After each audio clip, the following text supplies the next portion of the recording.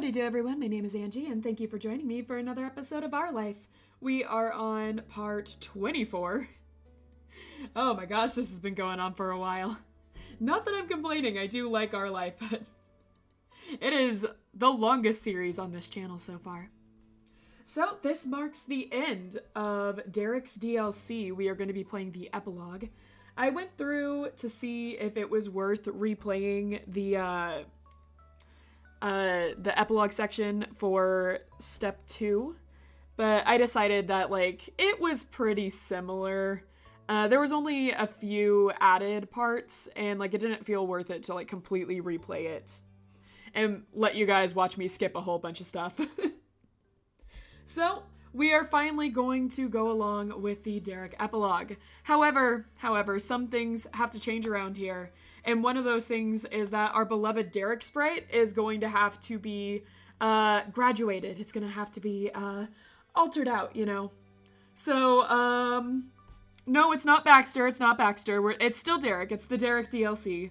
It's our send off to Derek. So we will be graduating the Derek Chibi. And instead he will be replaced. Because he's grown and he's gotten stronger. So, not you, Cove. And so, he will now be joining us as an adult instead of his, instead of being a child. Here he is. He's grown. Our boy. He's joined Cove. Look at him. Our boyfriends. So anyways, I'll just leave Derek there for you guys. I'll just leave him here for you guys. I got the floor to help me pick it back up. No, I think that's where it belongs, honestly, after this reveal. Alright. So, I will be continuing. Man, too bad Baxter's people. It would be so funny to do one. It would be. If you draw it. Alright, so I'm not gonna change Rain. I think Rain is fine with her glow-up form. Hello, how are you today? By the way, Cove and Derek are buff like the VTuber. Yep, they're super buff. Alright, so I'm gonna press down with character creation. We're not gonna do anything different. Feelings for Cove. This is the Derek. Why would we be in love with Cove in the Derek epilogue? We'll stay with fond. I changed that for adulthood. I made us friends because you know we're neighbors, so we're friends. That's Rain in the middle. It is Rain. That's the character we've been playing as. All right, so we'll just be fond still. Ignore her appearance. Yeah! She's our character. Alright. We'll say fond, relaxed, yeah. Keep it there. We don't care about Cove.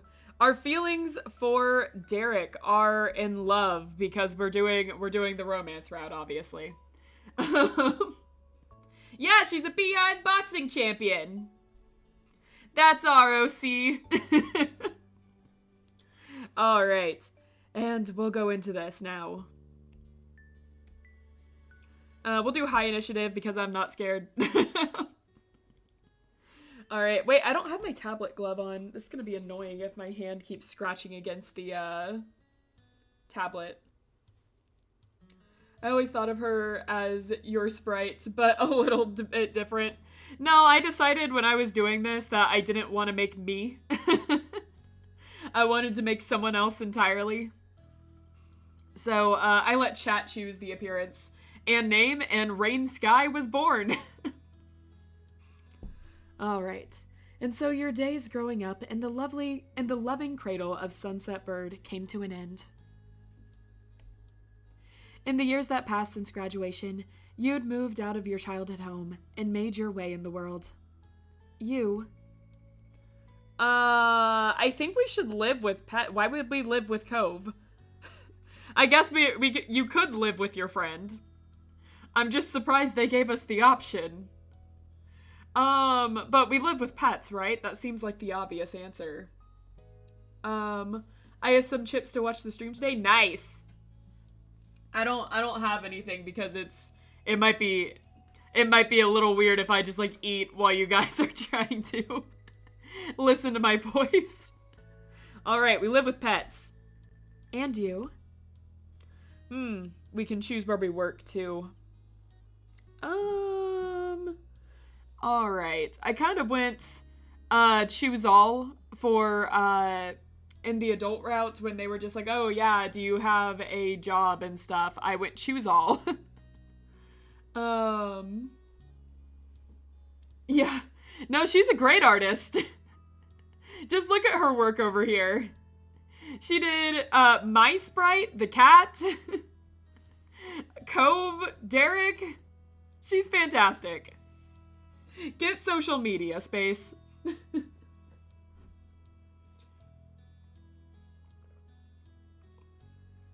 Never. You should. At least get like a Tumblr or something. I know you scroll on there. All right. Let's have multiple ways of earning income.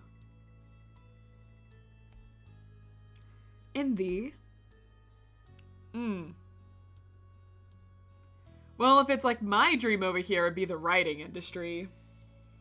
You blackmailing me into moderating your chat. I didn't blackmail you! Derek built like Popeyes.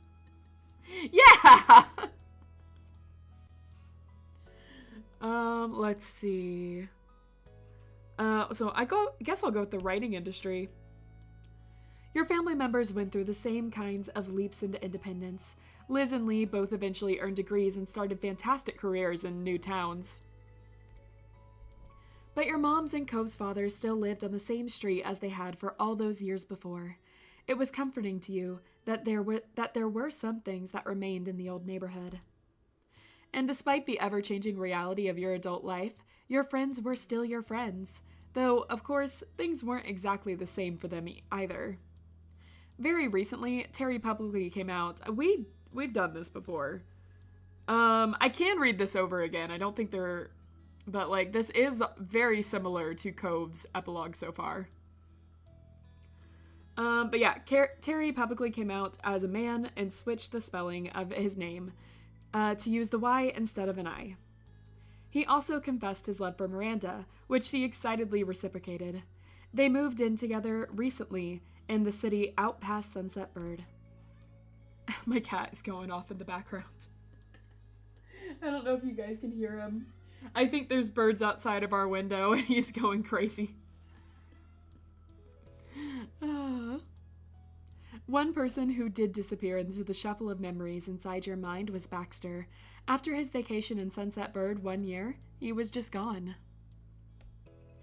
That was a loss you felt. He had become someone you'd considered a friend during those days. And then there's what became of the sad little boy you grew up with, Cove Holden. Oliver? What's wrong? He's really going off back there. All right. Of course, he was still a very important person in your heart. He's our friend. Do we live by each other or far away from each other? And like, it doesn't really matter in the long run with Cove. This isn't about Cove. It's why he's not standing in the picture. By him? Okay. He had truly thrived in his continued efforts of cultivating loving and supportive relationship with his family and friends. His personality had changed, becoming more reserved, though not at all unkind. Cove was a gentle, loyal, considerate man who took the lessons he'd learned over the years to treat the people around him with patience and understanding. When Cove eventually developed a picture of the future he wanted to have as an adult, it made perfect sense to you based on his interests. You live by him because you can also live by his dad. Yeah, that's the way to think about it. Cove got a 2-year degree. After that, he began working full-time at Orca, helping educate the public on ocean conservation and participating in shore restoration efforts. As an adult, Cove also was able to recognize and have diagnosed that he was on the autism spectrum. It was something that hadn't been noticed by his doctors as a child, but he was still the same Cove he always was to you, and he was just glad to understand himself better. It thrilled you to see how happy and successful he'd grown up to be. Growth and change came from the Suarez family as well. Mr. Suarez continued to run the scuba shop with Mr. Holden, but that was about the only constant that remained. They moved to a new condo in Prism Vista City as their 3 boys got older and the nest began to empty. The baby of the family, Nicholas, was eventually the only one left at home. George went off to a local college, staying in the dorms. Then there was the eldest son, Derek Suarez. He left the area years ago to attend an out-of-state college on a sports scholarship. You kept in touch with him during those days you had in the past. Derek had since graduated. You were sure he would have success in whatever he pursued.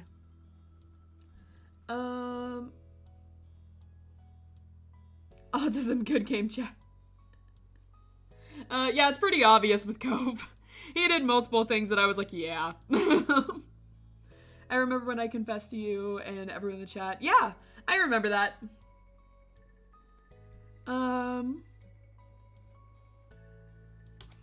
Alright, let's continue. Derek had since graduated. Oh, I read that, haven't I? The long-term direction of his career going forward was ambiguous to you, but there was still news Derek had been able to share. He was returning to the city where he grew up in, and as always, Derek had a plan. The foggy and scratched glass door of the bus swung open with a gasp of air, allowing you and the rest of the passengers to disembark at your destination. You stepped from the massive vehicle into the Prism Vista City bus station. Crowds of travelers bustled around the concrete floors. A constant stream of strangers came from hallways, shuttles, and other buses. The station was absolutely packed. It was a vacation season. Summer had only just begun, but the Californian heat was already immense. You'd be lucky if even a single day of your much-anticipated trip was under 90 degrees. You good, Angie? Your audio is glitching? Let me see. Everything says it's good on my end. My mic is all okay. Yeah, everything looks like it's good. I'm also looking at any connection issues, and I don't seem to have any. Is anyone else having those problems? I think it's just Lever mauling the cables. He's on the other side of the room. Alright, I'm good? Cool. Californian heat. I guess it does get hot, but from what I'm used to, it's usually around the 70s almost year-round. Of course... I was in Southern California for the most part, so that just might be a difference. Because California is long. I don't go to Northern California that much. Arriving was still a great relief. Steaming in the humid bus station was definitely preferable to baking inside the metal walls of the bus itself. What's it like to have more than 2 seasons, I wonder? I mean, California doesn't exactly have more than 2 seasons either. It basically stays the same almost year-round. I guess depending on where you live. Let's see. Oh yeah, I guess we haven't determined where we live. Hold on, let me check. Let's see, where do we live? Maybe... I guess we could still live in California. It stopped glitching? Cool. Glad to hear it. Well, if we live by Cove, I don't think Cove lived far. So, I guess it was a fairly short ride.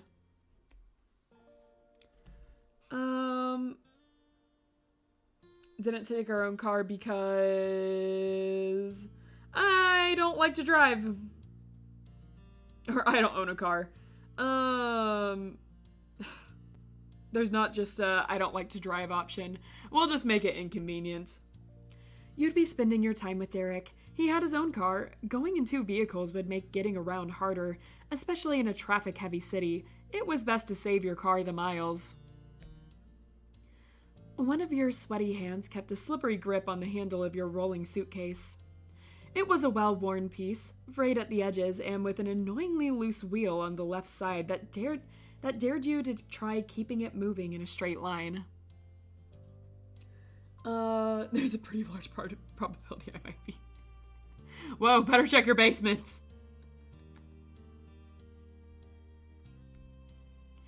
You'd had it since you moved out of your mom's house, and now it was returning with you, at least to the general area, since you wouldn't be staying in Sunset Bird. Your accommodations were there in the city. All you had to do was inform your old friend Derek you were ready to be picked up. And so, in your other hand, was your unlocked phone with the contact screen up. You selected Derek's name, saw the last thought he had sent you, and texted him a quick message. Good luck on your trip. Let me know when you come by. I'll be ready for you. Guess who survived the trip? Me. That's right. This girl.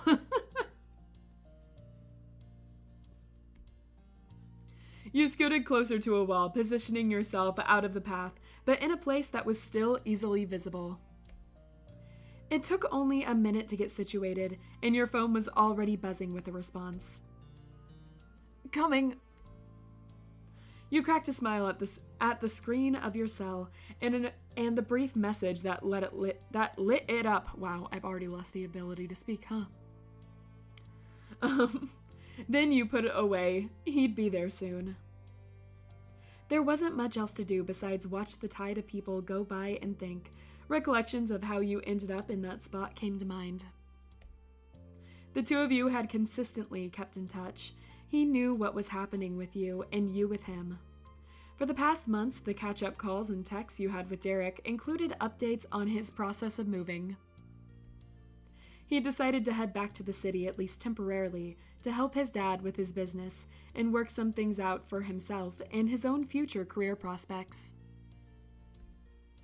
Derek kept you in the loop with his house hunting, logistics, the victories, and the setbacks in making a major life transition. It all came together in less than a month ago. The Suarez family was naturally thrilled to have him there. George already lived near, only 40 minutes away, and Nicholas was still at home, so the whole team could be together again. The biggest brother was just happy to return to his own stomping grounds after all the years of being away. But it wasn't a familiar locale for only him. Sunset Bird was the next town over. He knew that. Derek's deep voice played inside your head. The animated way he spoke through the phone a few weeks ago was fresh in your memory. He talked about how he'd made it to his new apartment with the extra room and that you should totally come to stay for a while. You'd be able to visit with his brothers and parents, and your own parents in your childhood neighborhood, and you get to see him too. All right, guys, it's time to take your bets now. I'm just realizing. How long do you think this stream is going to be? The Cove epilogue took us, like, almost 5 hours? I don't know. Someone should look back and see how long that took, because that was insane. 20 minutes, I just shut down the game. I just end it. Oh, man. But yeah, for me, a couple of hours at most. For you, who knows? Yeah. It's, who knows how long it would take. It's just the intro. They fit the entire part into this.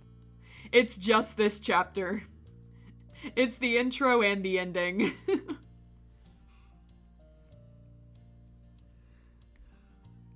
Finding a hotel in the area was always the biggest problem of coming back home. You had to appreciate the unique opportunity Derek had provided.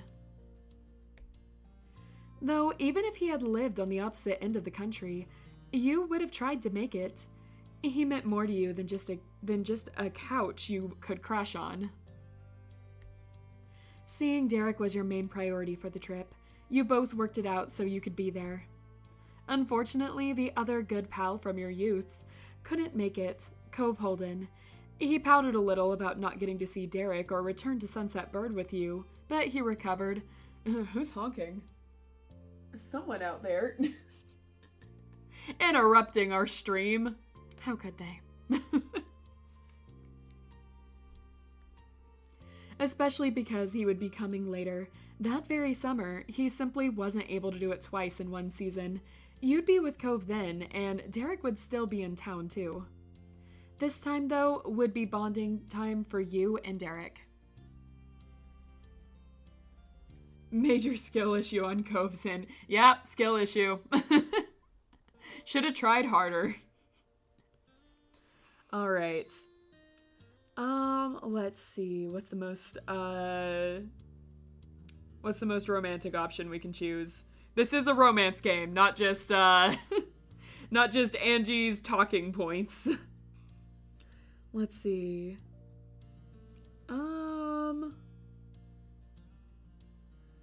I guess the first one.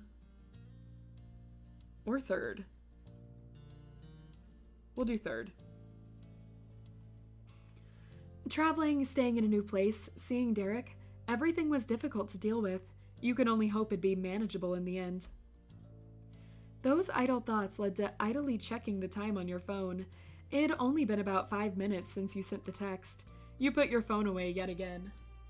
Man, I'm getting, texted like crazy. I wonder what's going on. I'm gonna check real fast just to make sure that nothing is concerning.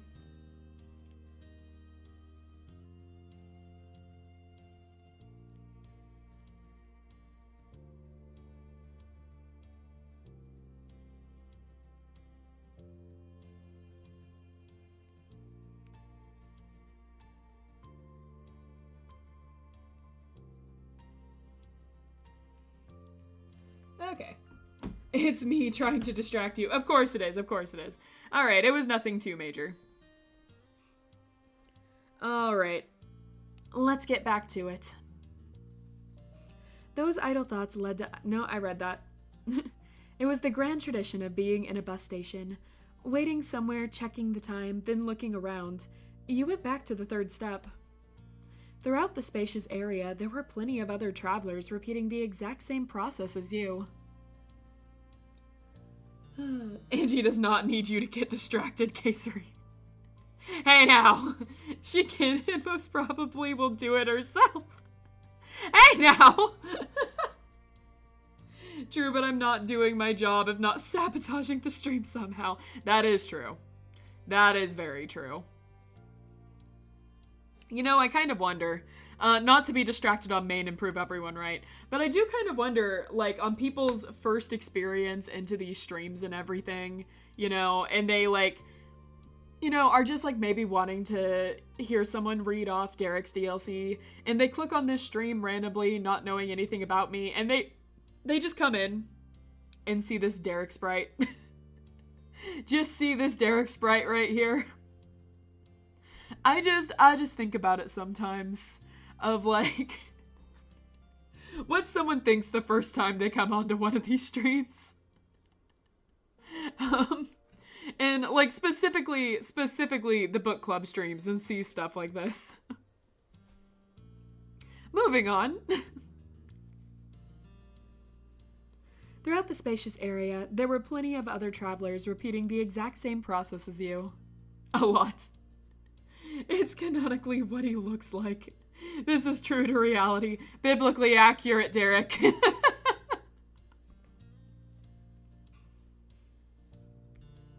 Other than the people filling the space, the scene was virtually unchanged since the first time you'd seen it. You could easily recall the exact day that was Father's Day when you were 13. Derek had been so thoughtful, inviting you to go over to his house so you wouldn't feel lonely for the holiday. He didn't make you go through any of it on your own. It wouldn't be much longer until he was by your side again. You let out a shaky breath. And then, over the murmur of the bustling crowd, an echoing beat pounded through the air. It was the sound of rapid footsteps against the solid station floor.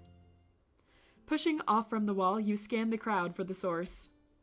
It didn't take an I Spy champion to notice the man in a bright sleeveless sweatshirt sprinting towards the bus landing area, like he was about to miss the last ride of the day. Derek the cardboard shorts. I like it. Angie, you know I have my drawing program open. Yes, I am very aware of that. I am, in fact, very, very aware of that. I'm pretty sure I say every time, yeah, space is probably drawing.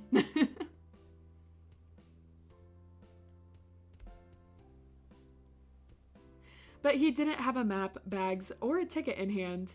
He wasn't there to go anywhere else. He had somebody to see. And that was you. Derek had made it. He neared the drop-off spot while swiveling his head. When his gaze fell on you over to the side, his mad dash abruptly came to a stop. That's a cute CG. I'm glad that the chibis are framed just right. So they don't block it off. Derek was a solid rock in the middle of a slow-moving river of unfamiliar faces. He'd grown so much. A sparkling grin broke through the stillness. That part of him hadn't changed. 10 years older, but with just as much boyish charm as ever. Let's see. We, rushed over and jumped in his arms. Obviously. Gotta make it as dramatic as possible. This is for the cinemas, man. With your suitcase rattling behind you, you push through the crowd. Derek turned on his heels to change the trajectory of his path. He took bounding strides to close the rest of the distance between you and him. The moment you were upon each other, you abandoned the bag and leapt at Derek. Whoa! He caught and held you with expertise of someone who had years of practice with a clingy little brother. Fun fact, Annabelle Derek's Night Fury has 23 years, is 23 years like his human friend. I see.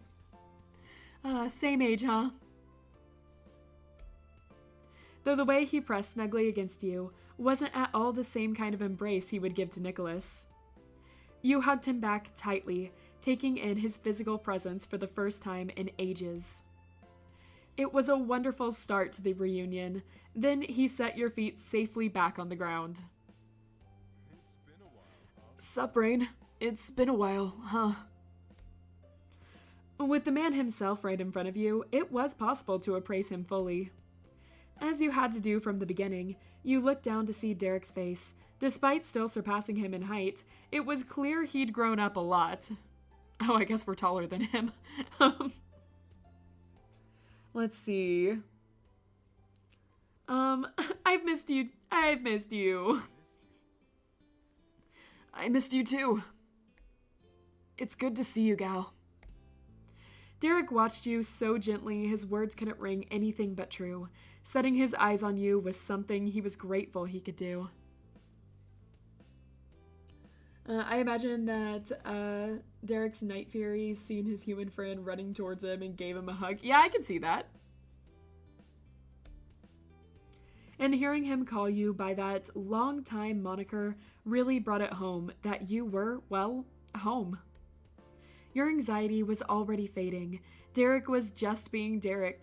Derek just being Derek was the reassurance you needed. Same to you, Derek. Ready? Nice. You ready to go? Get all your stuff. Yeah, it's only this suitcase. Which way are we going? That way. Derek rubbed the back of his head as his immense cheer chipped away just a bit. Do you mind having to take a stroll? I didn't bring the car. My place is about a 15-minute walk from here, and parking is wild. I would have had to park 20 minutes away just to find something outside of the apartment's reserved spot. That's one thing about this place I don't miss. He let out an airy chuckle, still awkwardly scratching at his hair. So we're gonna have to get in a few steps. I'm okay with that. I like hiking. Will people in the air react to see a night fury inside the airport? I think they'd be pretty surprised by that. I think they'd be pretty surprised by that. I think that'd be a pretty shocking thing. Let's see. Honestly, I like this one. Honestly, it'd be nice to move around. It'd be nice to move around after that bus ride. I get that. Oh, but, You pressed a finger to the tip of your chin, thinking. You got here way sooner than 15 minutes. It was barely more than 5. Yeah. He attempted to shrug casually, but a smirk tugged at his mouth. It's 15 minutes if you walk. It goes quicker if you run. Especially when you're a fast runner. Like if you're a trained athlete, for example. Derek jumped in place to spread his feet apart and strike a superhero pose like he was still a 13-year-old. God, he's so cute. Alright. Wow, what a hunk. He fed off your praise and lifted his head even higher. Totally, right? Derek is the type of guy to drink coffee to impress women. Yes or yes. Is coffee impressive to drink? But yeah, I can imagine Derek liking coffee.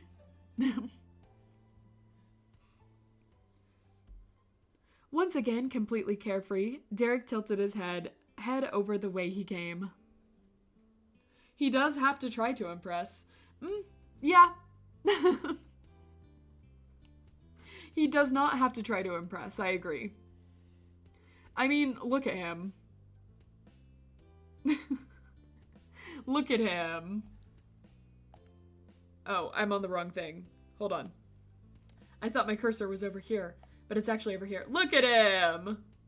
He doesn't have to try to impress anyone. What if I just left it here? What if I just left this here over the sprite? What if he's just here now? Just kidding. I won't do that. But I won't do that. Alright. Let's go. You reach down to collect your suitcase, only to grasp empty air. You glance towards the ground just in time to see it rolling away securely in Derek's hand. Listen, you! Then I'll get nightmares. Oh no!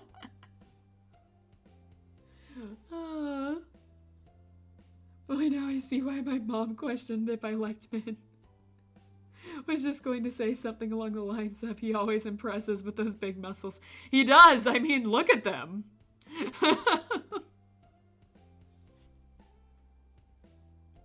Also, hey! Hey, get back here with that! Sorry. You snooze, you lose, Rain. We'll take his free hand. Derek had his plan, and you had your own. You maneuvered to the side and slipped your hand around his. Oh. For an instant, he flinched at the touch, but you held firm, and he eased into it. I see how it is. I'm pulling the bag, but you're pulling me. Yep. I can never beat you.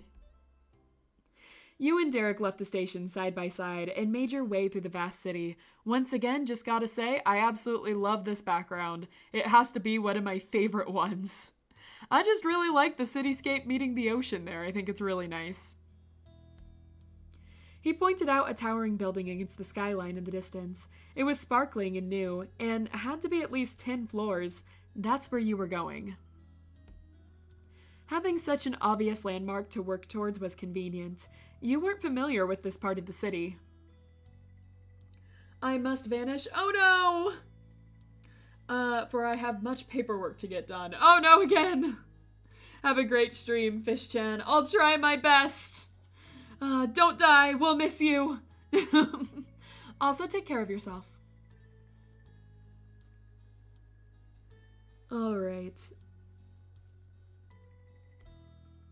The condo where the Suarez family used to live was further away from the station. It was certainly very different from Sunset Bird. You easily knew every corner of the town and could go from end to end on foot. But you continued along, certain that you'd make it to your destination. Derek's pace wasn't too fast or slow. He was conscious of the connection between you and wasn't going to jerk you around. Derek chattered lightheartedly as your thoughts were drifting along. It felt completely natural being there with him. He didn't struggle to let you into his world. There was a place he'd left open and waiting for you. Derek Suarez, his name rang in your ears. Let's see. Over the years, you cherished him even more until you couldn't imagine life without him. The moment you saw him again, you had been hit with the realization you loved him. I mean, is the first one still a love option? I mean, we want romance either way. I don't know. I guess the second option is a safe bet, though. Being near him was exciting to you in ways it wasn't before. Your heart was pounding. The jaunt through the city breezed by. There was so much to catch up on. Even though you didn't sprint, the 15-minute walk still felt much closer to 5. When you arrived at the ground floor of the skyscraper Derek lived in, he showed you right up. At his front door, Derek fished a key from his sweat shorts. He swung the key on a silver loop around his fingers and joked about the near disaster from earlier that day. The first one... Hold on. Wow, I can't read all of a sudden. Ahem. The first one to me sounds like some real good slow burn, I would say. Yeah, I guess so. We're not really going for slow burn here. We've already had our whole childhood friend route. Alright. You know, now looking over at the time, I guess the stream really did last only 20 more minutes for him, huh?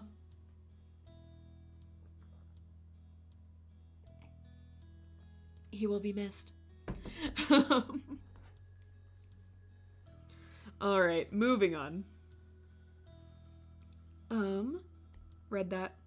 He'd run straight out of his house once you texted, and he'd already hit the button for the elevator when he realized his apartment was left unlocked. Derek had to bolt back down the hall as the elevator arrived, lock the door, and make it back to the other end before the elevator closed, but he'd made it. You quipped that being on such a high floor really came in handy. The elevator had a longer way to go and gave him more time. Derek nodded with a laugh. Welcome to my home. Derek's apartment was a modern but still cozy space and completely spotless. Where do you work, Derek? This is a nice place to live in California. It has an ocean view? What did they say your job was again? This is really nice. A balcony wrapped around 2 walls of the abode. Through the crystal clear floor-to-floor ceilings, you could see the ocean. What do you think? It's looking good already, huh? Too bad I didn't put any of it together. It came furnished. None of this is yours? Nah. I didn't have a lot of important stuff in my old place. Nothing's worth bringing all the way over. And who knows how long I'm gonna be here. Getting new things didn't sound like a great idea. We'll see what happens in long term. I might stay longer than I think. Oh, is it like a show house? Because I did have friends that used to rent show houses, and they would stay at like a discounted price. Like, that is a thing. Still, at least for now, prefab apartment it is.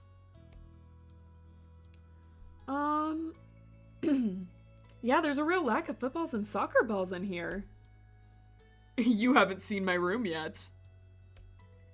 Touché.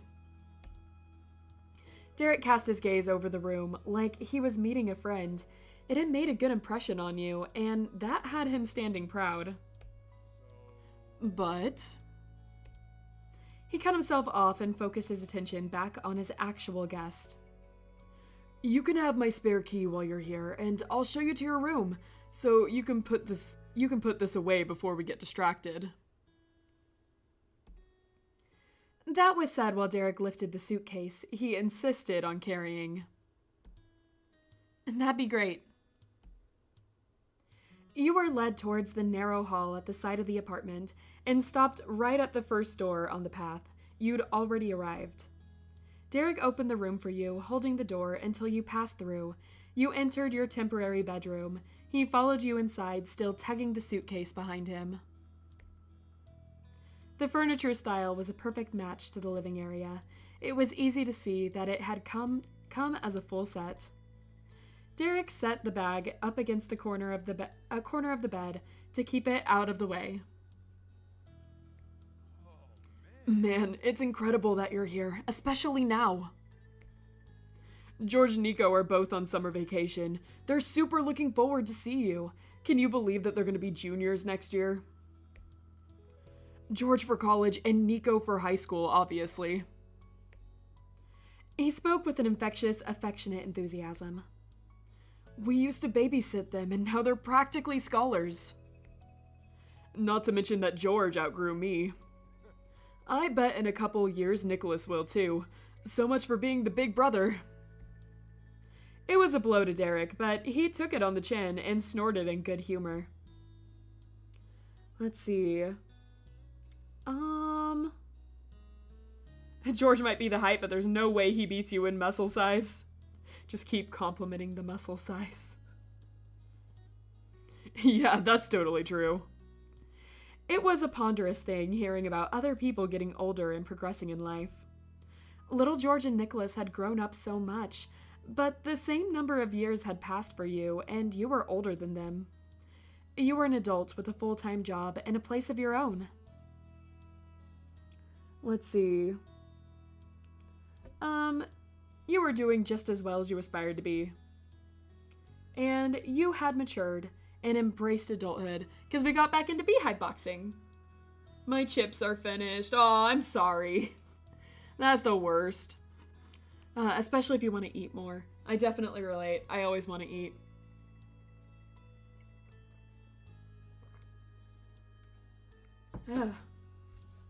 Alright. Hydration break, everyone. Take one. Alright. That was hard to imagine when you were a kid, but it came naturally when the time was right. A pause had formed before you realized it. You blinked and brought your mind back to the present. Derek offered an understanding smile, and then spoke to give a different type of offer. So? Want to see the rest of the apartment? I'll give you a tour. Yeah, that'd be great. You casually went through the still open bedroom door, and Derek shut it behind you. The grand tour of the Derek Suarez locale was started immediately. You got to see the scenic guest bedroom with all the amenities, and he showed off the vast end of the hall with the closed door. Anything could have been beyond that point. Your helpful guide informed you it was his bedroom. Isn't it crazy having the master bedroom at the end of the hall? Sometimes I still look down there and think that's gotta be my mom and dad's room. You're moving up in the world. You and Derek strolled back to the main section to explore the dining area and the kitchen. He described the treasures hidden inside each cupboard, and you even got to check inside the fridge. It was difficult to pretend the contents were part of some tourist adventure experience.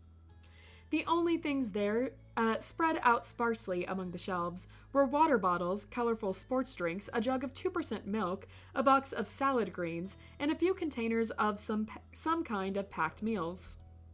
Derek awkwardly cleared his throat, feeling as if he needed to explain the sight in front of you. Oh my, look what happens when I'm late. Derek grew up. He did, in fact! Our chippy of him even grew up. Welcome in, Momster. I, don't have much in stock right now. I usually eat at my parents' place or get takeout. I'm on vacation, sort of. A working vacation. But I should change that, especially now that there's somebody else here. He swung his arms to the side to close the fridge, but yanked it back a crack before it shut. The bottles and the door clattered. Oh, you don't need water or anything to drink? I've at least got that. I'll take a water bottle. Water's important. I got you. Derek snuck his arms through the opening and pulled out a chilled water bottle. He closed the fridge for real and straightened out his stance. You accepted the drink from his hand. The sightseeing moved back to the living room from there. His fun tidbits there were about which switch turned on which lights and how to turn on the fan. And here's the last stop. With a flourish, he pulled open the sliding door that led out to the balcony.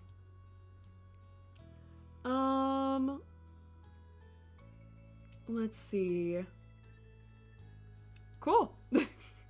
Derek gestured once more to the wide open door. After you. You were losing track of how many doors he'd opened for you already, but you walked through the latest one into the sizzling summer air. The view was even more breathtaking than you'd realized from the living room.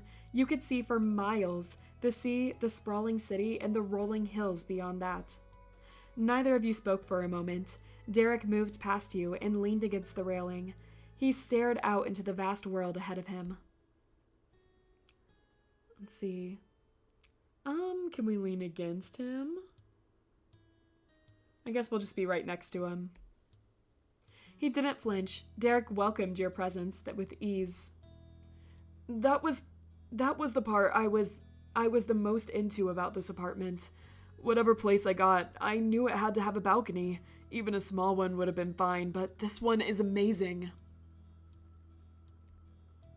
Feeling settled, you sipped at the refreshing water Derek had given you. Nice view, I mean the ocean, of course. Of course you did, of course. Totally get it. But yeah, no, honestly, the ocean view, amazing. Man, if I could afford an apartment with an ocean view. He pinched his shoulders up and sent a grin your way. So that's it, the whole place. Unless you actually wanted to see inside my room. The suggestion was given with a coy brow raise and a little laugh. I would like to see that sometime. If he hadn't been holding on to something, he might have fallen over. It was such a stun. But it was in an entirely positive way. He chuckled, flattered. Then maybe later. Derek pushed himself up from the bar to stand at his full height. This is such perfect timing. We're both going to be in town for Father's Day tomorrow.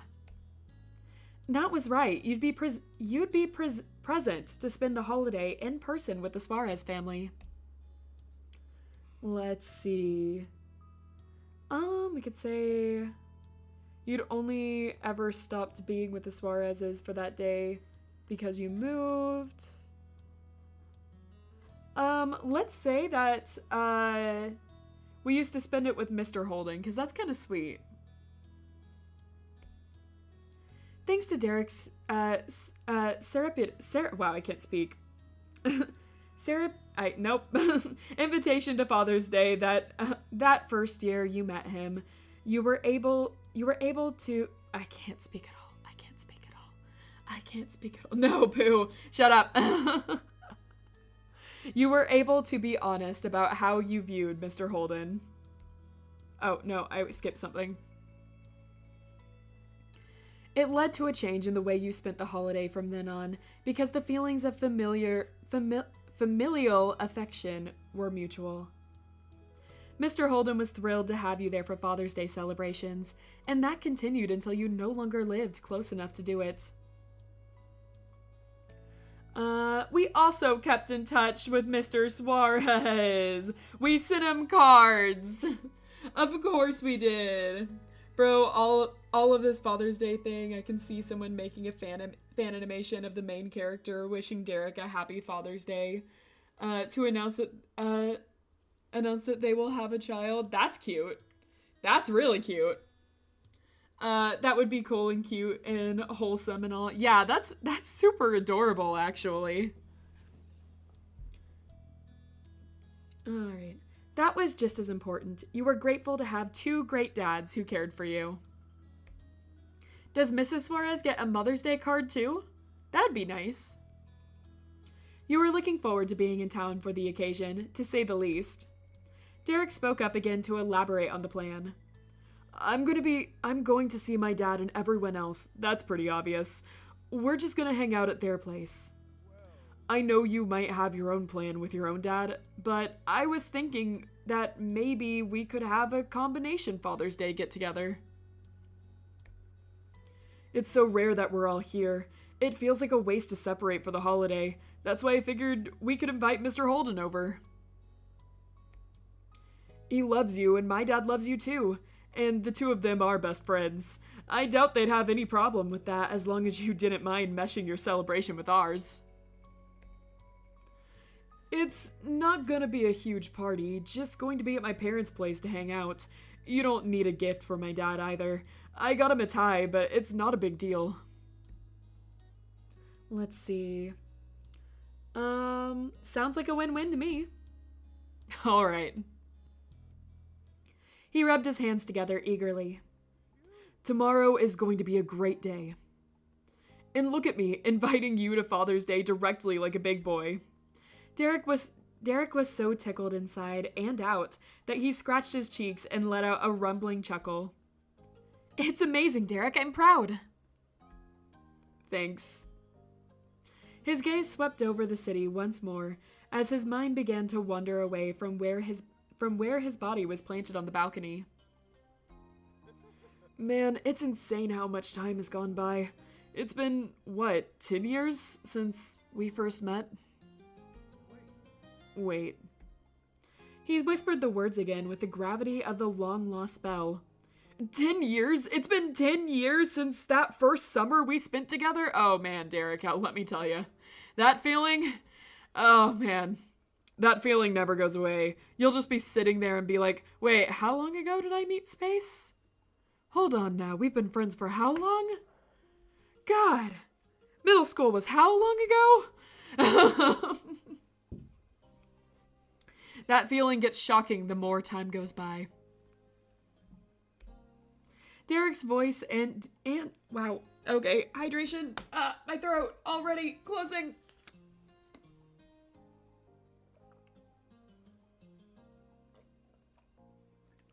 Ow. Damn, fish sticks age really got you. Fish sticks and fish sticks now? Kind of like that, actually. I kind of like that one. I go by fish sticks now. Oh, man. Age really got to you? Of course it got to me. I don't know anyone that doesn't get affected by age. Always has been. Yep. Alright. Derek's voice and deeds spun up faster and faster. He ran a hurried hand through his short hair, stumbling back from the railing. Oh, wait. Hold on. He couldn't face you anymore. Derek stared hard at nothing with his jaw clenched. It felt impossible then, but it happened. We actually became adults. Time's up. Oh man, Derek, that feeling also never leaves.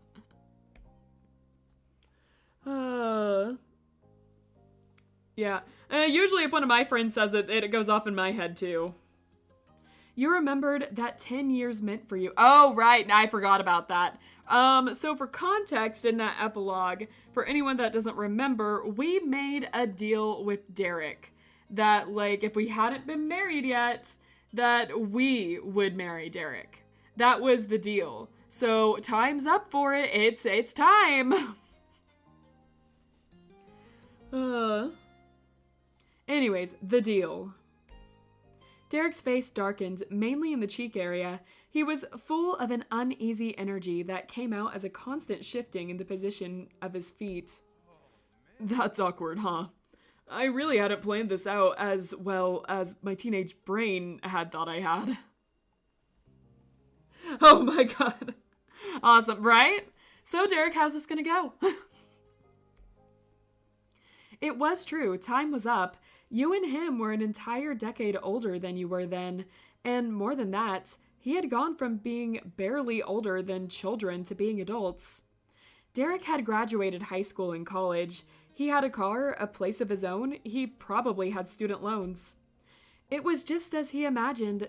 As a 13-year-old, and it was at this point that he intended to complete his vision of grown-updom by marrying you. Let's see. Are we gonna initiate a serious conversation about this? But we really hope Derek wanted to be with us for reasons outside the deal. What did he think of you, really? He picked you out of everyone as the person he'd marry in 10 years, but it was as a backup. Maybe you were only someone worth settling with, or maybe you meant more. If he had asked you to be his girlfriend, you would have said yes, but this roundabout proposition wasn't that.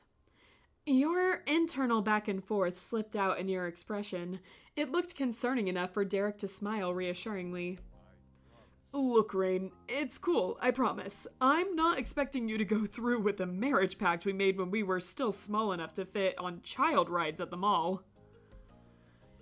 He had read you completely wrong, and his attempt at comfort didn't answer any of the questions nagging at you, but you couldn't demand more. If he wanted to be with you and you alone, and for real, he'd ask. Hopefully. 23 years is way younger than I imagined. Let's call the whole thing off. Can we scream no? No, let's push it back to 43 instead. We're divorced now! Oh, I like that. I love that. He laughed and you snickered with him. Does it count as being divorced if we were only sort of engaged? It's close enough. Then, alright, congratulations on your divorce. You too, Derek. Cool, it's over. That's a weight off my shoulders. That might have been done, but it didn't change what you felt about him. Still, the sun was shining, and you had Derek by your side. It was a good day. Please don't tell my bros about this. 23 is too soon for a marriage backup plan, and it's even earlier for me to end up in a grave from embarrassment. That's fine. It'll just be between you and me. Thanks. Derek rolled his shoulders and then stretched his arms. His eyelids drooped, but you could still feel that he was watching you. So, how tired are you after all that traveling? Because if you're up for it, I was thinking we could go see our families today instead of waiting for tomorrow. That idea had you re-energized and ready to hit the road again. The corners of your mouth curled into a grin. Count me in. Awesome. I'm gonna call my parents and let them know what's up. I know they'll be there.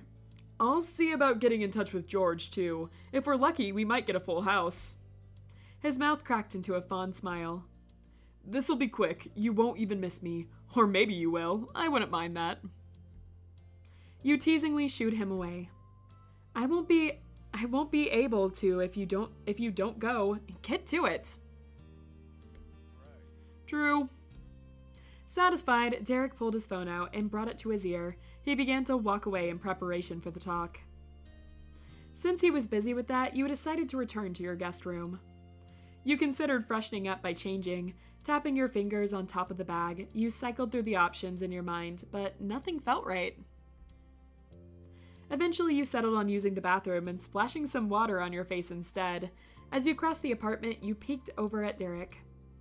There was no way that you could know what was being said, but he shot you an exaggerated thumbs up. You took that as a strong sign that all was going well. Hoping excitedly, you gave him two thumbs up back. Or hopping excitedly, you gave him 2 thumbs up back. You couldn't wait to get going. It wasn't long before your visit was properly arranged. The calls were ended and you were leaving the apartment behind. Derek hesitated at the door and tapped at his bottom lip. He was double-checking his mental checklist, but that too was resolved in short order. You both stepped out into the hall, and this time he remembered to lock the door before he dashed out into the hall. Hopping into the car, you promptly took off. The drive was lively. You spent it taking turns telling each other new stories about your families and your latest personal adventures. Thanks to slow-moving traffic, it was a 20-minute drive to reach his parents' new place. Derek pulled in and automatically noted how lucky you were that his condo had guest spots. Nodding along, you followed as he enthusiastically showed you the way. Derek knocked solidly, but not loudly, at the door. They knew you were coming. It didn't take you by surprise when the door almost immediately pulled open. Mrs. Suarez joyfully greeted you both. Hi, welcome home! Without a second thought, she wrapped her eldest into her arms. Derek gladly hugged her back and with the same vigor. Hey, Mom. Good to see you. It's so good to see you, and Rain too! She ushered you two inside, and you got your first look around. The Suarezes had moved there a couple years ago, but you'd never gotten to visit until now. It was still just as homey and comfortable as their old apartment. When you traveled further inside, you spotted Mr. Suarez sitting in the kitchen table with a chilled drink. He took a slow, drawn-out sip. And then he placed the cup down and got up to join everyone else. He stood in front of you like you were a newly arrived audience, pointed at his wife, and tattled. Mom made me promise not to get the door. She wanted to be the one to answer. Mrs. Suarez was unapologetic and owned up to her actions entirely. She went over to her husband and soothingly rubbed his back. Thanks for being such a good sport about it.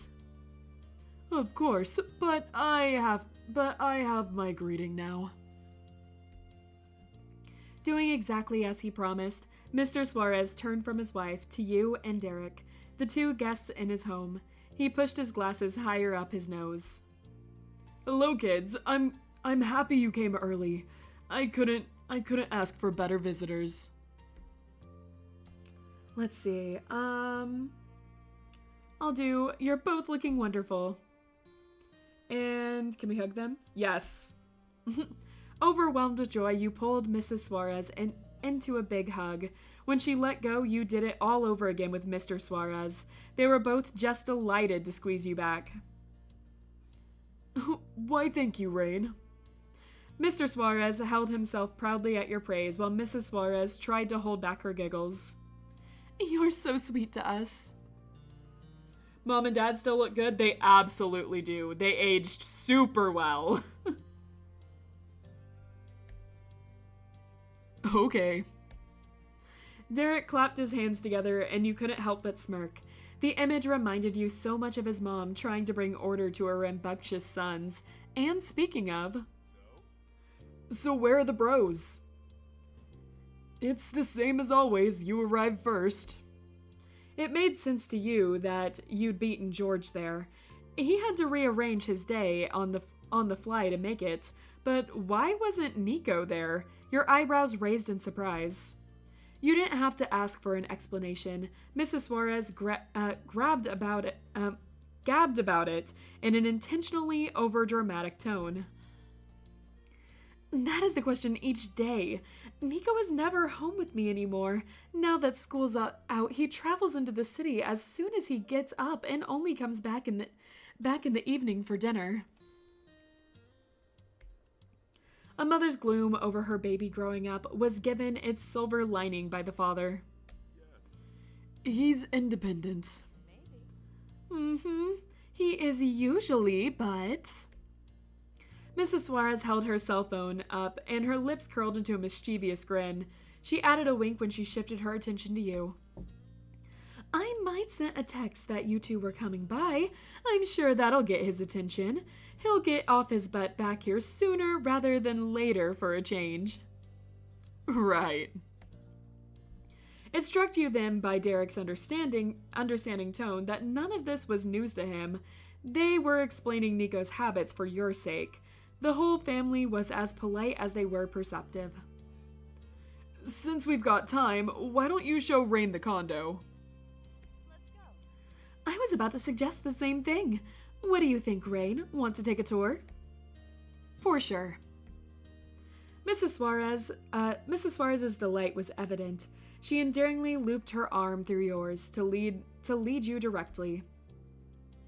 Similarly to what Derek had done earlier that day, his parents led you through the highlights of their new home.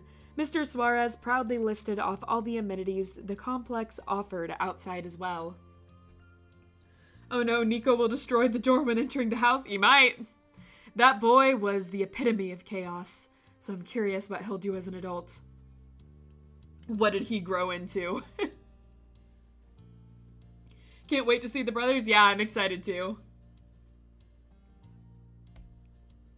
Derek leisurely followed along behind the group, loosely listening to the fact list.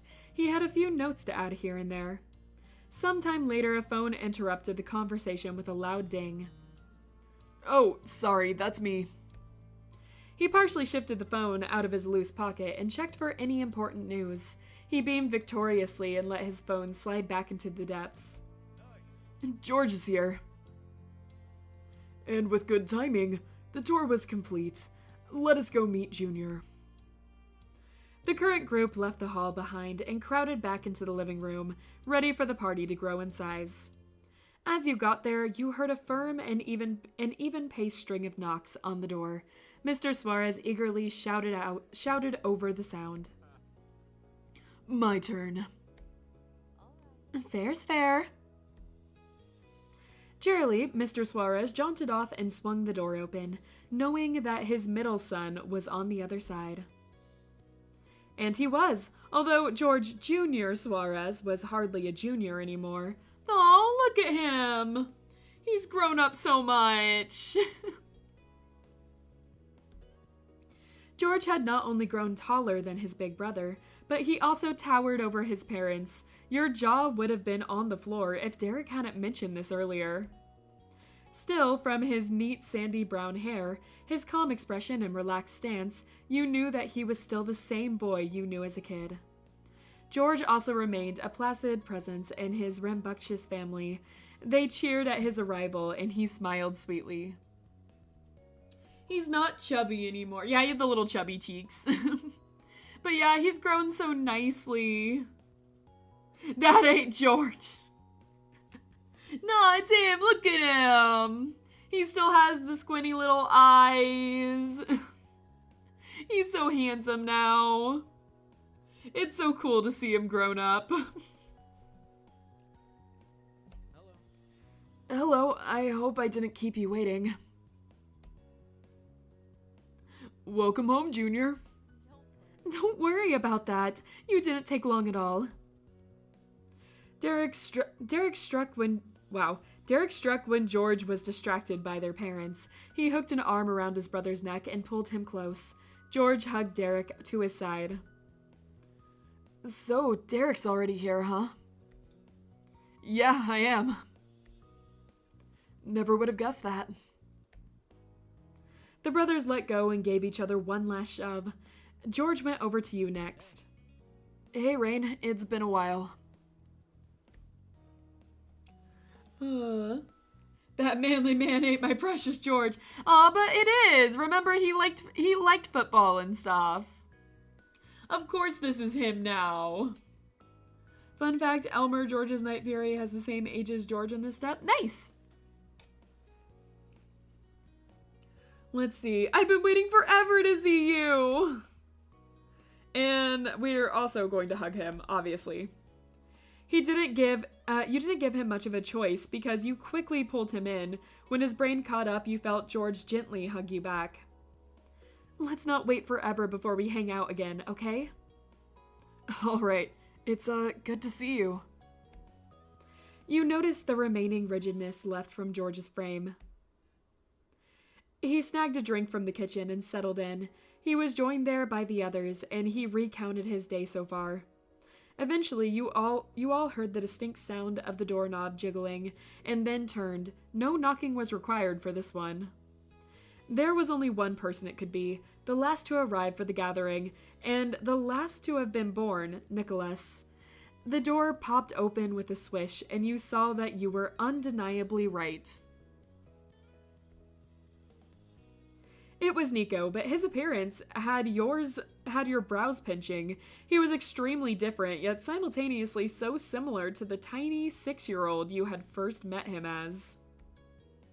Somehow his hair managed to be even wilder than when he was an elementary school kid, but besides that, he'd become a young man despite continuing to be a baby in your mind's eye. He was sporting a colorful rainbow romper that was fashionable as it was functional, as well as his iconic hair clips to round out the mix of old and new. I can see another person that might be friends with Baxter. Now that's an art kid. That is an art kid. That is an art kid if I have ever seen one. Oh wait, Nico? Yep. Who's that pretty lady? Not a lady! Nicholas is even cuter. Yeah. Oh, man. Yeah, I've seen a few kids like this over when I was in college. Oh. I used to hang out in the art building of my college whenever I was on breaks. They had the nicest couch. It was one of the newest buildings. So I would go and just sneak in one of the couches and sit there for the longest times. And yeah, people watching was always fun in the art building. All right. Nicholas is back! With a roll of his eyes, Nicholas animatedly gestured and held his arms out. You bit back an amused laugh. No shit, I live here. That's not news. News is that Derek and Rain are back. He bounced over and managed to securely lock himself around his big brother's wide chest. Derek wrapped an arm across his brother's shoulders in response. Derek ruffled Nico's long, thick hair before letting him go. It was sweet that the gesture of affection between them hadn't changed, though Derek didn't have to lean down to do it anymore. Hello, son. Thank you for coming. Mm-hmm. Walking by, Nicholas gave a short wave to his parents and then elbowed George chummily as his hello. George teasingly retaliated with a poke to his little brother's side. Finally, Nicholas stopped in front of you. Hey, Rain. Welcome back to Casa Suarez. My sweet baby boy! And we also hug him. He groaned as you tightly wrapped him into a hug. You teasingly held on for a while longer. Come on, I ain't sweet or a baby. Dressed like that you are. You are my baby boy. Sorry, Mrs. Suarez. Fun fact, Grace and Nicholas's Night Fury is the same age as Nicholas. I see. Something tells me he drives a beaten van or Volkswagen. Yeah. All right. You let the squirming boy go, and he defensively crossed his arms. Nicholas tried to maintain his chill demeanor, but he wasn't as unaffected of a teen as he'd like to be. Now the whole Suarez family plus you was together again. Mr. Suarez admiringly looked at his wife and then his sons. He securely hooked his fingers into his belt loops. This is very good, yes. I wonder if everyone will be here. Wow, I wonder if everyone here will be coming back tomorrow as well. Of course, Dad. Rain and I are going to be here for sure.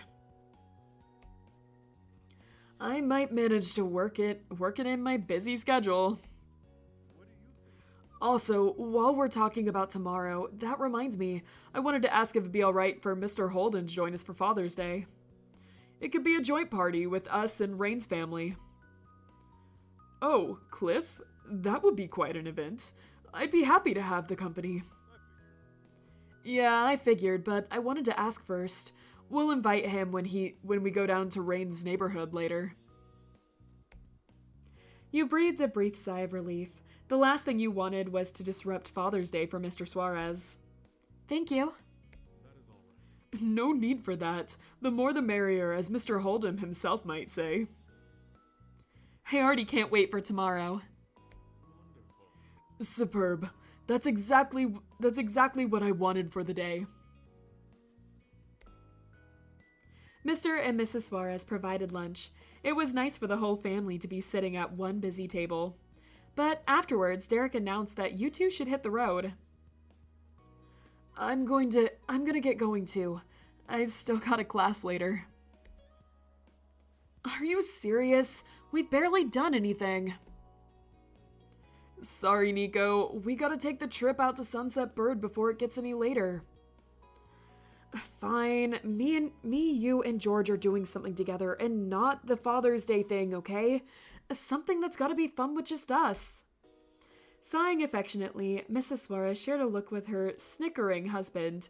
Nicholas was going through the iconic parents are uncool teen phase. Let's see. I imagine that, Ironball, Elmer, and Graysand getting inside the house to hug their human friends. I could see that. I wonder if Kayseri will also draw Buff Baxter. That is the question. That is the question. Will Kayseri draw Baxter? Just any Baxter, I wonder. I don't know. It feels like we need to complete the trifecta, but it's all up to her. Will Baxter be buff? It's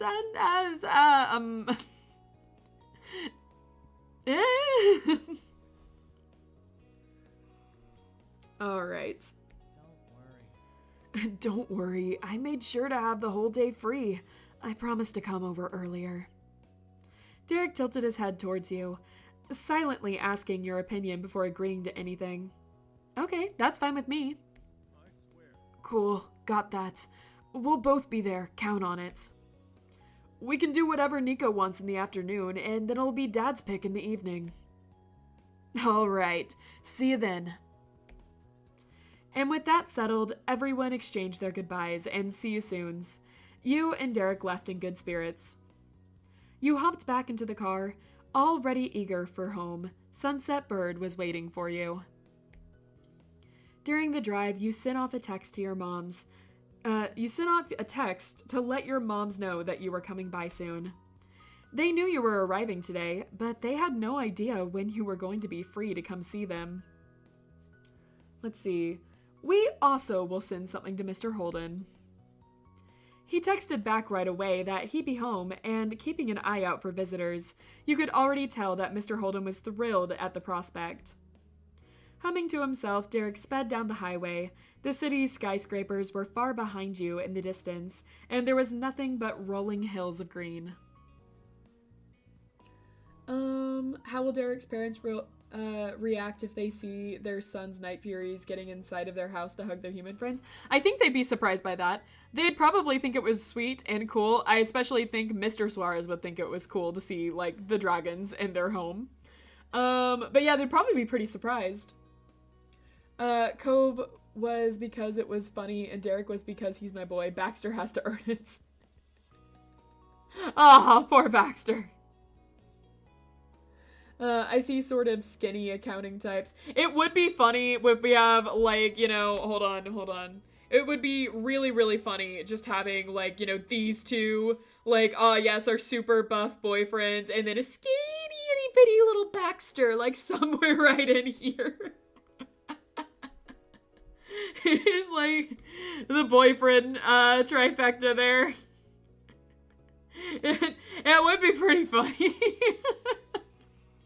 Just imagining it has me kind of laughing. Imagine a scene where Derek and his brother is riding around the Night Furies. Yeah!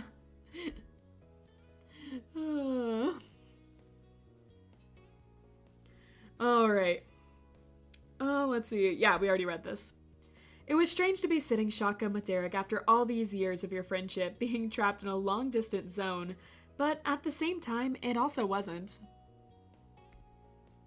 What was arguably stranger was how his presence affected you. Having him there by your side was the most normal thing in the world to you. Soon enough, you began to recognize the landmarks dotting the way to your hometown. Excitement buzzed around your skin. You were ready to get back home. The car flew past the now leaving sign, and you rolled down the window to wave at it.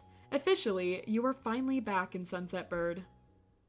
It didn't take more than a few minutes to drive through the rest of the town and roll into the sleepy neighborhood where you grew up. Derek parked along the curb, and you both slid out. Nice work. We made it, safe and sound. Derek leisurely leaned on his car. He looked over at he looked over the roof at you and lifted a questioning brow. And Baxter should be short. No, like the tall and super, super skinny, like beanpole skinny. Like maybe not as tall as Derek and Cove over here, but like, you know, he's just itty bitty, you know, just super thin. I imagine a scene where Derek and his brother's riding the Night Fury. No, you're fine. You're absolutely fine. Don't worry about it. Let's see. So, what do you want to do first? See your moms or go check in on Mr. Holden? We gotta see the moms first. They raised us. Oh, never mind. We're going to see Mr. Holden first. I see. Never mind. Rain and I are not on the same page. Cove, I miss you so much. We'll get there. We're gonna end off with Cove. It'll be our send off to our life. All right. Let's visit Mr. Holden first. If he's not there, then we can try again after seeing my mom's. And if he's there now, there's a chance he might not be when we're done with the other visit. Sounds reasonable to me. Together you crossed the street and walked up the familiar door. It was still a little odd remembering that the condo was now only inhabited by the single Holden. You rang the doorbell and waited. Luckily, the familiar face of Mr. Holden appeared in the doorway and beamed at seeing you. Hi. Derek gave a big wave to Mr. Holden. That Mr. Holden returned cheerily until his brain caught up enough to let him speak. You're here. He hasn't aged. Yeah, it's about the same. We arrived in one piece. That's great. Come on in.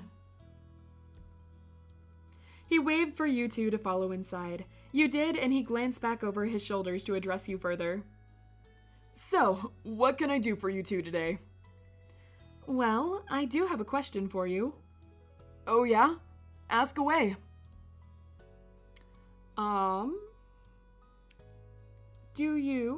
We've come to invite you to the Suarez family Father's Day celebration. Want to come with me tomorrow? You laced your fingers together and waited for Mr. Holden's obvious shock to pass. Mr. Holden placed a hand on his chest with a thump, giving himself a bit of a jump start, then grinned from ear to ear. Really? I can come? Of course, I wouldn't invite you if you weren't welcome. Rain is right. My family loves you and... He paused, glancing over at you. Derek knew how much this invitation meant. You're important to everyone that'll be there. So would you join us? You could see the tears start to form in Mr. Holden's eyes. He was trying with great difficulty not to get too emotional. Like father, like son. Okay. Then I'll be there. Just tell me when and where. I'll text you the details later tonight. Great. Mr. Holden shifted uncomfortably on his feet. He was still feeling overwhelmed by the situation, but he shyly faced you. I hope you've been doing well. I have. It's been good. Really good. How's it going? Glad to hear that. And your moms, are they doing all right? I haven't actually seen them yet. We're going there next. Oh, could I tag along? I've been meaning to visit them, and it'd be nice to stick with you two a while longer. Yeah, that'd be perfect.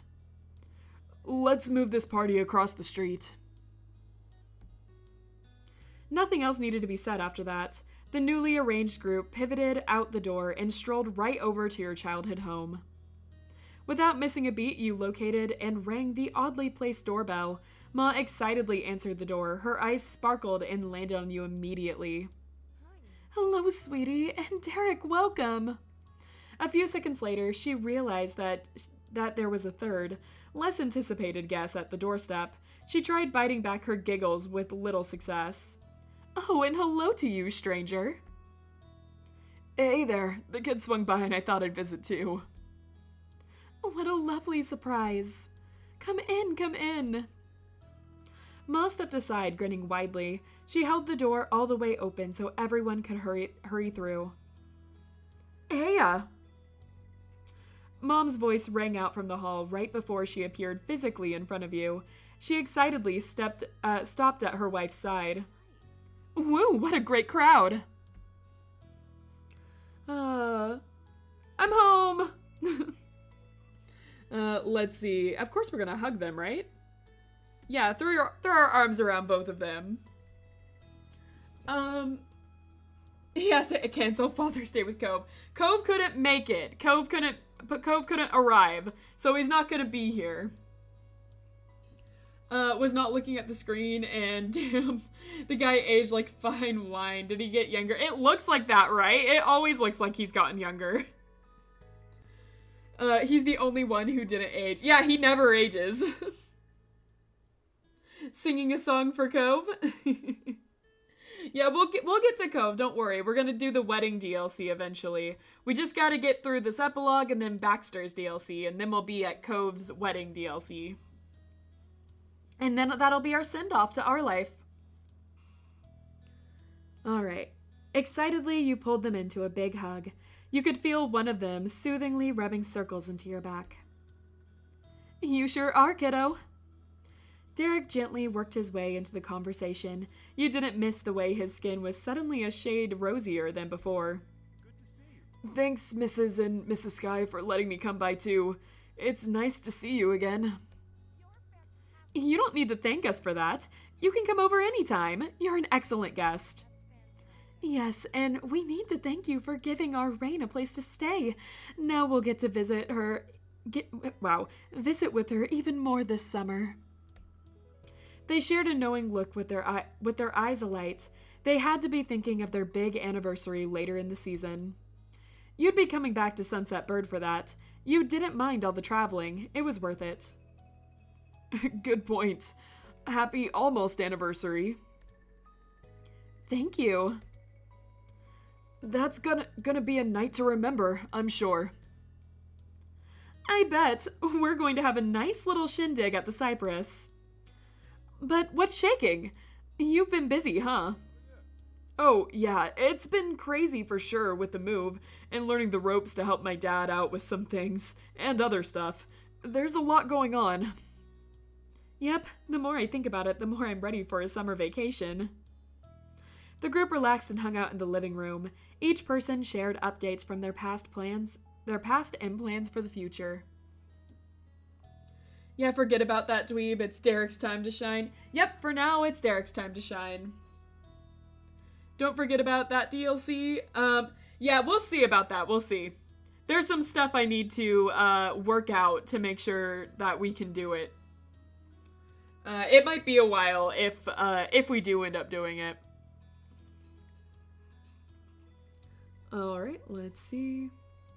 Yeah, we did this. It went on until the sun began to set. At that point, you and Derek decided that it was best to leave sooner rather than later. The end of the visit was accepted with grace. Bye, thanks again for coming to see us. Take care. Tell Mr. Suarez Happy Father's Day for us. We'll be sure to do that. Mr. Holden remained in his seat. He had already planned on visiting with your moms a little while longer. Take care. I'll see the two of you tomorrow. Bye. With that, you stepped out into the warm embrace of the evening air. Leaving that house going onto the street, it was something you'd done countless times. Believing how much the context of that action had changed was hard. You were only here on a visit, with the person you were staying with was Derek, a true reversal from the old days. Derek followed you out, but didn't go to his car. Instead, he stepped into the center of the road and stayed there. His gaze wandered up the hill and past that, off into the distance. He spoke with a voice as comforting as the familiar song of the crickets. Hey, before we go, could we stretch our legs a bit? There's one other thing I want to do while we're here. That's no problem. Let's do it. Cool, thanks. Derek tilted his head in the direction he wanted to go. His mouth hooked into a grin, and then he started strolling. You followed at his side. Derek moved with wide, carefree strides, his arms pumped back and forth with each step. You found yourself heading outside the residential area of Sunset Bird and onto the main street. It had been nice to refamiliarize yourself with the area during the little jaunt. Derek got a conversation going between you. It's still hard to believe we're hanging out together right now. Seriously, when did that happen? But also, when did it stop happening? It's something I've been thinking about. His voice grew quieter as he was unable to meet your gaze. He shrugged and let the conversation hang on that note. The walk continued, and you got a good idea of where he was going at that point. There was something coming up in the middle of the path, and it wouldn't hold any interest to anyone other than you, Derek, and Cove. For the three of you, it was special. Derek crouched down to the ground, right where you expected. He smiled wistfully at a decade-old inscription. The writing was well-worn, but still visible. He slowly placed his finger over the small print he'd left in the concrete as a 13-year-old. He was so much larger than he used to be. His finger completely eclipsed the tiny mark, and yet he seemed small again to you in that moment. Next, Derek moved to the heart you had made. He dragged his fingertip over to carefully trace it. There was something on his mind that swept him miles away all of a sudden. You had no idea what it could be, and that uncertainty left a sour taste on your tongue. Well, I'm gonna mention this real fast, because I don't think anyone will notice now, but if someone is watching these straight, which, good luck, man, but who's ever doing that in the future?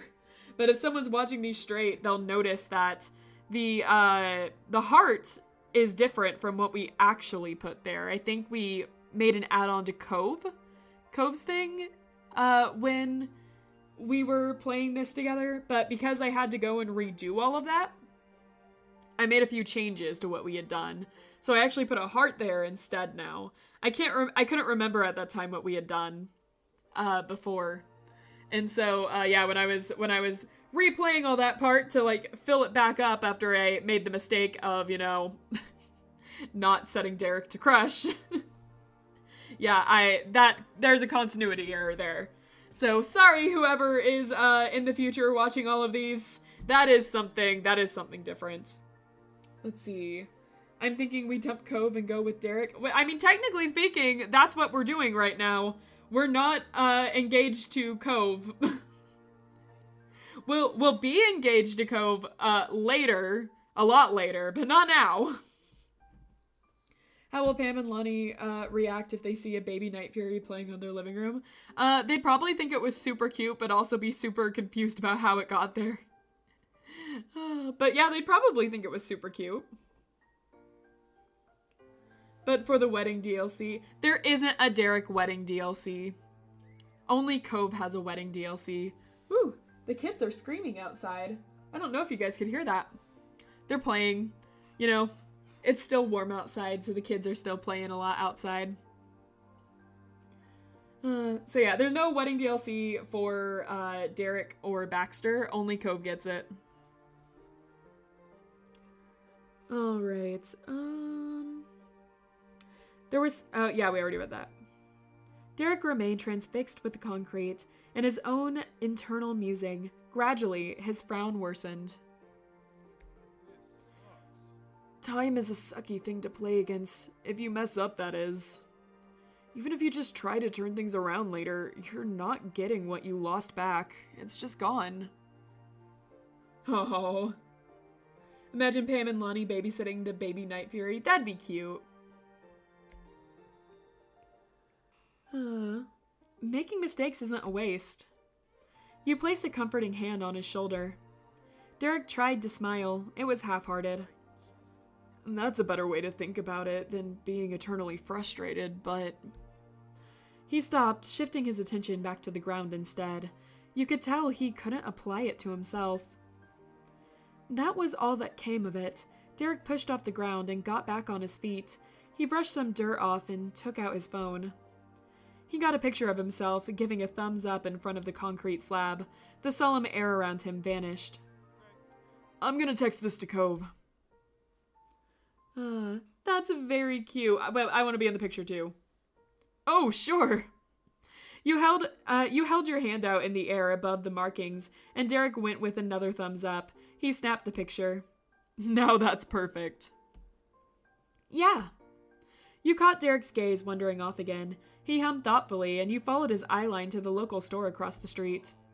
I just remembered I'm still low on groceries. We could journey over there. We could, but I'm worried things could go bad on the drive back to the apartment. Plus, it'd be a super long day already. How about we pick something up for dinner and save the shopping for tomorrow? My treat. Aw.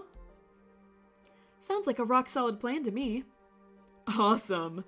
Think about what you're in the mood for and let's get going. Together, you eagerly went back the way you came. This time, you got in the car and drove out of Sunset Bird once more. Derek ordered from your preferred drive-thru and temporarily parked in the shade to pass out the goods. He handed you your drink and folded paper bag with your food. You dug in immediately. Derek's ride was nice and still had a new car smell, but he had no problem with people eating in it. He shared his philosophy of his inevitability that lived-in stuff is going to get dirty. He wasn't going to get mad about normal wear and tear. With a big family of busy boys, an inability to keep things pristine certainly must have been an unavoidable fact of life for Derek. You and him enjoyed the meal. It was long finished when he pulled into his apartment's designated parking spot. With sunset dimmed down Alright, I'm gonna hydrate real fast and maybe then I can read the sentence.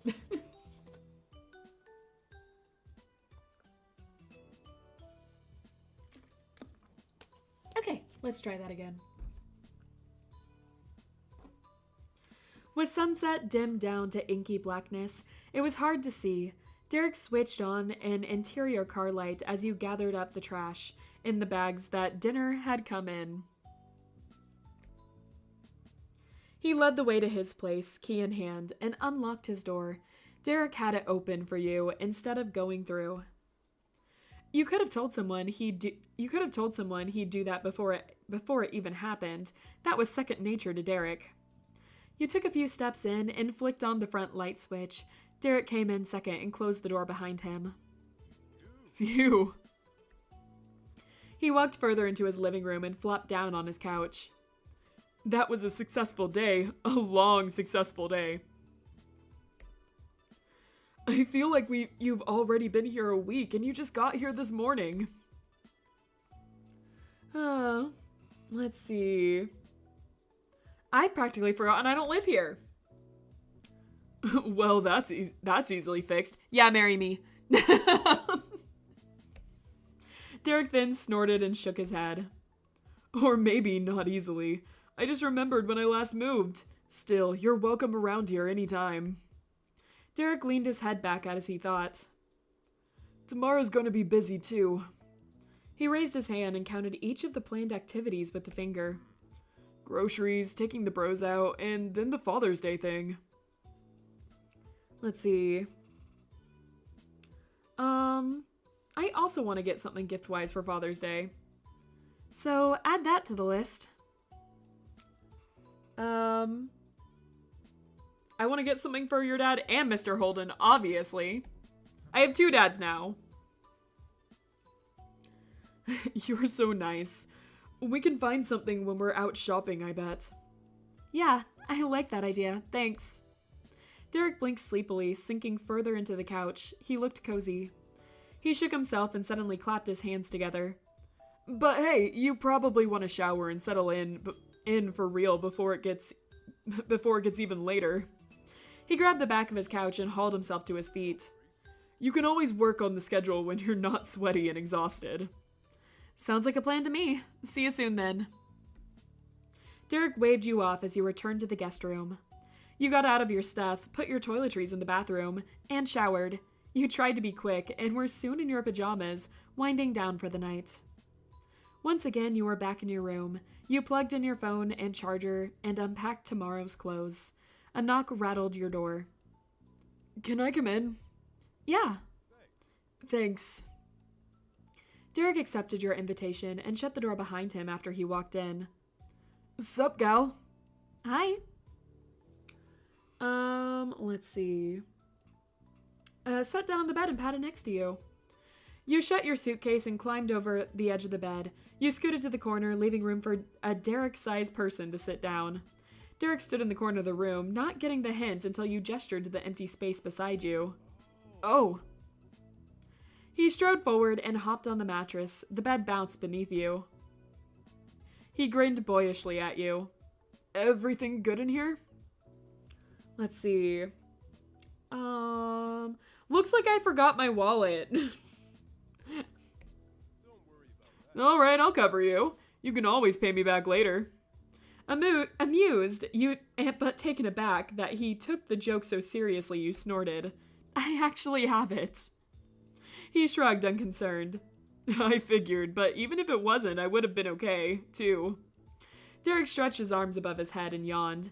Despite his sleepiness, he remained upbeat. Rather than seeming done with the conversation, he appeared to be mulling over something over, probably what to say next. Rain really is something. 2 dads, 2 moms, girl's family tree is crazy. Yep, she's just collecting parents at this point, and honestly, I support her. But long term, no, Derek, we're working on that one. We're working on it. He wasn't being responsible and going to bed early. You didn't mind. This was your first day back together, and there was no need to rush it in the end. A spark came to his eyes, inspiration striking him. He instinctively leaned closer to you, bringing your faces almost nose to nose. Rain, while you're here, we should go to the water park. There's one a ways away, but it'd be so worth it. He eagerly continued to lay out his thought process. We haven't done something like that since the boardwalk. Man, that was ages ago, and our family was there. If we tried it, we could keep it just you and me. Obviously, there's no chance tomorrow, so how about the day after that? We could get there first thing, spend the afternoon together, and get going before it gets late. He paused and took a hopeful breath, all his attention focused on your reaction. So, what do you think? Ooh. Yeah, of course, I'd love to go. It sounded like a lot of fun. You remembered how much Derek had talked up water parks before. Going to a water park would be such a fantastic thing to do. All right. Derek's smile widened. You could tell he was already mentally planning how the adventure would go. It sort of felt like being asked out on a date in a roundabout, indirect manner that could go either way depending on however you wanted to take it. Textbook Derek. With absolutely no further prompting, he winked. Since I'm finally saying this, I might as well admit the rest. I've thought about inviting you to a water park before, and not only the water park. There were a lot of places I wanted to take you when we lived closer to each other.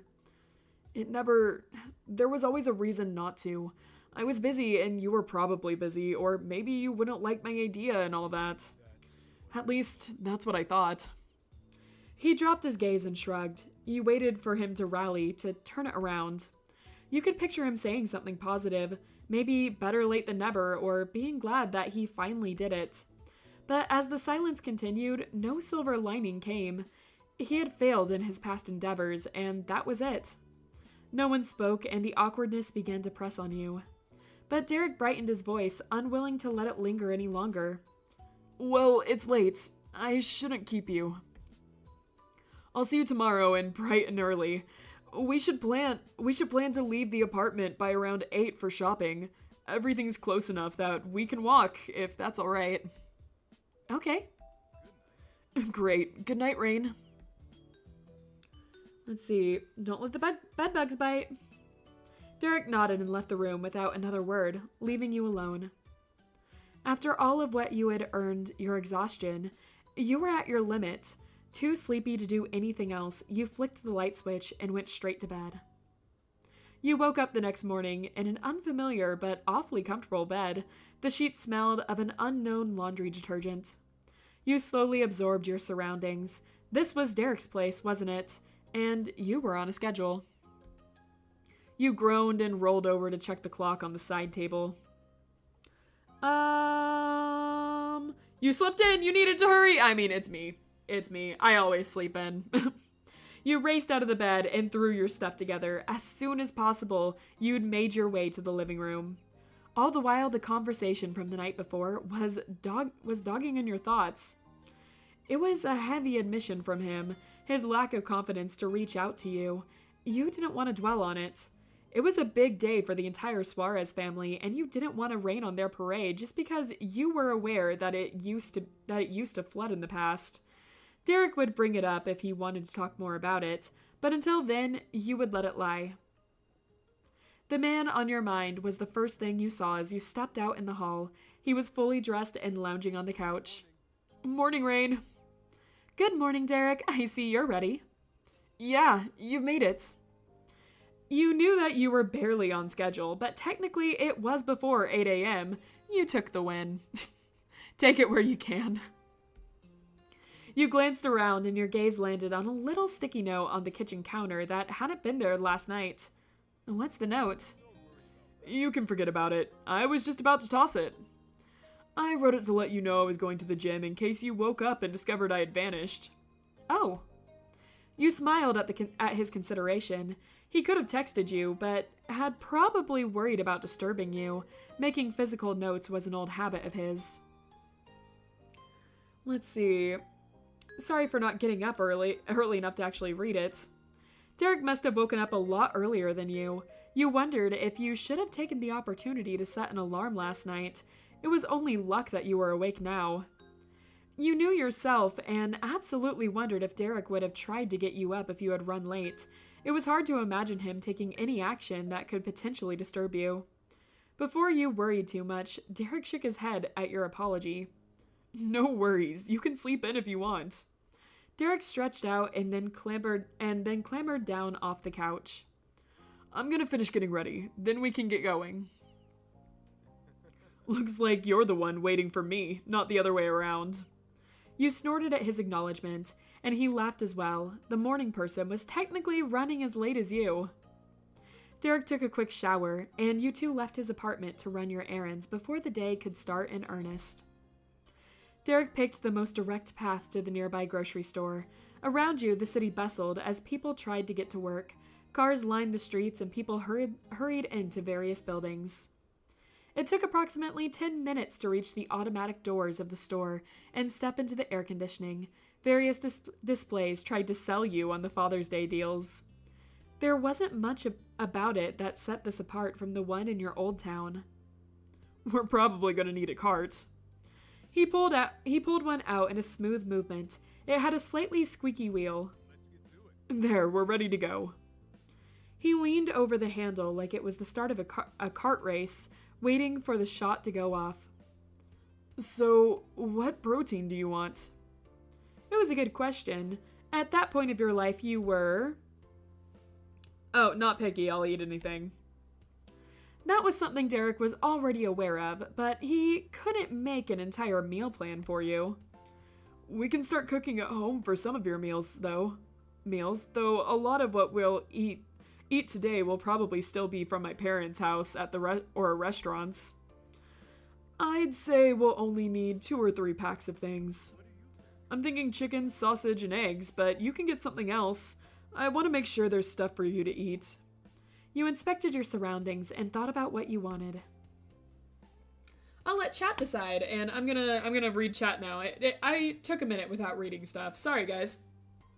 Let's see. When she was a kid, the teacher asked for one of those family tree things. There was a branch labeled "Work in Progress." Yeah, you know.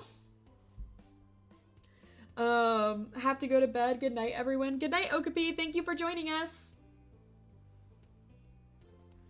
All right, I will move Derek for you guys to be able to see what you want to eat, and move Cove's head.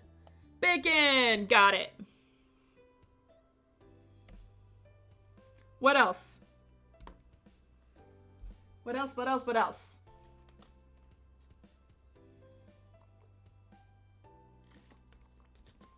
We're picking up groceries. What do you guys want to eat? Going in 3. Cod? Okay. All right. Going in 3, 2, 1. I picked the last thing. I'm going to do salmon. Pork? Okay. That was a pretty good selection. Now, lentils. All right. Got it. All right. I'm going to ask Derek what he wants. Derek smirked and shook his head. Are you sure you're going to finish all of it before you leave? Don't underestimate me. I'm not going to be able to help that much. I'm not Cove. You both chuckled at the joke. It was very true. I'll just get what I can manage, don't worry. All right, let's also grab some good vegetables to go with that. And some rice or whatever. All right, guys, what are we getting? What else do you guys want? Pork is just awesome. It is. I love pork. What else are we getting, guys?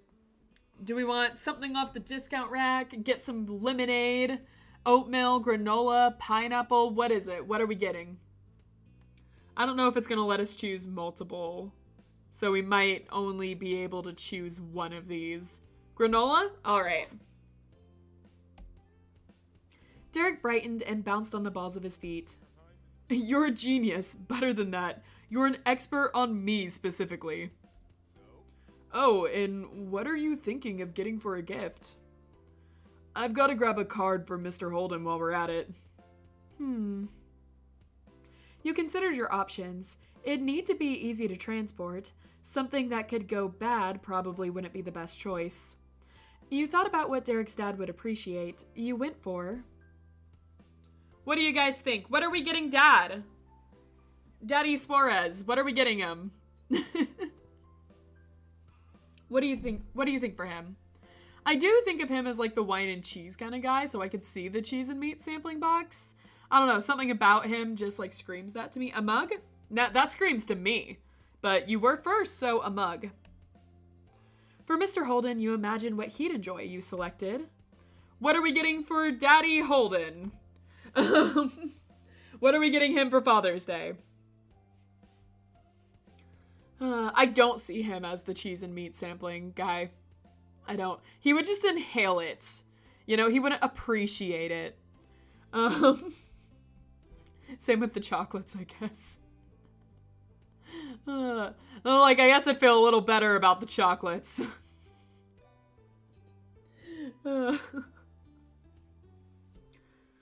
Let's see. The pack of cards, I guess that also makes sense. Chocolate? Go for the chocolate? Okay. Cool. You began your very purposeful browsing. Derek sped walked with the cart. He kept things moving, but wasn't rushing you either. It was nearly as leisurely as when you'd first shopped with him. Neither of you were in a rush, and you appreciated the company. However, as adults, the atmosphere between you was markedly different. Before, you had investigated the store as if every shelf could hold buried treasure. Now the items took little attention, and you spent more energy absorbing each other's presence. Grocery shopping was more of a chore and less of an experience. However, even chores weren't bad with Derek. You both debated brands, helped spot elusive items, and encouraged each other to get what you wanted. If one of you hesitated over something, the other would compel the other to treat themselves. Mutual decisions were praised for the good taste, and strange selections were jokingly critiqued. It was the best visit to the grocery store you've had in ages. After getting the goods, you went through the self-checkout to pay for it all. Derek scanned, and you begged until everything was put away and paid for. The first part of the shopping trip was over now. Now you had to carry it all back on foot. Have fun with that part. Derek loaded himself up with supplies eagerly. Let's see. Do you normally carry your groceries like this? Yeah, I'd rather do it this way than drive. Indeed, you saw no struggling with Derek. It occurred to you that this was his second workout today, and it wasn't even 9 o'clock yet. He continued to grab the bags without asking to help. It soon became obvious that he intended to carry all of them. You hurried and stashed a few before he could. You wouldn't let him get away with such a scheme. Oh, well, thank you. You retraced the path back to his apartment, crossing through the crowded streets with bundles of groceries. The pace was brisk. The two of you had places to be and people to see. As soon as you returned, Derek dumped the bags onto the counter. He turned his head over his shoulder to face you. We can just put the cold stuff in the fridge and leave the rest. We've got to go soon. You placed what you carried on the edge of the counter. You snatched the eggs and opened the nearly empty refrigerator. Where in the fridge? Wherever you'll remember it being. What sage organizational advice? You nodded along with Derek's enthusiasm. Let's do it. With confident determination, the two of you tore through the bags in search of goods that needed to stay chilled. This game just makes me feel bad for not having a GF. Don't feel bad, man. With the team effort, it only took a couple of minutes to put the groceries away safely. Nice work, Rain. He offered you a triumphant high five. You gave his hand a loud smack. No, nothing's stopping us. We can actually eat some of the groceries we got. I'll agree with that. Giving the ticking clock, you had a fast and simple breakfast. While it wasn't fancy, it satisfied your appetite and would fuel you throughout the day. When you were done, Derek placed his dirty dishes in the sink. He gave them a light rinse and wiped his hands. We gotta go. The bros are waiting. In short order, you exited the apartment.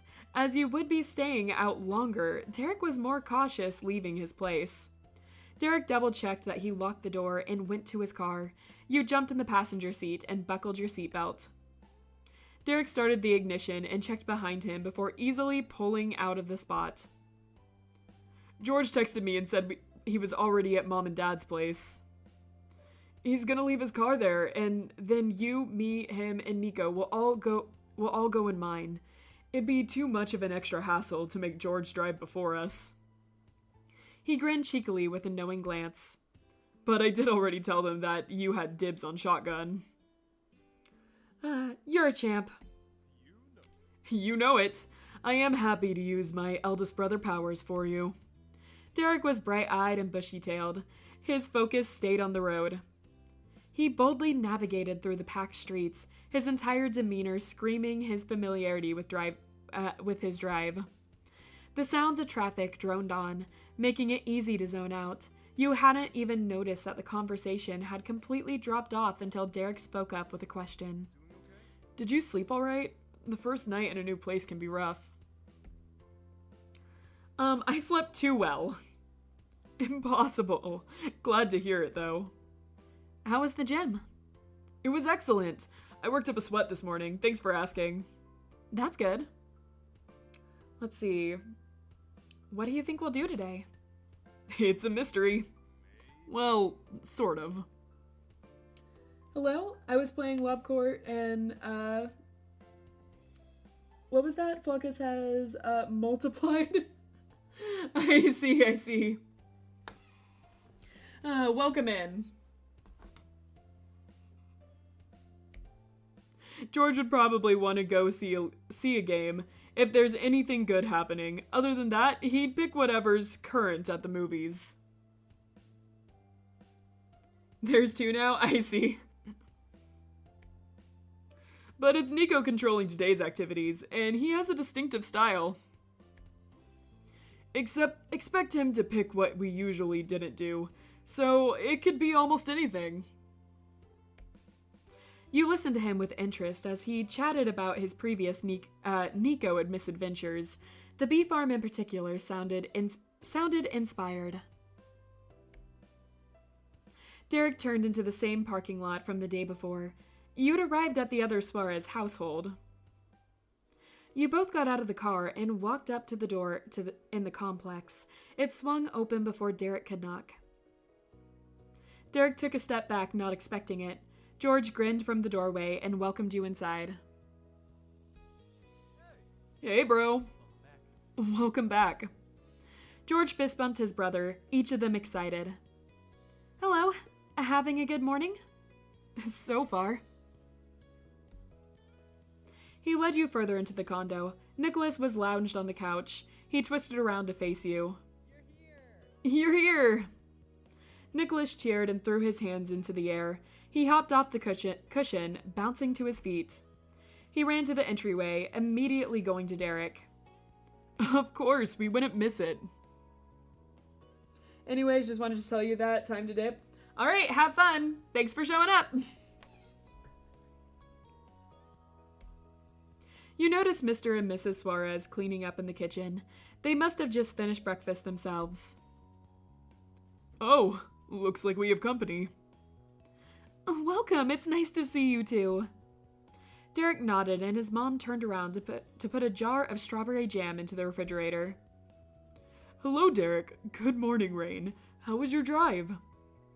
Hey, Dad. The drive was the same as usual, but forget about that. Derek lit up with anticipation and beamed. Happy Father's Day! Yeah, Happy Father's Day! Mrs. Suarez patted her husband on the back, and he puffed up, full proud dad mode. Thank you. Oh, and my mom said Happy Father's Day too. He directed his attention towards you. Thank you again. It's a wonderful day already. Derek observed contentedly. Before glancing over his brothers, George had pulled out his phone at some point, and Nicholas absent-mindedly fiddled with his hair clips. You two ready to go? Yeah. I was born ready. With that zealous claim, Nicholas was suddenly all fired up. George crossed his arms, decidedly not as energetic. I'm not on that level of ready, but I can manage leaving now. Do you need anything, Rain? I don't think so. All right, let's go. No one needs to go potty? Mrs. Suarez poked her head in the conversation, her expression too innocent. All three of her sons slumped their shoulders and sighed. Yes, Mom. Yes, Mom. Yes, Mom. Perfect. She clapped her hands together and the boys relaxed, all showing different degrees of amusement. The moms, it's like their job to embarrass you, you know? They gotta get it out. They gotta do it at least a little bit. Have a good one. Have fun, and we'll see you this evening. Goodbye. See you tonight. We'll be there. Now, let's roll out. Derek led the way after waving to his parents. He held the door for you and his brothers. Outside, he unlocked the car and it beeped. George and Nicholas beelined for the vehicle. George initially went to the passenger seat before catching himself and opening the back car door. Nicholas barreled into the back seat without hesitation. You and Derek got into the car, completing the seating arrangement that Derek had discussed prior. As Derek turned the key in the ignition, it struck you that the last time you had been on an outing with only the four of you was when you'd been the boys' babysitter. Now George was an actual adult, and Nicholas wasn't that far behind him. It was surreal thinking about how much had changed over the years. Everyone had grown up. Hello, Oliver. Hey, Oliver! People are saying hello to you. Are you happy? He's asleep. He's completely asleep back there. Oh, he's so tuckered out. Oh, man. Is this an Otome game? Yeah. You could classify it as an Otome game. It could also just be a regular dating sim. You can make your character a boy or a girl, so. But yeah, it's an Otome. If we're just doing it, it's an Otome. Hey Josh, welcome in. Nicholas has crazy hair as ever. Derek somehow still short. Oh, you want to see something cool? You want to see something cool? Look. We've evolved Derek. Look at him. Look at him. Hello, Cassie. Welcome in. Look at how Derek has evolved. He's too strong. He's, we got both of our boyfriends here now. They've evolved. They've become stronger. Why is this? You came at such a good time. You came at such a good time.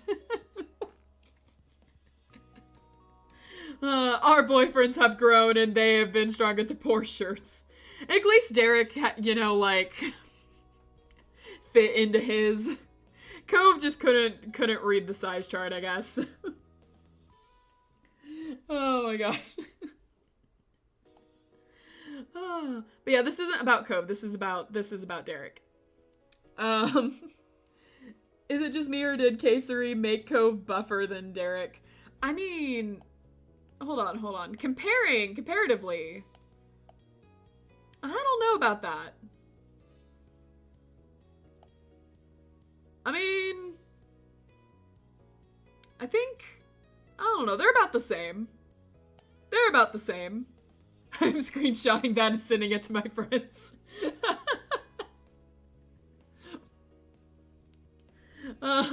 Derek has larger forearms, Cove has bigger biceps. Yeah, definitely. Anyway, this isn't about Cove. This is all about Derek. We're just letting Cove watch. Alright. Where were we? Let's see. Now George was an actual adult, and Nicholas wasn't that far behind him. It was surreal thinking about how much had changed over the years. Everyone had grown up. You wondered how Nicholas and George felt about hanging out with the big kids as equals. Derek cranked up the AC, but kept the car in park. He leaned his head back. So, Nico, where am I going?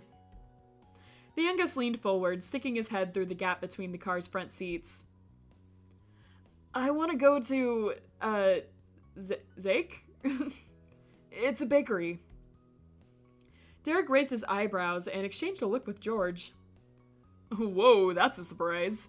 Even more of one even more of one than I figured. You're not a fan of cakes and cupcakes and all things sugary. Yeah, I thought you grew out of all of that. I also clipped. Oh boy. Oh no. I'll give my like and leave as my internet is absolutely tweaking right now. Oh no, I'm sorry. But thank you for showing up. I appreciate it. Goodbye, Anglerfish and Oliver. Bye, Oliver. They said people are saying bye to you. Oh my gosh, he's like passed out. He says bye. You know, he says bye back. Take care of yourself. Have a good night. And see ya when you come back for the next stream. All right, let's see. George's tone was more teasing than Derek's, dry with mock skepticism. Nicholas rolled his eyes. I did. Most desserts are totally inedible. This place is different. The owner is cool, and we should support local businesses. They've got vegan and gluten-free options and other stuff too. Now, can we go over there? The later it gets, the more stuff will be sold out. Bring it up on your phone. It should be 20 minutes from here. Derek chuckled, but chose not to comment on all the defensive explanations. Your wish is my command. Thanks. Thank you. Nicholas smiled, sweeter than his dessert preferences. Derek brought out his phone and typed out Zake on the map's programs. Nothing obvious turned up. Nicholas snorted, still poking his head towards the front of the car. Try an X, not a Z. Gotcha. Derek corrected his spelling and then tapped the first result. It was open, averagely busy, and an estimated 22 minutes away. Now buckle up. Nicholas flung himself backwards and settled in his seat. Derek waited for him to click his seatbelt before shifting the car into reverse.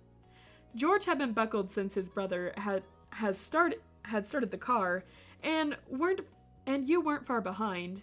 You wondered if it was normal for Nicholas to need a reminder. The directions chimed in over the speakers to head east. Derek shook his head. Let me escape the parking lot first. He muttered to the mapping program as it kept giving him unhelpful instructions. Once he reached the road, it finally stopped complaining about Derek's twists and turns. George drew one of his legs up and leaned against the car door, getting comfy. If we're gonna go somewhere with a bakery, we could have gone to the grocery store. Think about the convenience. No. Come on, bro. We've got a car now. We can have higher standards than a grocery store's baking section. George laughed back at him, but he doubled down. I still would have picked a normal supermarket. It's a classic. Derek grinned as he flicked his turn signal on. Most of his attention was on the spotlight in front of him, but he still took the opportunity to banter. Sorry, George, Rain. Rain and I went to the grocery store today without you. Already? Yeah, I was out of basically everything. Shoot. We missed out then. George closed his eyelids tightly and hummed in thought. Remember back when Nicholas insisted on using his allowance on a carton of eggs so he could see if cooking them on the sidewalk worked? Yeah, I also remember all the raw egg puddles and eating scrambled eggs for breakfast and dinner. Nicholas shrugged his shoulders high, justified but hiding his embarrassment. Inquiring minds had to know. And it was more exciting than getting an apple. George's eyes narrowed, openly judging his little brother. I wanted to eat an apple, and I did. My purchase led to zero regret, unlike your science experiment. Such a safe driver. Yeah! Let's see. Apple a day kept the doctor away. George ducked his head, but smiled at your support. Outnumbered, Nicholas scoffed. Whatever. He turned to the window, but when you looked back, you could see a reflection of his soft smile. The lively discussion continued through the drive. About 20 minutes later, the GPS chimed that the direction was on the right. Derek turned into a packed row of shops. Above one of them, a bright pink sign with electrified swirled letters proclaimed itself as Zake. It grabbed your attention, standing out amongst the more sedate signs around it. Nicholas shimmied in his seat. Derek found a parking place along the street and carefully parallel parked. Oof, I can't. I'm so bad at parallel parking. Enough cars zoomed past on the streets that Derek and Nicholas didn't feel safe opening their car doors. You and George got out first and waited on the sidewalk for the two to crawl through. Nicholas stifled his laughter as he watched Derek contort himself over the gear shift. The spot had a meter, so Derek paid for 30 minutes. 30 minutes worth of parking. We should be in and out, right? You're not planning to have a whole meal here. Definitely not. Then that'll work.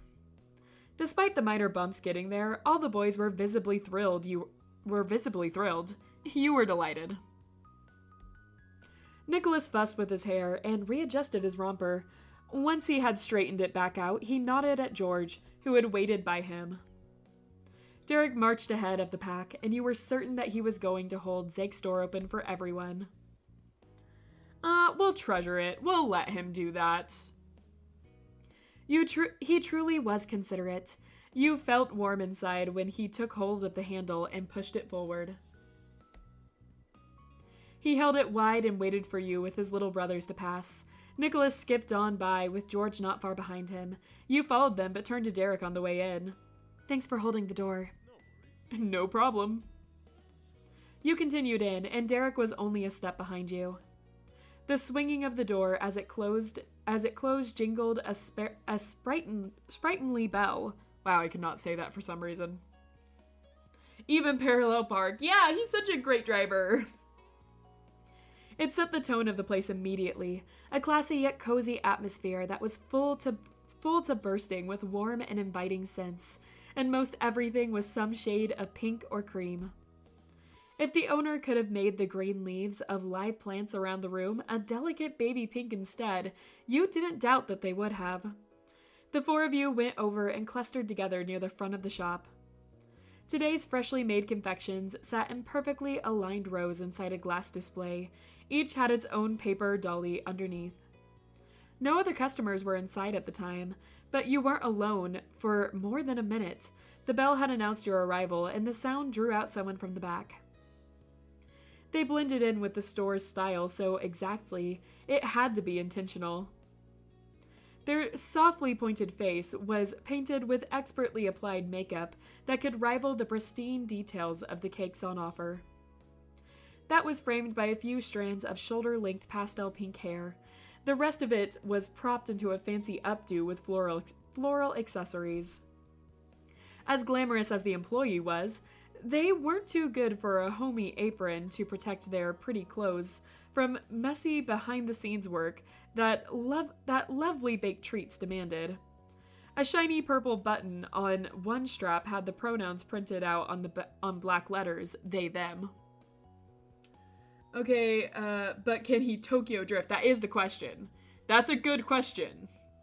Hey, Cove and Derek do a Tokyo drift competition to win your love. Ooh, that'd be fun. Just imagine. Stage is set for that one. Derek could do it with his eyes closed. I bet. Absolutely. They greeted the small crowd with a gentle and amiable tone. Okay, let me think. Welcome to Zake. Thanks for coming by. Hi. My name's Xavier, the head baker, and I own the shop too. Hey. Sup, Xavier? His reply was familiar to the point of being flippant. Nico wasn't even looking at them when he said it. He'd leaned lower and began pursuing the daily selections up close. Hello, Nico. Your patronage is always appreciated. With the personal greetings between those two complete, Xavier looked over the rest of your gang with a friendly smile. Good to see you. It's good to see you. It's good to see you again, too. Derek's usual conversationalist skills failed him. He was loath to embarrass another person by pointing out the little fact that they weren't seeing each other again. A total stall in the exchange was avoided thanks to the fact that George didn't have the same reservations. He could speak far more frankly. We've never been here before, only Nico. Though maybe Rain has, I can't speak for her. Hello, I'm back to introduce you to Xavier's Night Fury. I see, Xavier gets one too. Are they edible? They look tasty. These ones, I think, are edible. Specifically the treats, not the guy, or not they them. Don't eat them. Don't. Don't do that, okay? Don't eat people. I don't recommend it. Alright, let's see. Yeah, I read that. He raised an eyebrow while glancing your way. He paused his small correction to let you contribute your side concerning the bakery. You shook your head at the possibility of this being a repeat spot for you. As soon as you knew, Zake didn't even exist the last time you were in the city. This is my first time. That's what I thought. You don't know us. Xavier's grin was undaunted. That might have been a customer service skill, but Nicholas snickering mischievously in the background gave away that something else was likely the reason for their calm reaction to George's directness. You Suarez brothers might not have been all together in my bakery before, but we certainly have already met, more than once. You don't recommend it because you know something about it? No further comments, please. I want to eat people, though. Again, don't recommend it.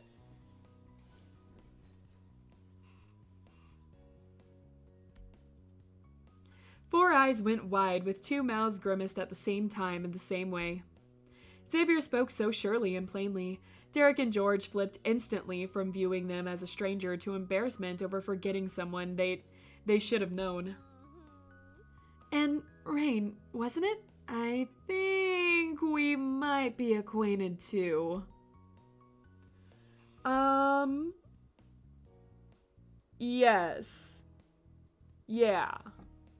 I think I know who this is, actually. Thinking back on it just an episode ago, I'm pretty sure I know who this is.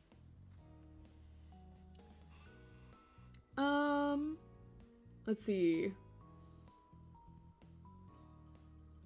Suddenly hit you what they meant, because I'm pretty sure I know what it is. It was the face painter, right? The face painter? In the far reaches of your mind, you relived sitting uncomfortably in a cheap plastic chair and staring straight into the purple-brown eyes for much longer than you reasonably would with a stranger. But there was a special exception for them because they were hard at work painting a shooting star on your cheek. Two of the three brothers transparently inspected Xavier up and down, trying to put together how they might have met this mysterious baker who claimed to know them. Meanwhile, the youngest of the set pretended that they were still scrutinizing the desserts. But unless they had jokes hidden in the frosting, Nicholas's highly amused smirk reflected in the glass revealed that he was fully engaged in the conversation happening above him. You and Nicholas were on the same page, as you were also observing the scene with amusement. It wasn't your story, so you patiently kept going about the reveal you already knew was coming. George tilted his head from one side to the other and crossed his arms. Derek subconsciously scratched the side of his face at the awkward turn this had taken. Sorry, I'm blanking on who you are. How did we meet? Alright, I'm gonna head out. Good night. Good night, Space. Oh, one of my mods down. Have a good night. Sleep well. Okay, everyone, let me introduce to Flower. She is a female Night Fury. Her skin color is peach. Her eye color is pink blush. And she has a flower bouquet on her head like Xavier does. And she is a baker. How do Night Furies bake? I'm really curious about that. Like, I want to see it happen. And she also has to cook with her human friends. Like, it's super cute. I want to see it happen. Bye, Space! Right. Xavier's eyes fluttered closed as they primarily straightened their apron. Don't apologize. Xavier, wow, hold on. Wait, hold on. I'm gonna, Alright. Don't apologize. Nicholas with his hair clips and wild locks is very recognizable. He hasn't changed at all. If I only saw one of you as an adult in isolation, I doubt I would have realized who you were either. As adults? That one point jumped out at George so distinctly, he spoke it back to Xavier as if he was Nicholas mimicking Derek. Exactly. The last time we saw each other, you were at least 2 feet shorter. Xavier hovered their flattened fingers in front of them, like they were resting on the counter, roughly around 4 feet high as a visual demonstration. They progressively lifted their hand up until their palm was high enough that it could have sat on top of a fully grown George's head if he was closer. Utilizing their tiptoes was necessary for the feat. I'll be a mod. Mods must first be discussed with the other mods. You have to pass a test. That's right. I meant she likes to cook with her human friends. Oh, I see. That does make sense. I still would like to see how Night Furies cook, though. I think that'd be fun. It'd be a fun little animation thing.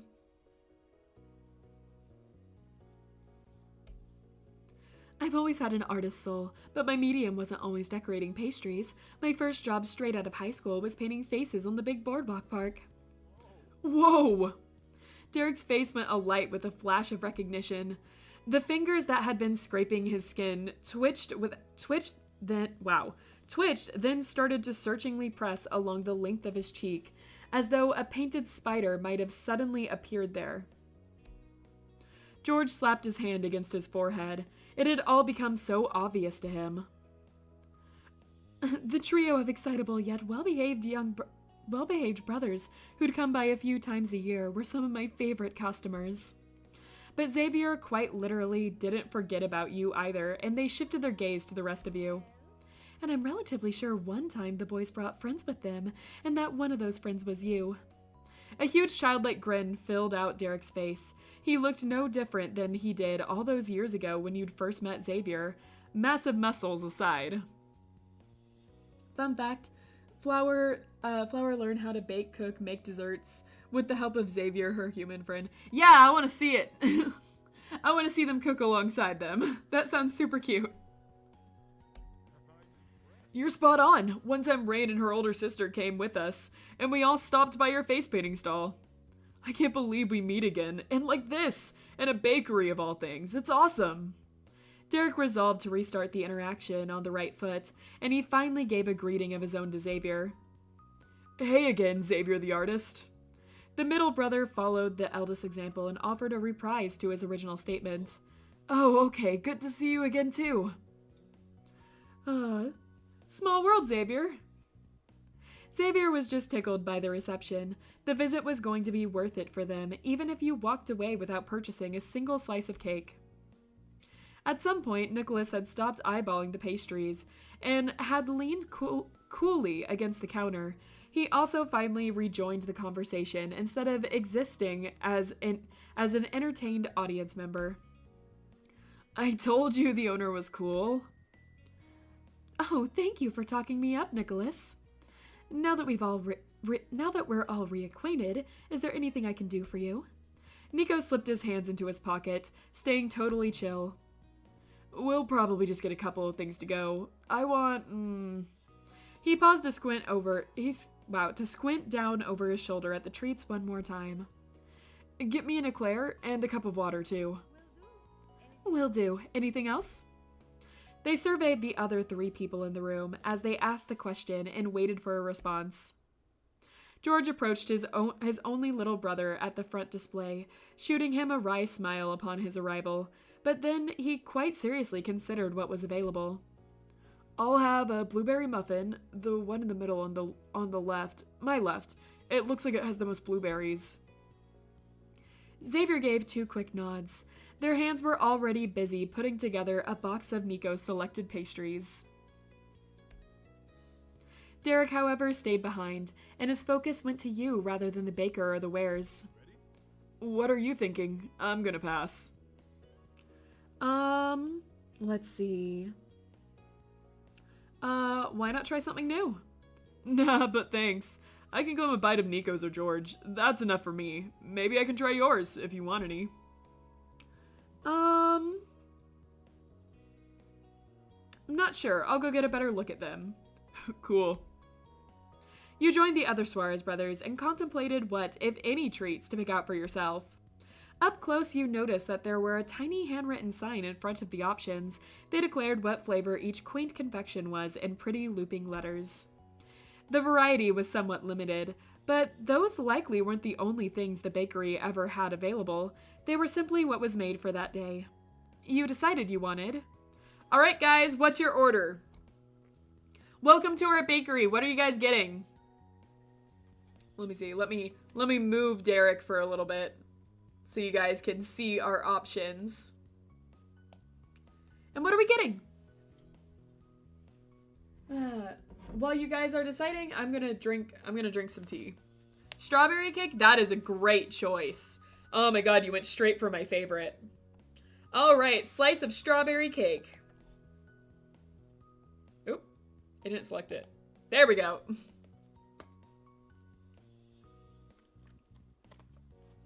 Yeah, gonna have that panda eclair. Sorry guys, needed to be faster. You heard Derek come up behind you. You didn't have to look to guess that he was trying to figure out what had caught your eye. You eagerly pointed out the prize dessert. Nice. Looks good. Xavier, I'd like to get a strawberry cake. Absolutely. And that's everything? 2 packed and prepped boxes were sitting side by side as Xavier reached behind them for a third. Should be. Nicholas and George both gave a thumbs up to confirm that they were all taken care of. The answer caused feigned confusion from Xavier. So, you're not getting what Derek is getting, Nico? That kind of teasing from someone other than other Suarez caught you entirely by surprise, but Nicholas was able to quip back with ease. Cassie read my mind. We're on the same wavelength. I love strawberry cake. Maybe I would've, but Derek isn't getting anything. You'd lose out on a sale if I copied that. Good point. You don't need to do that. Hey, why don't you be the one to pick out something for him instead? No thanks, that's not how this works. It was worth a shot. The 2 chuckled good-naturedly. Let me ring you up. Those were the magic words to draw Derek fully over to the front. He came to the spot right across from the register. It didn't go unnoticed. Derek, you're the only one who didn't get anything. You shouldn't pay. Nico snapped his head around to look. Wow, I can't speak again all of a sudden. You can tell how long it's getting in the video when, like, Angie's having a bunch of trouble reading anything. Can't get a single sentence out. Yippee! Yay! I imagine this, Flower, Xavier's Night Fury, helping her human friend packing the desserts. Yeah! Okay, now I have to go. Good night. Good night, Okapi. Thank you for joining us again. Alright. Nico snapped his head around with a look of true offense at what had gone on behind his back. He folded his arms disapprovingly, catching Derek with his hand in the metaphorical cookie jar. Or rather, putting his own cookies in someone else's jar. What? Derek made a look of Fox surprise that gave Xavier's response to Nicholas's mimicked decision-making a run for its money, with his scoff of played-up disbelief. You can't take away my oldest child privilege of treating my little brothers. And Rain is my guest. Why wouldn't I pick up the tab for her? The middle and youngest Suarezes shared concerned glances with one another, their brows knit with their frowns salty. However, their brotherly non-verbal communication gradually softened their expressions. Their eyes carried the message they needed, and soon they were shrugging in acceptance. Derek gave a winning grin and pulled out his awaited wallet. He was forever their big brother after all. Let's see. Thank you, Derek. You're welcome. The treats were paid for, and Xavier carefully pressed over the crisp white boxes to their rightful owners. The Zake logo was printed in, of course, pink ink across the top flaps. They also handed over a cup of water for Nicholas. Thank you for your lovely patronage. Have a wonderful day. Derek, George, and Nicholas each gave a cheery goodbye and began to walk out as a group. You gave a wave and turned to leave with them. Thank you too. Bye. Your group's first stop for the day was completed in a sweetly satisfying way. Everyone got back into the car. Same seats as before. No one had even put their seatbelts on before George asked a very reasonable question. What are we doing now? Derek checked the back seat through the mirror. Yeah, what now, Nico? Nicholas crossed his arms behind his head, thoughtfully staring out the window. All eyes stayed on today's decision maker. He considered long and hard in the hot car about how to use his power. In the end, he went for his old default. The teen leaned all the way over and propped his head through the gap. Between the two front seats, he glanced back and forth between you and Derek with one fuzzy brow arched. What did two people do when they were teens? What? What? Way to make it sound ancient. We're 23. Let's see. Darn kids these days. Nico was unapologetic over his phrasing. He smirked and pressed again. I mean it.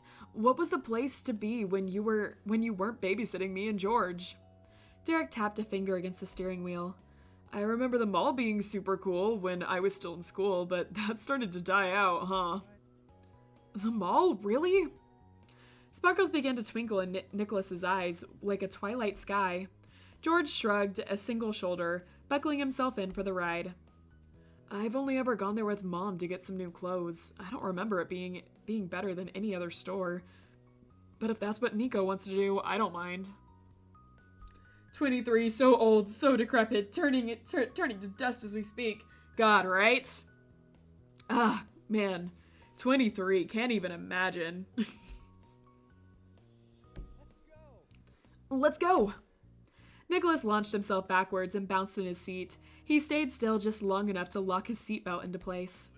The mall it is. 2 more clicks followed as you and Derek put your seatbelts on. Derek pulled out, and you were on the road once more. The drive was spent with Derek trying and failing to remember all the stores that used to be in the County Mall. Pause for a second. He listed several off, but he had no idea how many were open in the year of 2021, or if they were even real store names, or he was mixing the words up. His little brothers reveled in the laugh-inducing, floundering explanations of the magical mall of his youth. They took bets on how many of the shops they'd actually see when they got there. George guessed only about 3 of them would be there, if they even existed. Nicholas declared that every single one would be there, even the ones that definitely sounded made up. Derek, reasonable as always, went down the middle with his own recollection and guessed that you'd be able to find half of them there. Let's see. I would agree with Derek, I guess. Let's see. I'm trying to think of like the mall that's around me. Like I used to go there a lot when I was a kid. And I would say, actually, all the stores have closed down and new ones are in them now. Now that I think about it, almost every single thing has shut down in that thing, and new ones have taken its place completely. They're trying everything they can do to revitalize that mall, and it is, they're trying their best, guys. They're trying their best.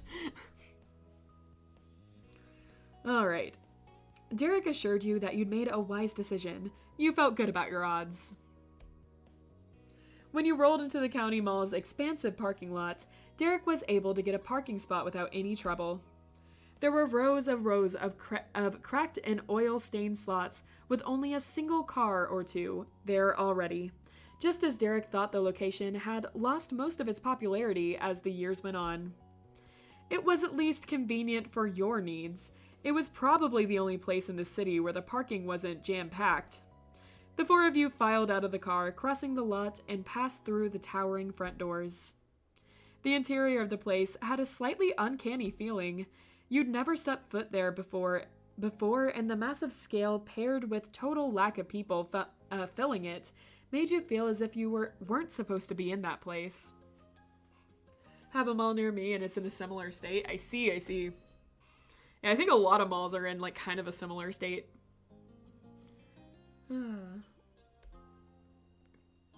Well, here we are. Take it in. Whoa.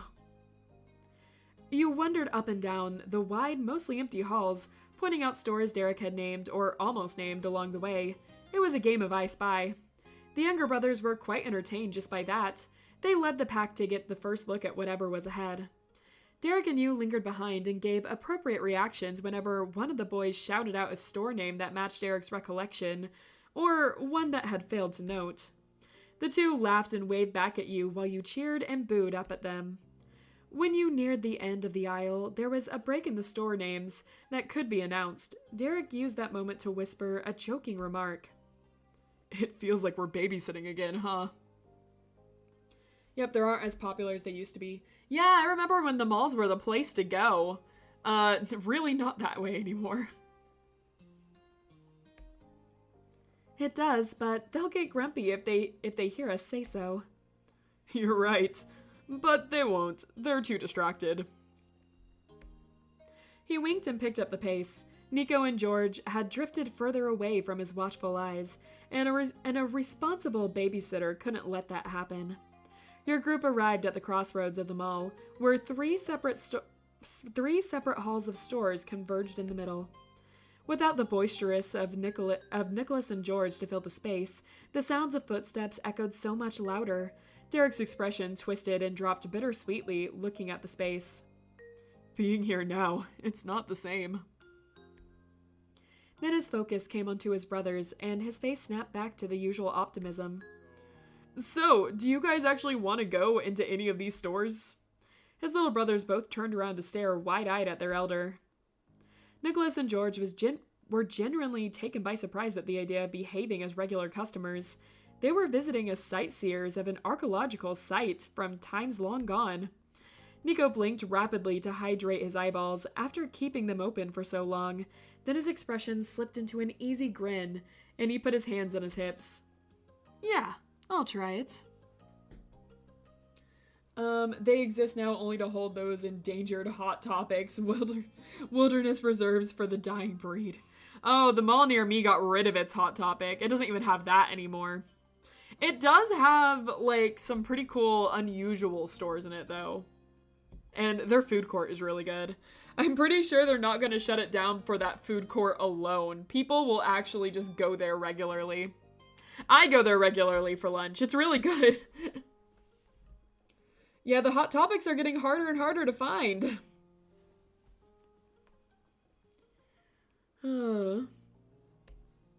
He scanned the rows and rows of stores with new, refreshed eyes. A target was quickly acquired. Nicholas pointed an outstretched hand at a black-walled skater shop. I want to look at that one. George had come to face an entirely different direction. He'd mulled over the suggestion silently and was gazing with consideration at a bookstore with huge glass windows that showed off not only the books on sale, but other wares like board games and figurines. The unspoken difference of opinion didn't escape Derek's attention. He spoke with full authority, truly dusting off those old babysitter instincts. Hey, this doesn't mean I want you guys going off on your own. You're not little kids, but we're here to be together, and there's time to see more than one place. We'll take turns. Okay. Automatically and obediently, George and Nicholas replied in unison. They were good kids. Is there someplace you and Rain want to go? Derek didn't hesitate. He jerked a thumb over his shoulder at the video game store. Yep, they know me. Oh, they know me well. Is the Hot Topic edible? You could try. You could try to eat it.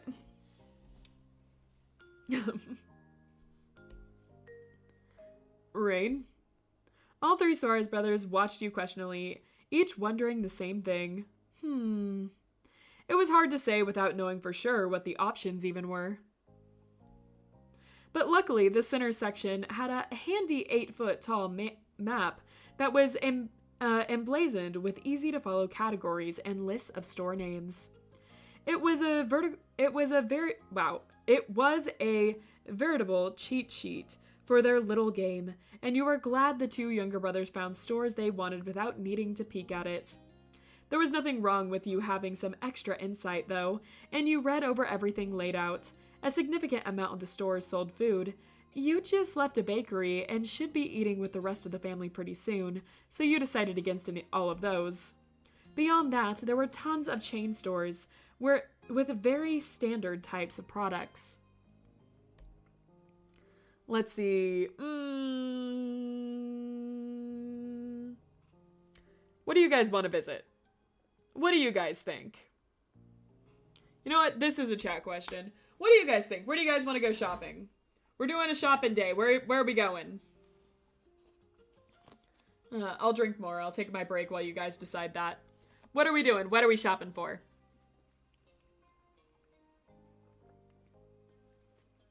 I don't have nearly enough water.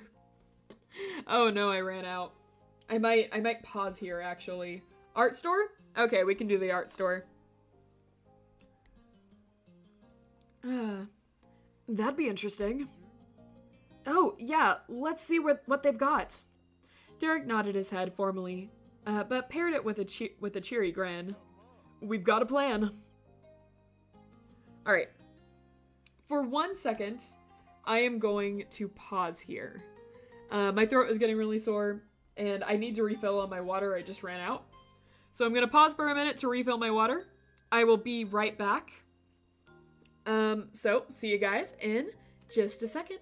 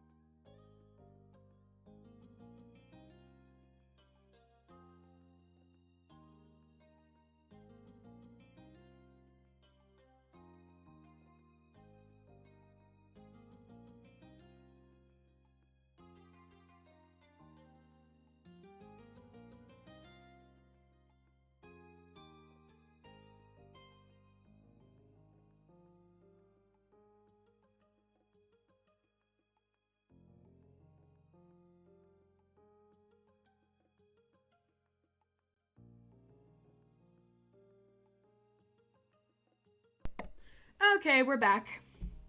All right, so. Okay, I guess we get to decide what we're gonna head to first. I love arts and crafts, so do I. I really like arts and crafts too. We don't have many art stores by us, I don't think, like where I live. I don't think we have many. Which is unfortunate. We have a lot of art students, but not many art stores. I got Oreos and milk from my mom. Nice! Always a classic. Alright. Where to first? I would usually go with the one that I am excited least for.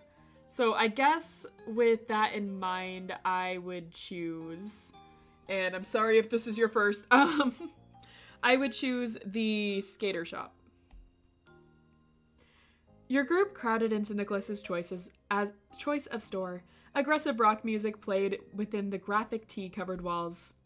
It was small and cramped, making it impossible for 4 people to navigate between the displays together. Sorry.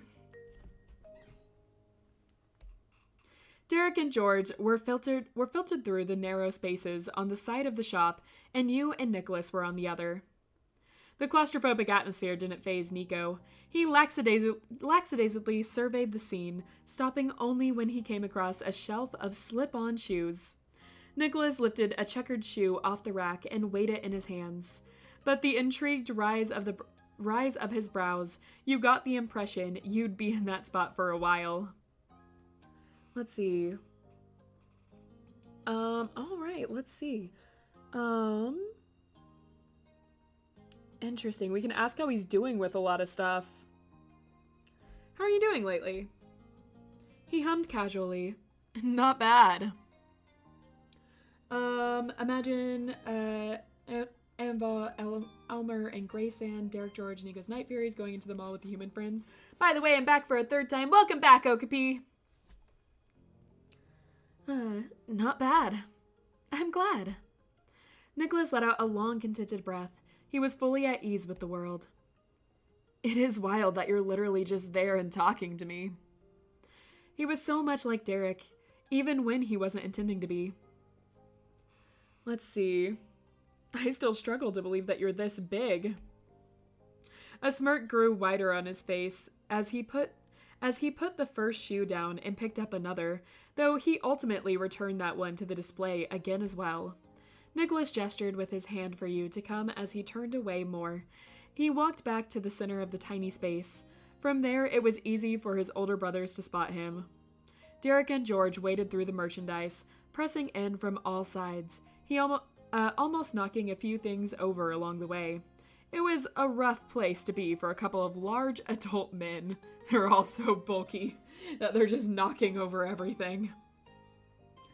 How will the people in the mall react to seeing 3 Night Furies? Very surprised. Very surprised, I imagine. Ayo? Good night for the 3rd time. Good night, Okapi. Sweet dreams. But they didn't have to worry about that for long. I'm done with this. He announced with a shrug. Nico hadn't got anything. He'd only wanted to satisfy his curiosity. We can go someplace else now.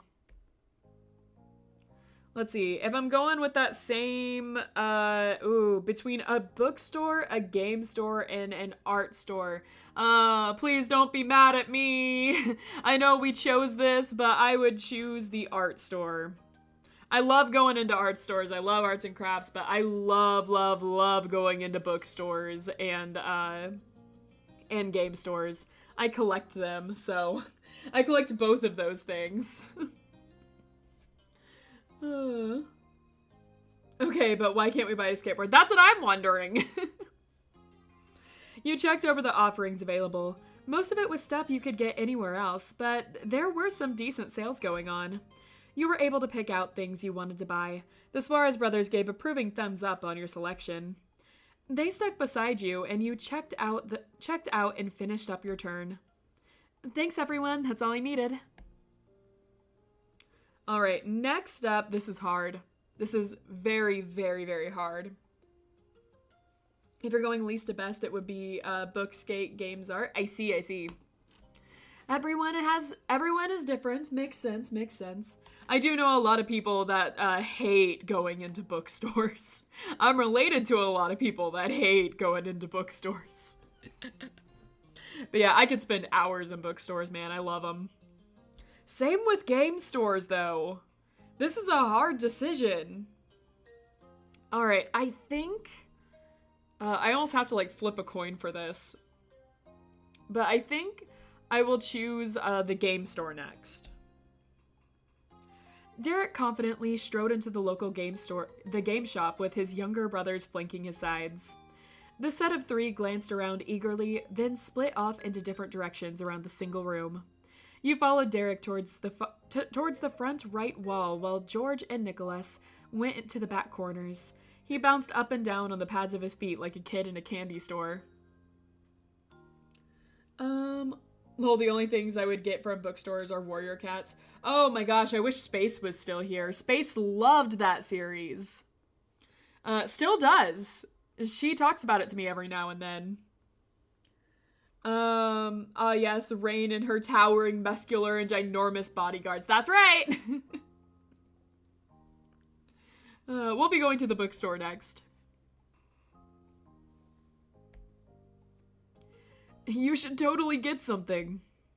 Sure, what console do you have? None. Not right now, at least. A conspiratorial gleam shone in the shifting green eyes. While watching his back, Derek inclined his face closer to you, put a hand to the side of his face, and shared his real plan with you. I'm gonna convince Nico to let us borrow his Switch. I know he got one last year just for himself, but what I don't know is all the games he owns.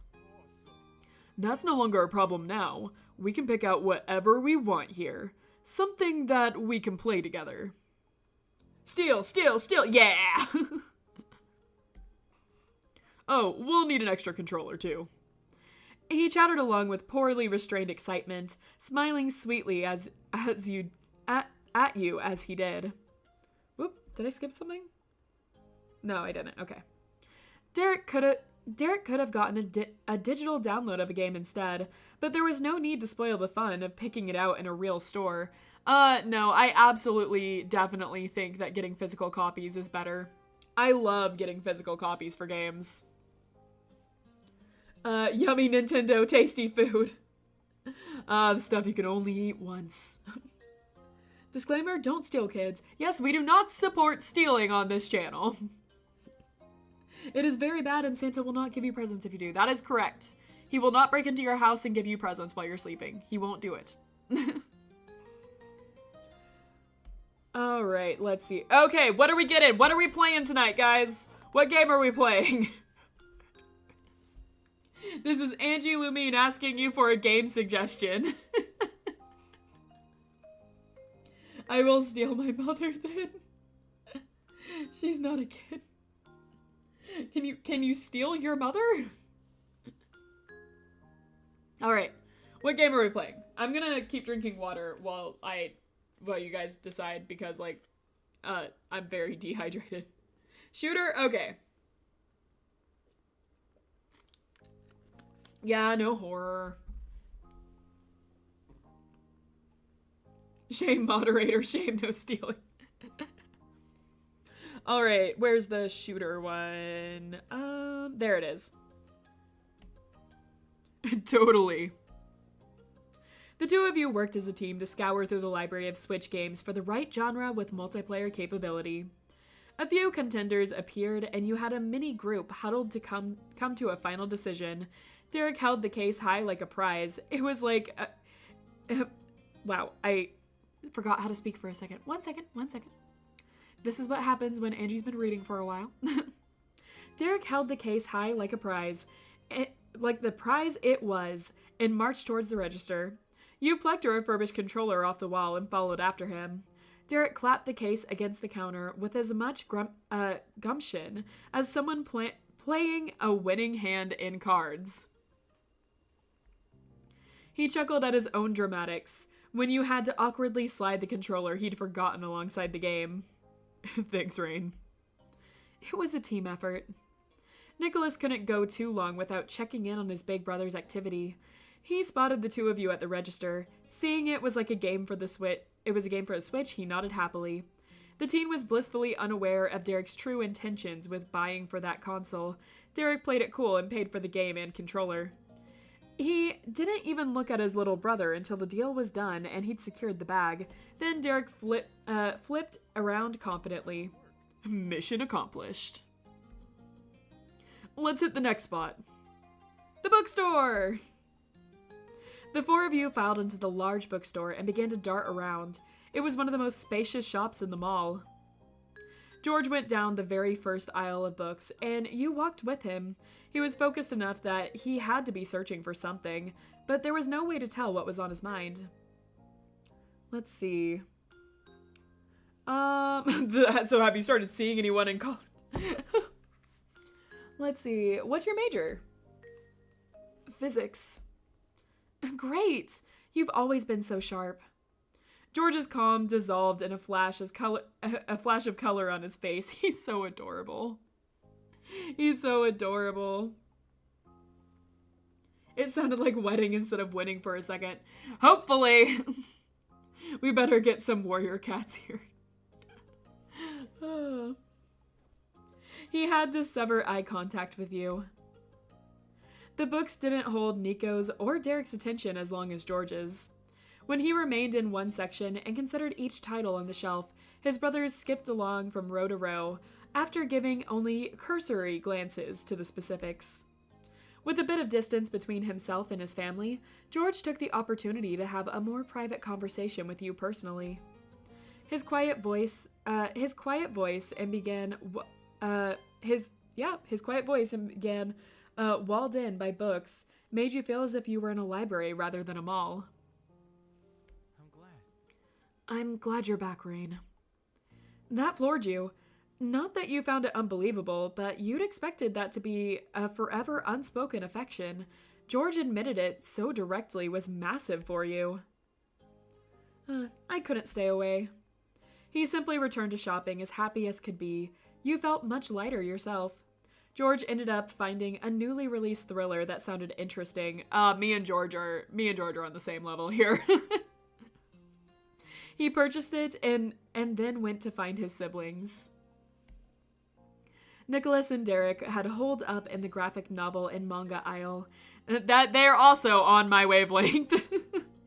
They looked up at you as George approached. They grinned after seeing the bag under George's arms. I'm finished. Thanks for coming with me. Let's see. How dare these people change after about 4 years abroad? Yeah, so different. Okay. We've had some good stops, but it's getting late. We've got to go home now. Nicholas generally accepted the end of the trip. Fine, thanks for bringing us to this old place. A warmth came to his voice as he concluded his statement. It's cool that we got to hang out together. The sweetness brought a huge grin to Derek's face. He placed a hand on Nicholas's head, as he'd done for many years. I'm glad we did this too. Nicholas beamed at the words. The only thing better than having fun with his family was knowing that his family was having fun with him as well. In high spirits, he slipped out from under Derek's hold and threw an arm over George's shoulder. The middle brother linked his own hand around Nico. The affection between all three had only grown stronger as the years had gone by. Everyone ambled towards the exit, feeling fulfilled. As you approached the door, George began to speak. Did anyone else notice Derek and Rain won the bet? About half the stores he mentioned were real in there. Yeah, that's right. Nicholas stuck out a peace sign and cheered victoriously. Despite having not won himself, something even better had happened. Obviously, if Derek wasn't right about all the stores he talked about, then he'd be right about how many stores he'd be right about. Derek shook his head with a laugh at the exaggerated description from his biggest fan. Thanks for believing in me. Always, bro. We're the best. Well, yeah. Sounding humble was a struggle with how giddy all the praise made him. All the loose threads had been tied up, and you left them all behind. You got back into the shotgun seat and strapped in for the drive back to the Suarez home. When everyone was set, you were on your way. It was a peaceful ride, mostly quiet, after the long exertion out. A rest was in order, but it only lasted for the first leg of the trip. Eventually, the soothing rumble of the car was harmonized with the gentle sounds of Nicholas humming joyfully to himself. And only a second later, that was followed by a heart-wrenching gasp. The eldest brother instantly stifled in his seat. "What's up, Nicholas?" "My eclair! It's disgusting!" "The eclair?" He ran that piece of information through his mind. The facts of the situation clicked into place. It melted. Nicholas whined at the tragedy of it all. Derek was right again, and he let out a nervous chuckle. "What did you think would happen? It's a cream-filled dessert that's been sitting for hours in a locked car during summer." "I have to go. It's bedtime now." "All right, good night, Casey. See ya. Thanks for joining us."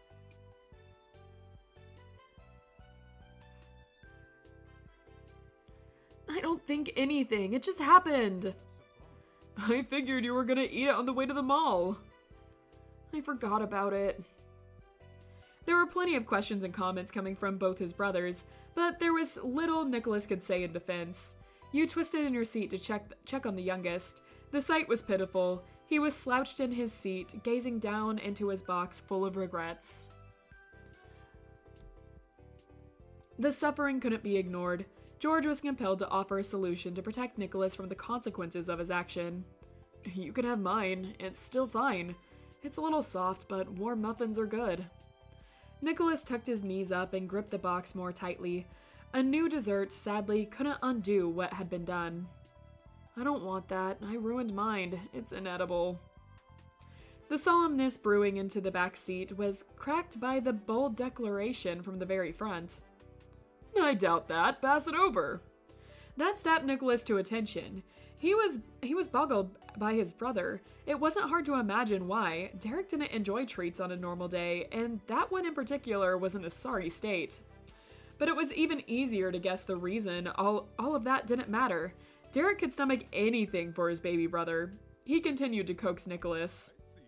"I was always gonna try to get some of your dessert. That's the reason I didn't get my own. If you're not having any, that makes it even better for my plans." Nicholas wasn't a 6-year-old anymore. He knew a place-hating stunt when he saw one. He ummed at Derek in pouty resistance, trying to brush the whole attempt off. Let's see. We know not the strange thing called bedtime. Exactly. What's bedtime?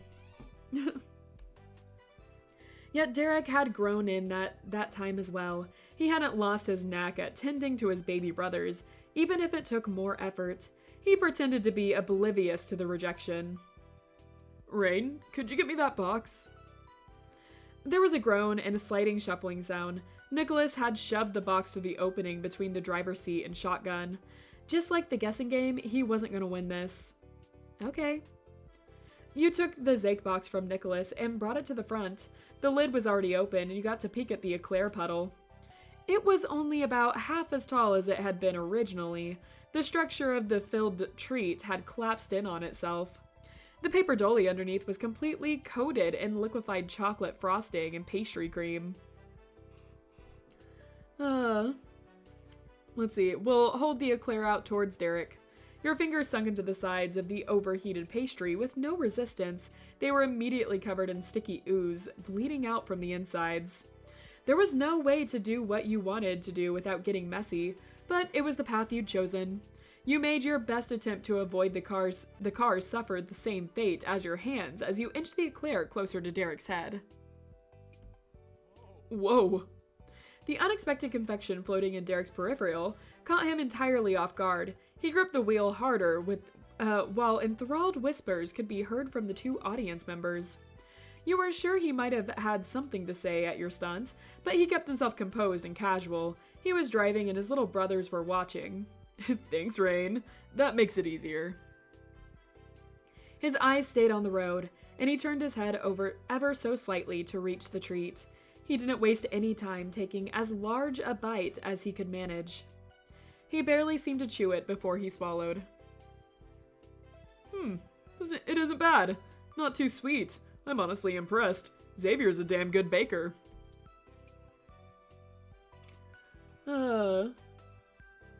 Let's see. We'll also ask to take a bite. You too? Nico scrunched his face, instinctively bristling. You nodded with certainty, trying to keep your expression even. His eyes drifted, heading towards a roll, but he stopped partway to, instead, close them and smile ruefully. Yeah, you can. Thanks. At that point, the eclair was ready to fall apart in your hand. You carefully brought it to your lips. You managed to take another chunk out of it without it collapsing all over your chest. The pastry was partly liquefied, so it went down easy. It didn't taste as bad as it looked, but it was miles away from the quality it would have had if it was fresh. Derek wasn't kidding when he praised Xavier's skills. Feeling a little fuller and much more satisfied, you set what remained of the eclair down and returned the dessert to its original owner. He poked at the remnants inside after all that. He couldn't help himself and scooped some of the mushy mess out and gave an exploratory taste. Nico grimaced as soon as it hit his tongue, and he let out a heavy sigh when he swallowed it down. It's pretty gross. As true as that was, there was a breathy chuckle threading into his words. Not so soon ago, he'd been as droopy as the eclair itself. Now he was starting to perk up. There was one person left who didn't take part in the event. He stayed quiet no longer. Could I try it too? Totally. It's all yours.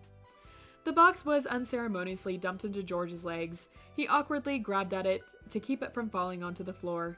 George gave a snort. Thanks. Don't mention it. There was a decent amount left. It was quite a lengthy type of confection. For Nicholas, it would have been at least 2 bites. George, however, was able to stuff the remainder of the confection into his mouth, and just like that, it was gone. Nicholas barked louder and clearer than before. Well, I did say it was yours. Thanks to the team effort, none of the eclair went to waste. No soggy clouds remained over anyone's head. Let's see. Now who wants some of my strawberry cake? Sharing's caring. It's just as melted as the eclair, so makes for a fitting follow-up. No! The trip home came with the good moods all around, and soon you'd reach your destination. Nicholas and George jumped out of the car right away.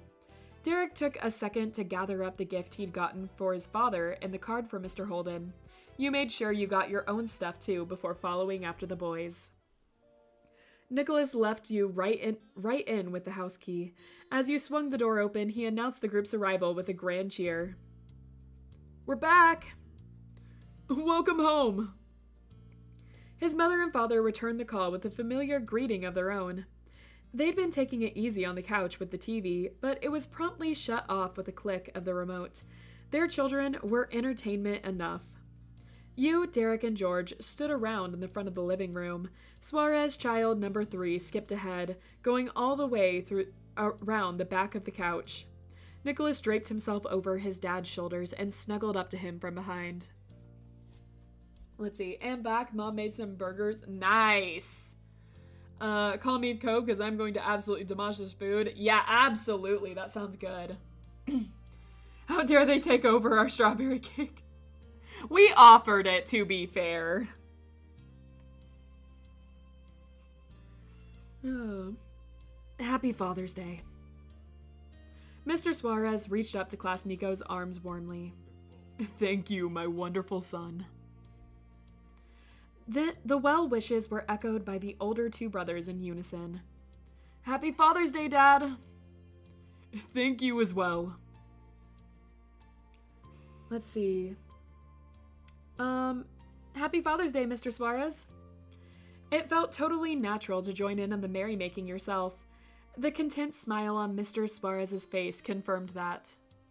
We offered it doesn't mean that they're allowed to take it. Hold on now. I bet they're getting some mixed signals. Thank you very much. The man of the hour struggled to get off the cushion with a heavy cape still hanging over him, but lifted Nicholas along with him. Mr. Suarez managed to get to his feet. In order to keep clinging to his parent, Nicholas had to stretch his chest over the seats of the couch and lean over on his tiptoes. That was all well and good with Mr. Suarez. He opened his arms wide to invite even more hangers to join in. The incredible, inconvenient positioning was no hold up for his children.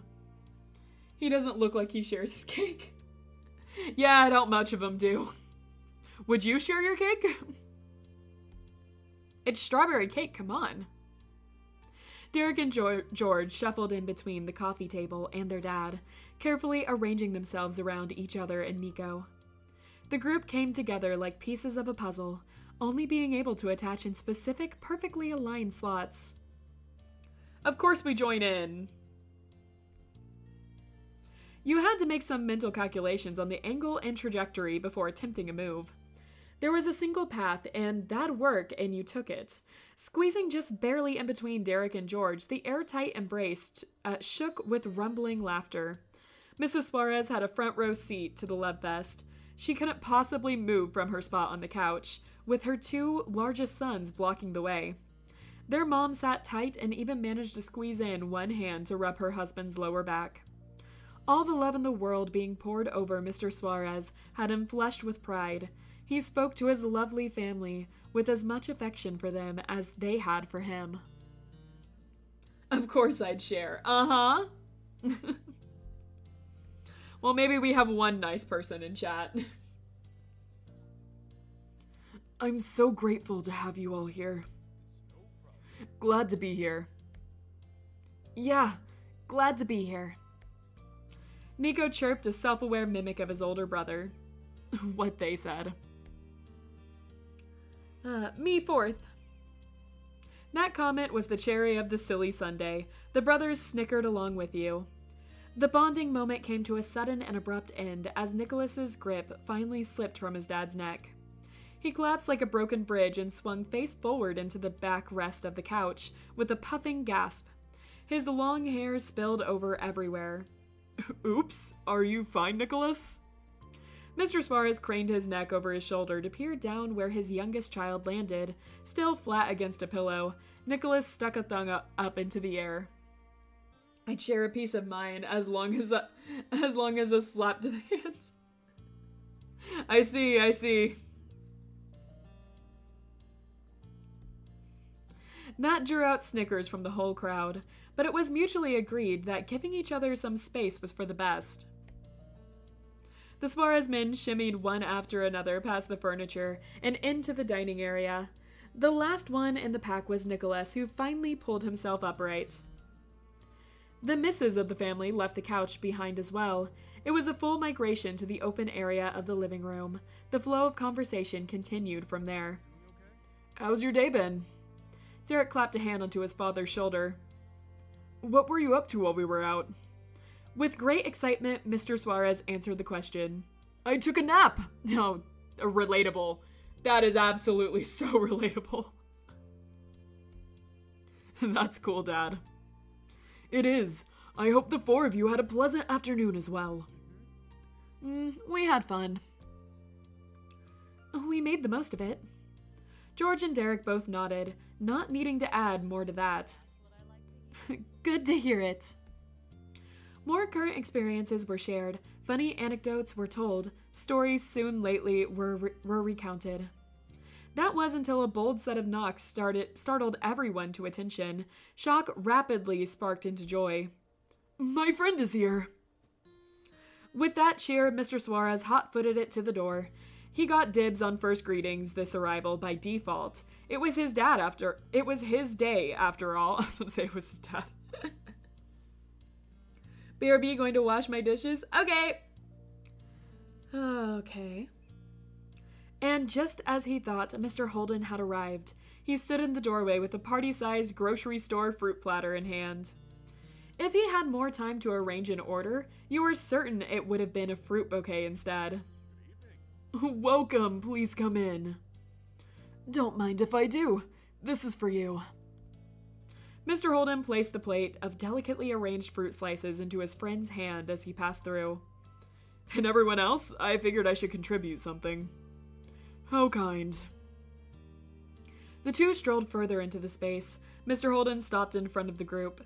Mr. Suarez continued into the kitchen to set the food down in its proper place.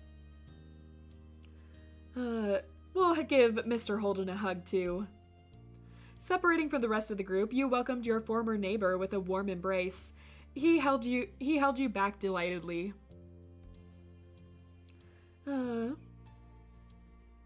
Happy Father's Day to my father! He choked on his own tongue while his expression became taut. The way his eyes shook and his skull gave away how rapidly his mind had begun to race. You'd spoken the truth. Mr. Holden was a dad to you. You'd grown up with him, watching over you, caring for you, and being someone you could trust. He cared about what happened to you. But despite all the years you'd celebrated Father's Day with him, you hadn't called him your dad directly, out loud, right to his face before. It was too hard to take that step when you were younger, and then you moved.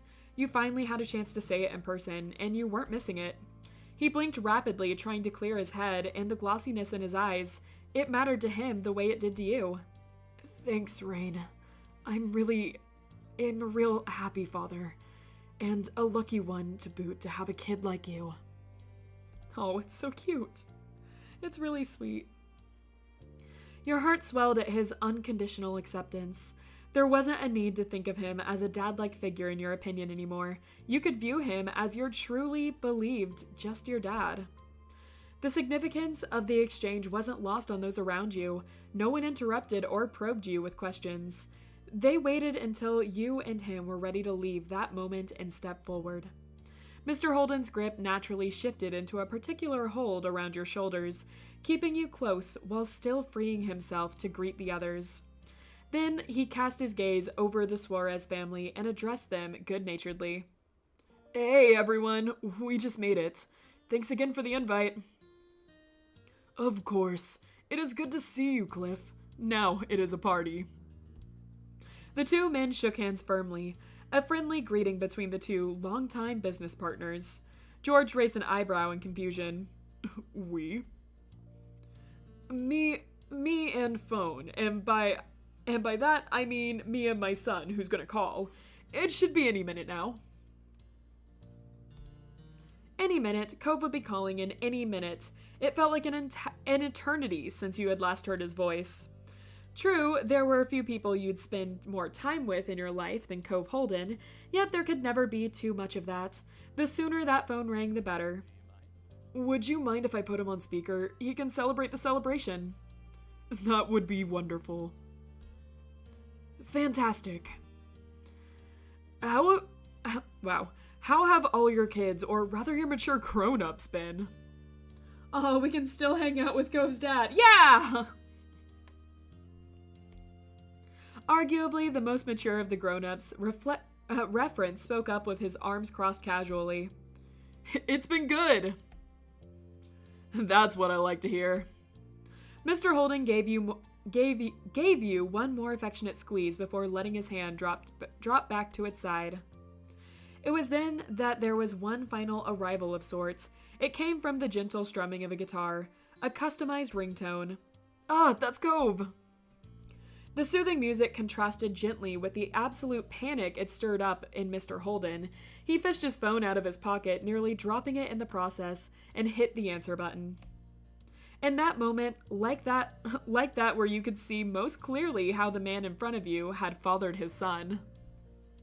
Why is Cove such a deadbeat that he can't hang out with his dad on Father's Day? He couldn't make it. It's like this epilogue takes place way before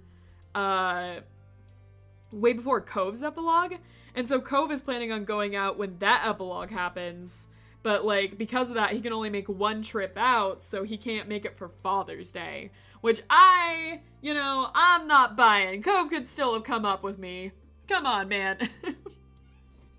No, but like yeah, that's the excuse here. Cove is gonna come later in the summer, and I guess hang out with his dad then. Right, we should we're not dating him in this route. We're not dating Cove. It's all Derek. Here, I'll put him up for you guys again. It's all Derek. You came at the perfect time, Tarnished. Hey.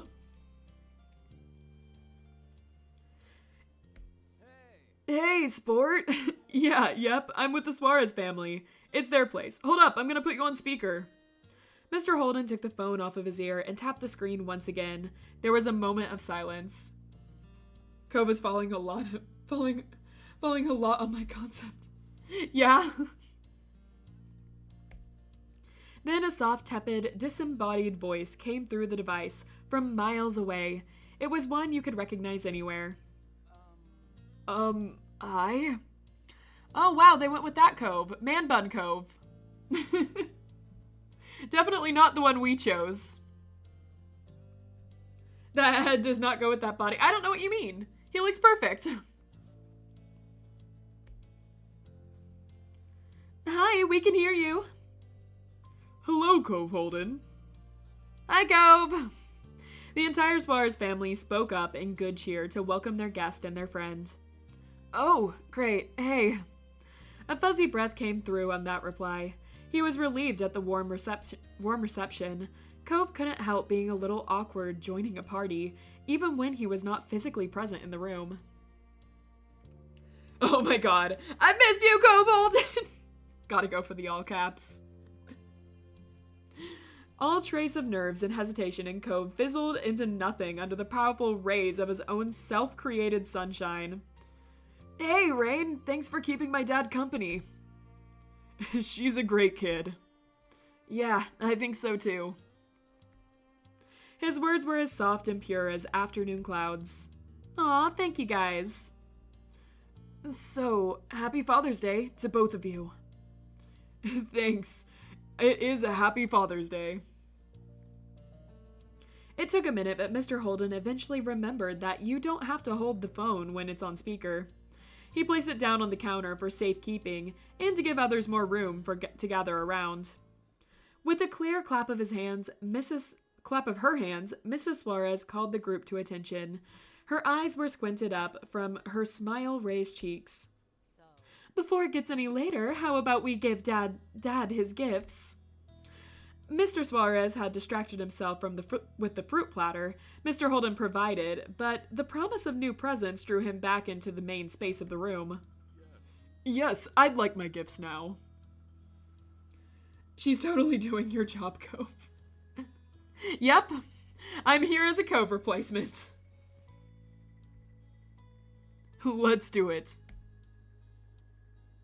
I'll be right back. I hid my gift in Nico's room. Oh, sure, we can wait. But not long. That was tacked on to Derek's statement good-humoredly, though not entirely as a joke. I got it. George flippantly gestured a hand over his shoulder, dismissing his dad's impatience, but the speed he walked at was brisker than a normal indoor pace. Derek's hand automatically came to rest over his pocket. He patted the box and cards safely tucked inside. The sight spurred you into double-checking your own stuff.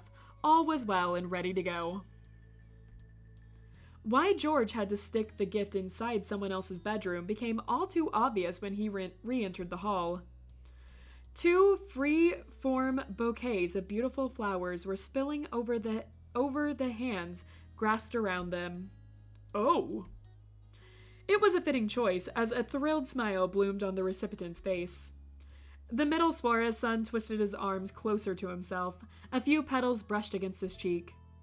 Sorry, I couldn't get this into a bag, so here it is. That's enough for Dad and Mr. Holden. 1 second. Gotta hydrate.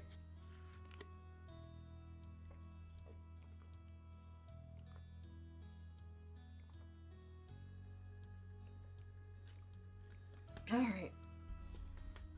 Ew, my throat's getting really sore. Stretch out for a second. Let's go. What, me too? Yeah, you too. Mr. Holden was truly flabbergasted. There was no deep personal connection between him and George. He was Mr. Suarez's friend and merely an acquaintance of Junior's. Splitting the gift to share was far more considerate than Mr. Holden could have foreseen. He very obviously didn't know George. His problem-solving and thoughtfulness didn't surprise you at all. That is very beautiful and very kind. Thank you, Junior. Nice work. Smart thinking. As Derek chuckled, George shook his head. I got lucky. You can go. Okay, first, Mr. Holden, this is for you. It was a card you'd seen him get in the morning. Derek passed it over to the man it was always meant for. Wow, another amazing gift. Now that's a thoughtful family. It's nice. You guys are nice to think of my dad. Derek ran his freshly freed hand through his short hair. He had a lovely smile on his face. It's no problem, bro. I also got lucky. And this is for you, Dad.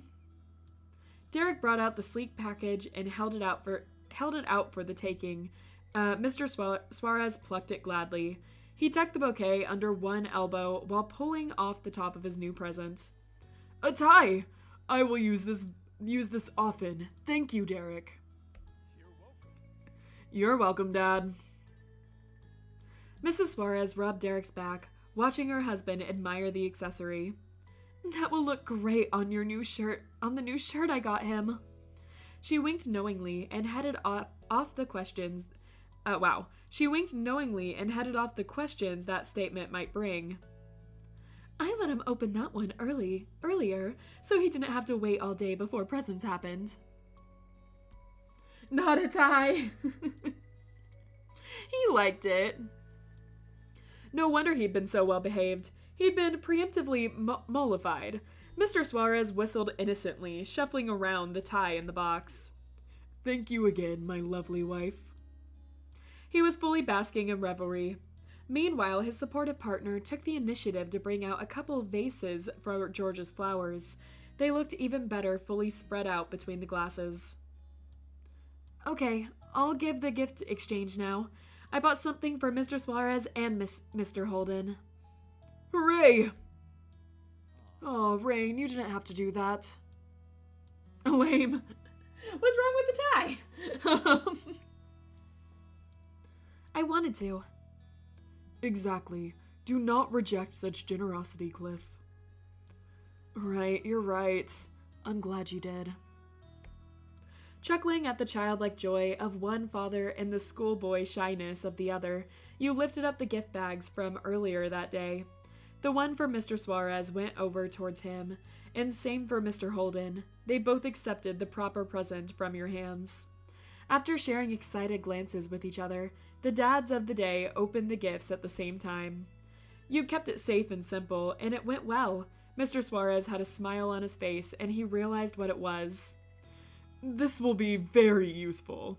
He'd gone for a standard, straightforward Father's Day present. It was received nicely. Oh, I'm gonna enjoy these. Thanks very much. And there was one other person in the room who responded with encouragement. Derek snuck you two thumbs up when no one was looking at him, one for each of the gifts. You're welcome. As usual, the last person to take the stage was Nicholas with a wide sweeping of his arms. My gift is my wonderful presence. Of course. And it is wonderful indeed. It was no joke. Mr. Suarez looked upon Nico warmly. The temptation to baby the baby of the family was too strong. From the sidelines, the three other members of the family exchanged shrugs and wry smiles. Sorry that I couldn't even be there. Don't apologize. Being able to talk to you is more than enough, bud. His father's absolute assurance brought a tenderness to Cove's voice. Thanks, Dad. The Suarez family did dote on Nico, but all of them combined didn't beat the spoiling Cove Holden got as the light of Mr. Holden's life.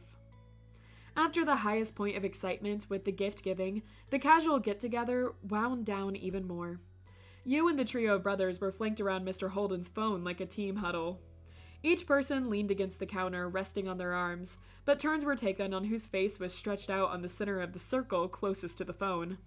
The actual conversation mostly consisted of contributions from you, Derek, and Cove.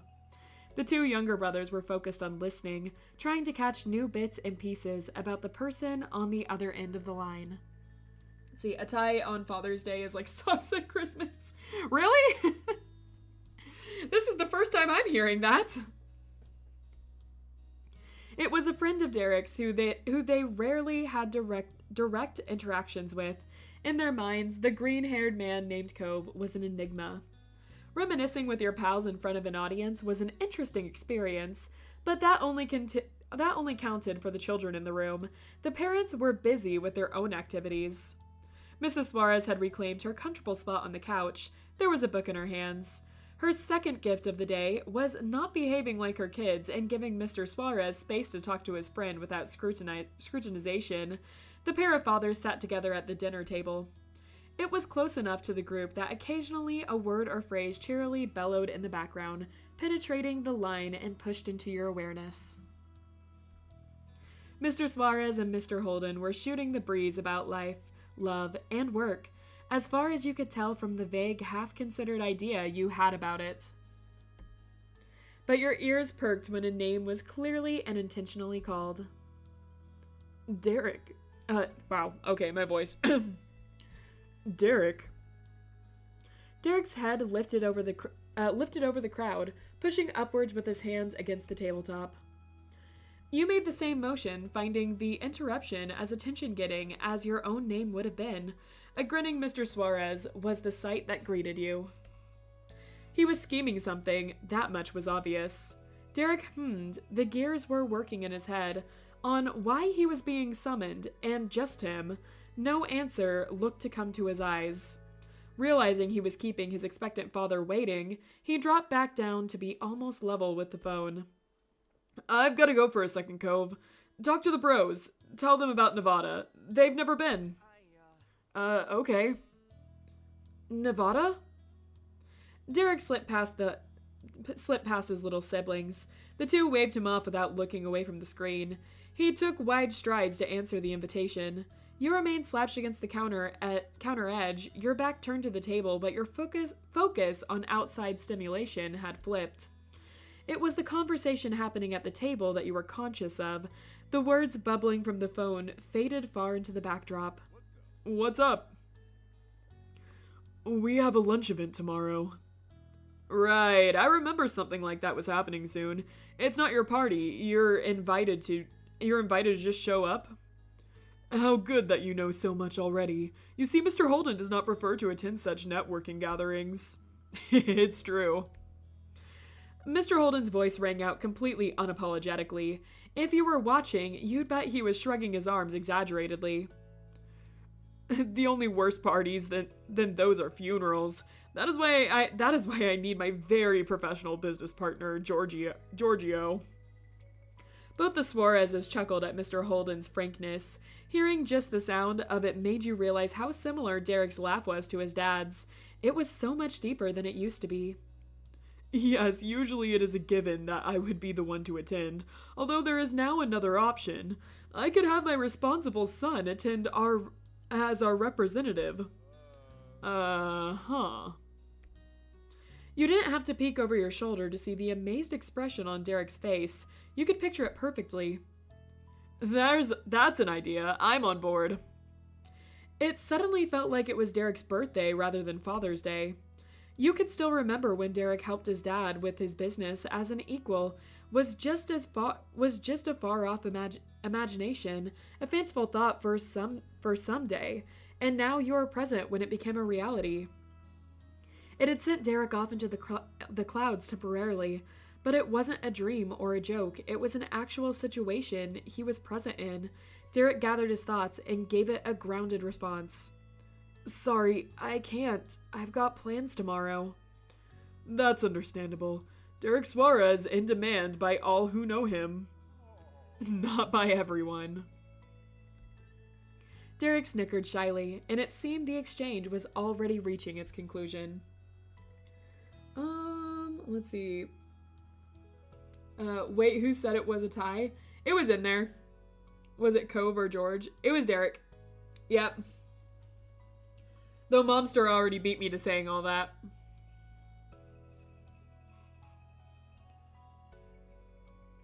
You knew what that superseding plan of Derek's was, going to the water park with you. Let's see. He had passed on helping his dad to hang out with you. Yeah, I would be kind of happy with that. I feel a little guilty, but I would be happy that he was that he wanted to be with us. The time you were going to spend together was important to him, and he respected you enough to not drop the ball when someone else came along. With complete confidence, Derek jumped back into the conversation he had momentarily left behind for you. So, as I was saying, thanks for understanding. I'll make it up to you next time. It is all well. You're already so successful and talented. I need to work hard to keep up. After years of hard work, Derek had earned so much praise from his dad, yet he didn't accept it with beaming pride or even downplay it with lighthearted humbleness. He simply rejected it. Hardly. Something had changed. It wasn't a small teenager who could only guess what it meant to be an adult and believed what he was told. Derek had grown. He had lived experiences that words could be compared to. What he felt he'd done was not matched with what his father was describing. But you had wondered why. There wasn't anything you thought was more deserving of the terms talented and successful. No good reason came to mind. Despite Derek never looking more mature, Mr. Suarez smiled comfortingly, like he did when his son was still young.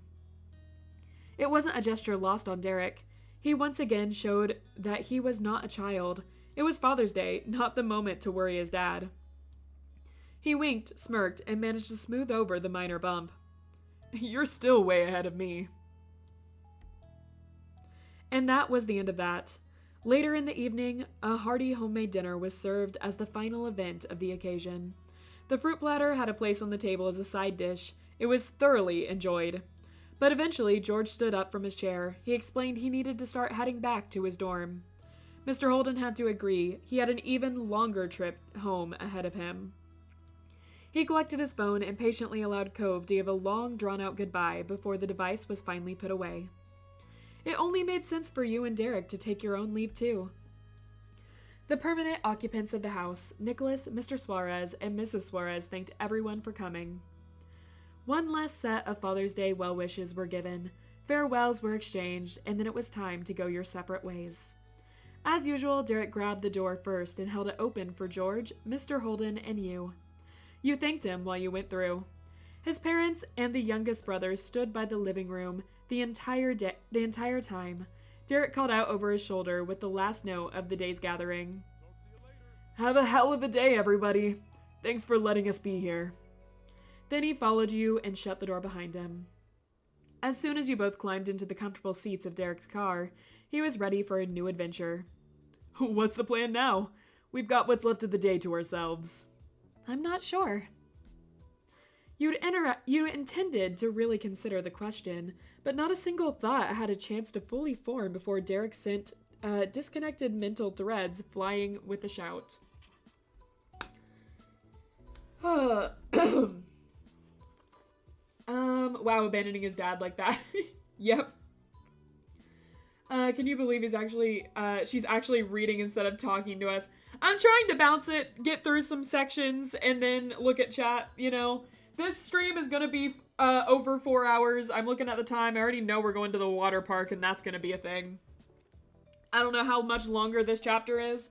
So, I'm trying to pace myself.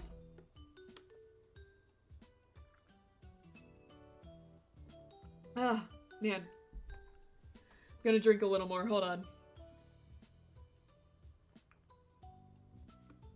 All right. Let's do this.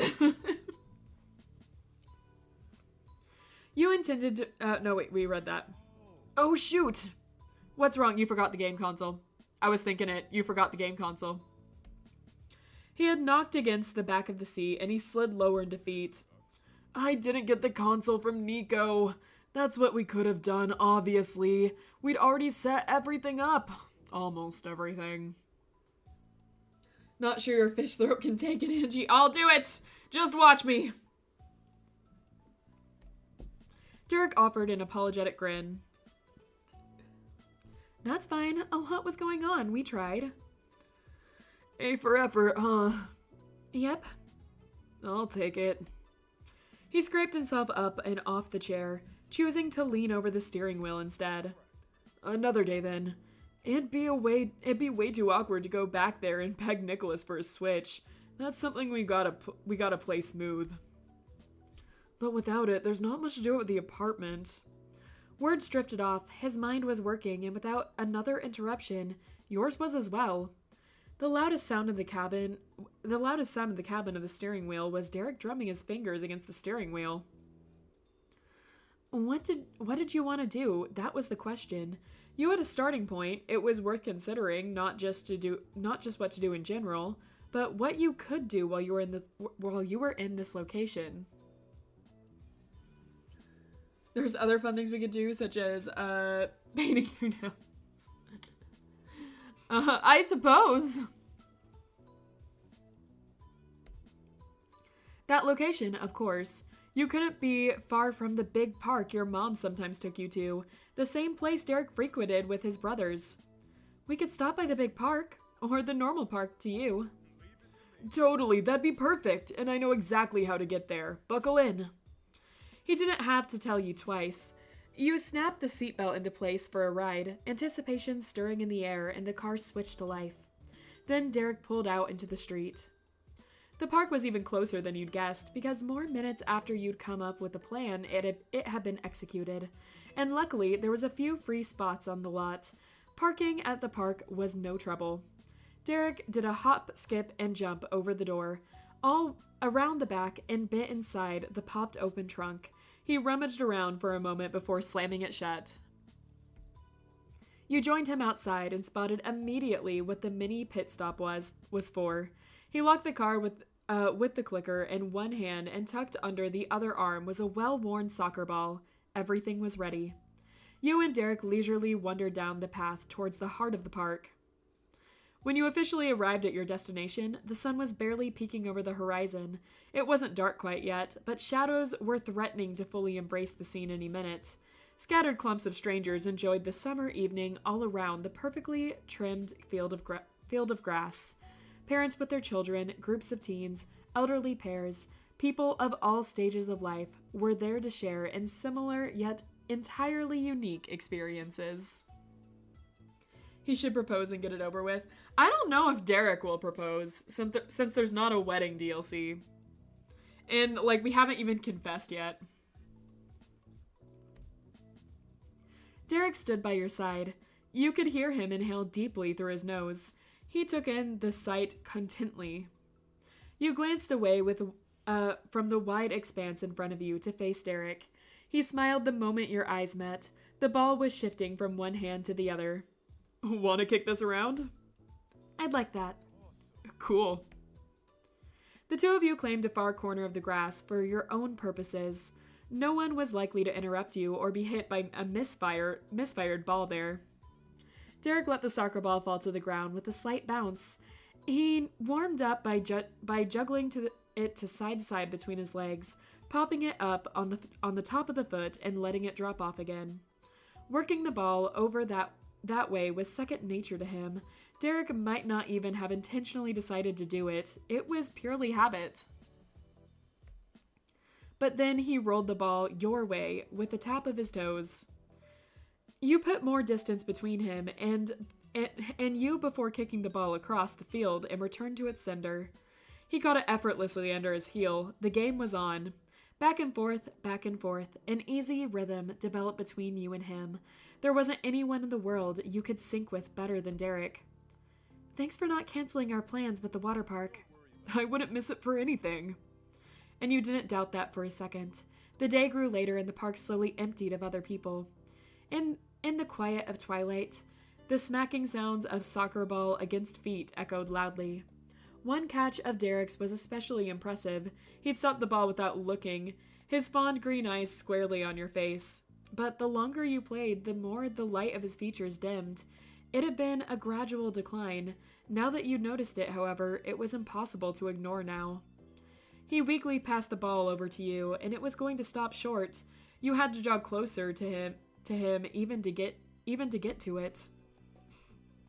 His complete loss of energy was concerning enough that you paused the exchange. For a moment, you only watched Derek stand there, shoulders slumped and expression defeated. You felt grateful for the excuse to be nearer to him, given by the slow kick, because he spoke distantly to himself.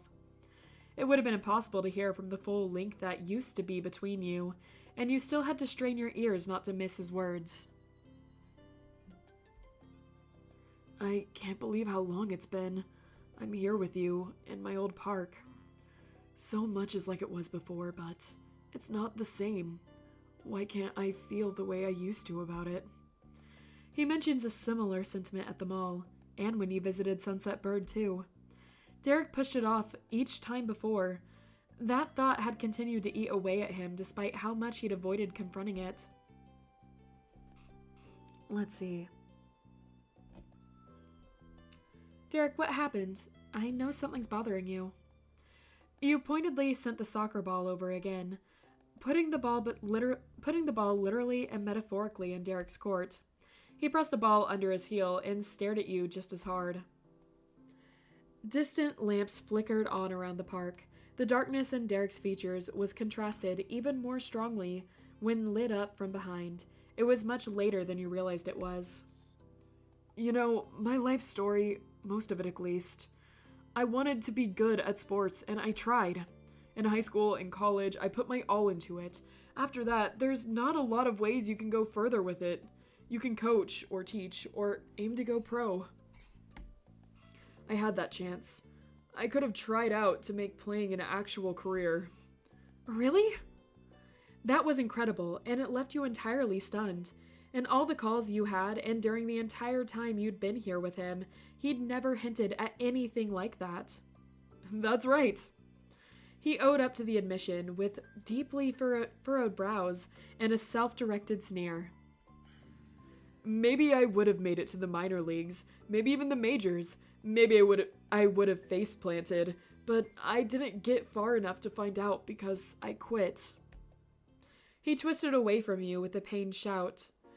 Derek struck the soccer ball off towards nowhere with all his strength.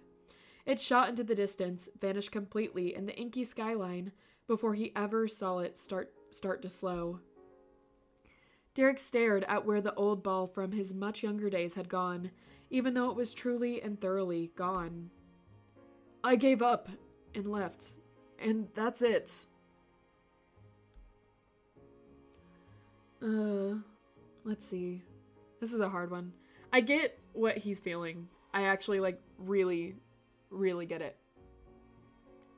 I remember times when, I was young, I played, viola for a really long time. Really long.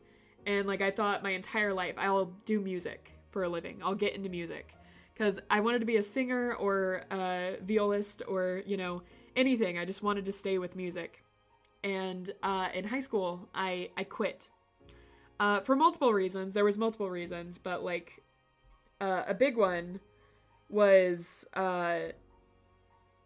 I guess I was following a certain crowd and they kind of told me to, and I started getting tired thinking that I would never get into music anyway, and I stopped ahead of time, and it's something I regret a lot.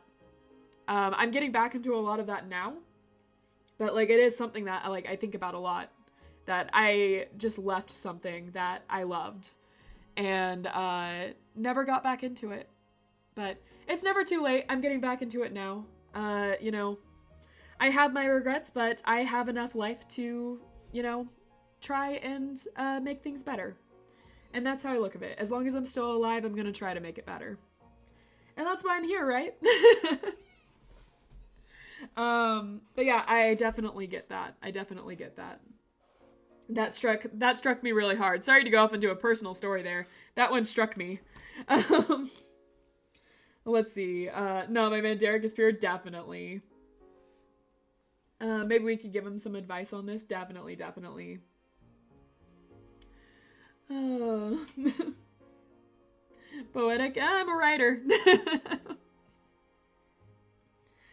Oh, he's a failed athlete. Can relate. Yeah, we just got back into our beehive boxing, you know. Alright, look on with concern? Okay. Yeah.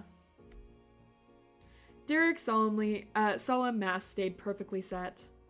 His empty hands squeezed into iron ball fists, solid and all too heavy to hold up.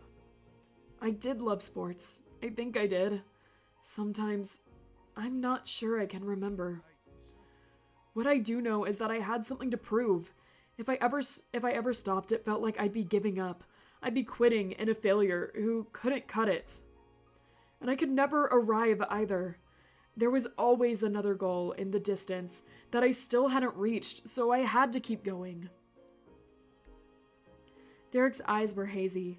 His chest rose and fell in an unsteady pace. He still hadn't stopped looking out at the dark, expecting and getting nothing from it. Downgrading my playing to nothing more than a hobby would have been the same as not playing at all. Wasted effort, wasted potential. What a shame. That's what people would think. It's what I thought. I know it's true. All I did was develop these skills. If I don't use them, then what was the point of trying so hard? For a second time, a long hidden anger cracked. He had faced you in his fury, but again, Derek let it settle back to somberness before continuing to address you. But like I said, what does that mean? Where could that go other than doing it forever? How did it take me this long to realize something that obvious? I was going to have to do it forever. That would have been fine if I had actually wanted to spend my whole life and all of my time perfecting my passing skills. But no, I'm not that smart. From the start, it was a means to an end. I'd be good at sports, and then I'd feel worth something, and then I could really live my life. Missing time with my friends and family, the crazy hours I had been waiting for when that would finally stop. It never did, and never would unless I stopped it. You can see the results of my hard work and great planning right in front of you. I went home as the guy who couldn't even make it. I got my life back, and I don't feel the tiniest bit better. It might be worse than when I was more thick-headed and couldn't tell myself I was really doing something. Being here hasn't turned back the clock. I can't look forward to what life could be when I'm grown up. I'm just an adult who wasted so much of my life already because I had a chip on my shoulder. And I'm so pissed off. Yeah, I can relate to that a lot too. I actually feel a little emotional about that. Anyways, yep, the steroids didn't... Hey now, hey. We talking about spaces.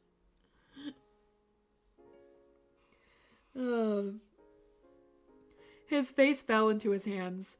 That was when the story of Derek stopped. Boy, this is getting deep. Yep. It's why I love visual novels. They can touch really deep subjects. Let's see.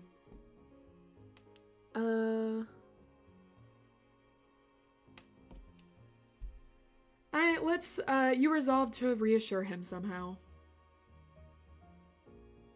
Or, the second one also. Man. What do I feel like in this moment? I'll do the second one.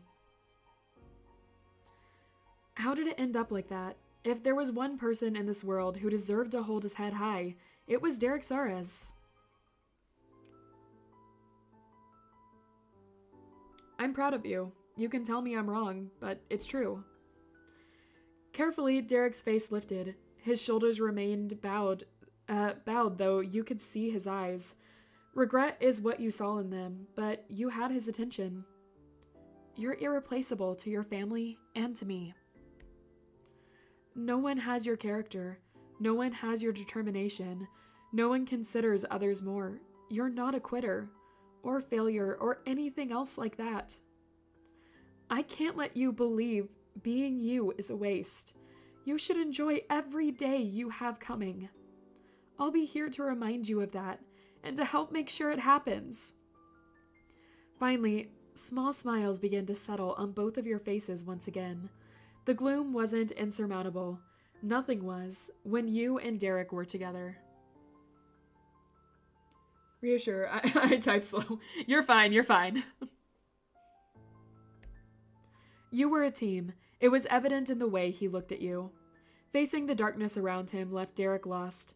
But fears and reservations faded when he had you to lean on, and it was the same for you with him. Man, how am I supposed to say no to that? You're the best person I know. He stood tall in front of you with the smile perked on just one side, not because he couldn't make it whole this time. He was smirking. Okay, I'm about to tell you something that will not be a surprise. My dad did football when he was in high school and college. Hearing stories of that is where my sports aspiration came from. Though I was a little original since I ended up going for a different sport. I am not surprised. I figured. Also not a surprise was that I sucked at it, and I was scrawny and I hated that. Getting better became the main driving force in my life. And focusing on that, putting in so much effort there, it kind of made everything else easier.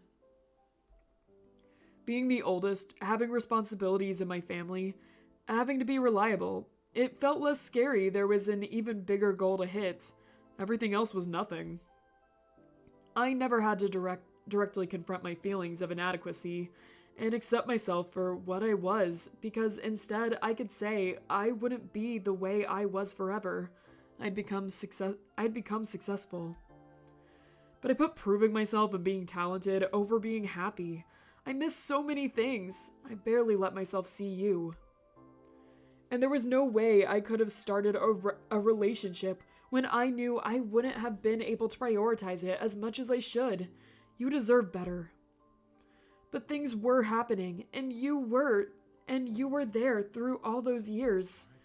I think that's what really hurt. I could have just been happy the whole time. Derek's words disappeared as a whisper in the dark. His eyes closed, and he took a moment of silence to mourn the life he might have known if he had the confidence to go for it sooner. This one's really hitting home. This one's, I wasn't expecting this.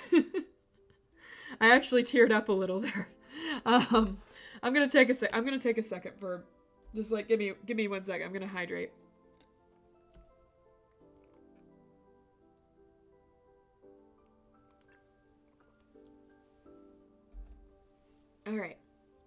All right. I'm okay. I'm gonna keep going.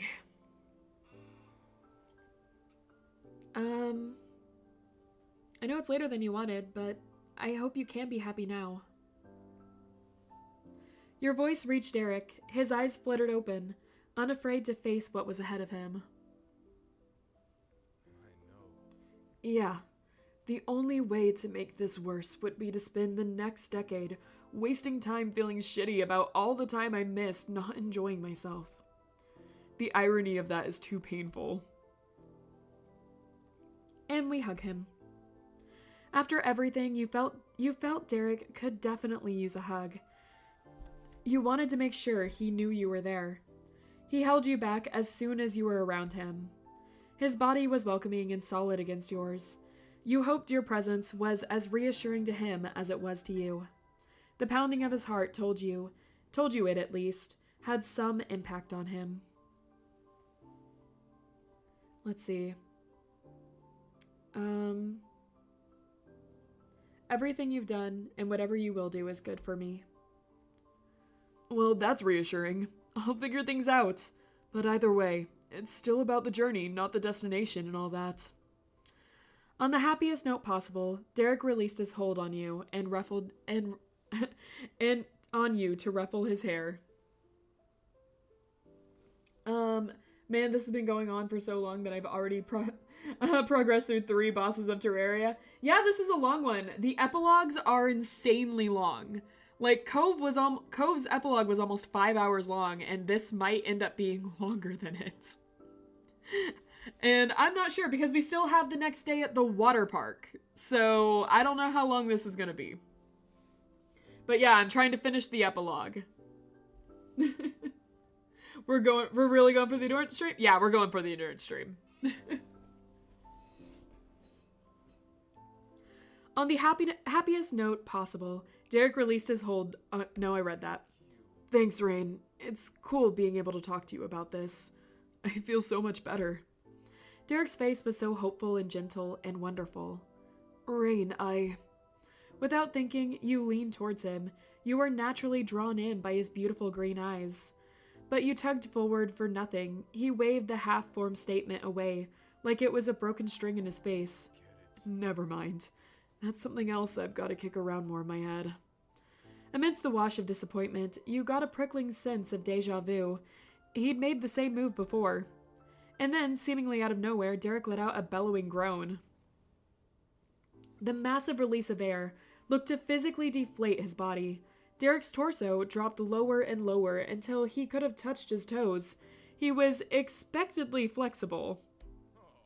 I'm gonna have to go get the ball now. You laughed instantly. Partly at the... Hey, Josh. Hey, Josh. Josh, you playing something else right now?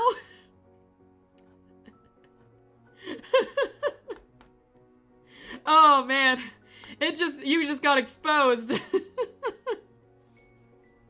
It went across the screen and everything. Steam just exposed you. We have to capture this game in windowed mode, Josh. This game can only be recorded in windowed mode. You just got exposed. To the entire audience. I feel like I should apologize. I didn't mean to do that to you, man. Oh, man. All right. Going on. You laughed instantly, partly at the revelation and partly at the dramatic sulk it had been said with. What happened? I did not see anything. Just scroll back a few seconds. Listen, I didn't realize you let notifications on. I honestly didn't realize they were on either. But now I know. Oh, man. Can't believe OBS just exposed you like that. Josh, I demand your complete attention. Didn't you know that? Yeah, obviously. Oh, that's it. Oh, man. Still bent in half, he stuck his hands against his hip and twisted his head up so you could see him wink. It was a gift. I'm not gonna abandon it here. Don't worry, I'll help. We tackle life's problems together. You know it. Team Rain and Derek forever. At that wholehearted cheer, Derek ran headlong through the brush. You chased after him with leaping steps. You peeked under every picnic table and behind every trash can in the general area before the lone soccer ball was discovered, tucked away amongst some flowers. Thankfully, none of the petals were harmed by its coming to rest in their bed. Derek lifted the ball over his head dramatically, as if he was the lead in a video game who got a brand new item to equip. You applauded. How devious. True. It's all the traps I set up, you know. I'm really good at luring in, I guess everything now. You know, the lure thing is part of the whole anglerfish deal, you know. It makes sense. Anyways. The two of you returned to Derek's car from there, the last one still in the lot, and left the park behind victoriously. You shuffled back into the silent apartment after another long day out. When Derek hit the light switch and illuminated the space, he began to chuckle airily. Oh. The first sight that greeted you was counters spilling over with unsorted bags of miscellaneous dry goods. They'd remained right where you'd left them in the rush of this morning, patiently waiting their turn to be put away. Even though you saw Derek put them there with your own eyes, their existence had entirely faded from your mind. All you'd been imagining when stepping through the door was a free and clear path to your room in the apartment and the cozy bed that was included. Your thoughts were spoken aloud, though not by you. I forgot about those. Tricky fish. Yep. He scratched the top of his head like he was staring at a blackboard covered in algebra.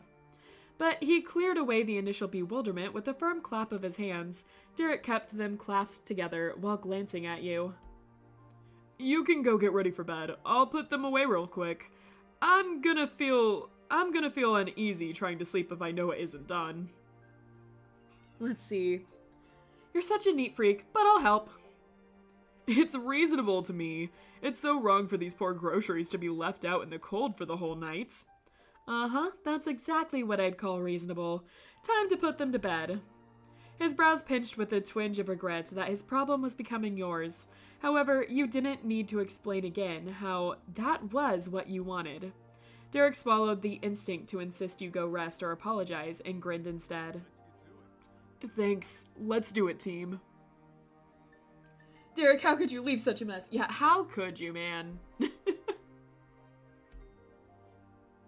Time was called, and you got to work on the final task before rest could come. There was more of a system from the cupboards than there was with the fridge and freezer.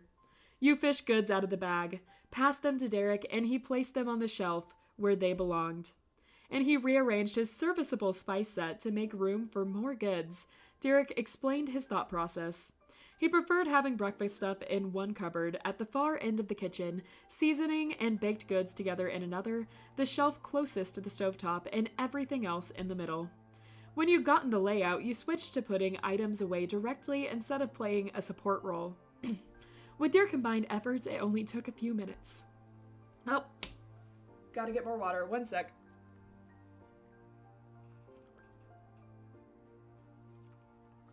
Just like that, I'm out of water again. I might have to take another break here in a second. After the plastic bags had been stuffed into the space under the sink, you high-teened, smacking both your hands against Derek's for a job well done. Having a partner to tackle the small things was just as nice as having someone you could count on for life's bigger struggles. Derek had matched your thoughts on forgetting the groceries, and you felt that working together to put those away had brought your minds in sync again. His expression was peaceful. A weight had been lifted off his broad shoulders, both from the perfectly orderly kitchen and company he had within it. Derek waved a hand in an arch that was as wide as the smile on his face. Night rain. Sleep well. Your quality time with Derek was put on a temporary pause to prepare for bed and collapse into your sheets, but in a blink the sun had risen once more. You repeated the process of getting ready, though with the goal of being ready to face the day rather than conclude it. And you made sure to dress appropriately for what you'd be facing. There were long drives ahead. From there, you went into the living room. The perfectly clean counters were a welcome sight after the efforts the night before. Those last moments of the previous days had gone by so fast, and you fell asleep so immediately, it honestly felt like a 10-minute timeout had been called rather than several hours passing. But Derek's warm greeting was still welcome to your ears. Morning. It's a brand new day, a fresh start, and we're already set to make the most of it. His resolve from the park hadn't been lost under the light of the day. Rather, the Derek from that dark moment seemed a lifetime away from the man in front of you now. Good morning. I'm happy to hear that. It's gonna be good. Definitely. How'd you sleep? It was another good night. I slept soundly. Awesome. His eyes darted towards the tidy kitchen, where plenty of supplies were tucked away, then his gaze returned to you. Before our big day, we gotta have breakfast. Can't be running on empty. Yeah, I'll go get something.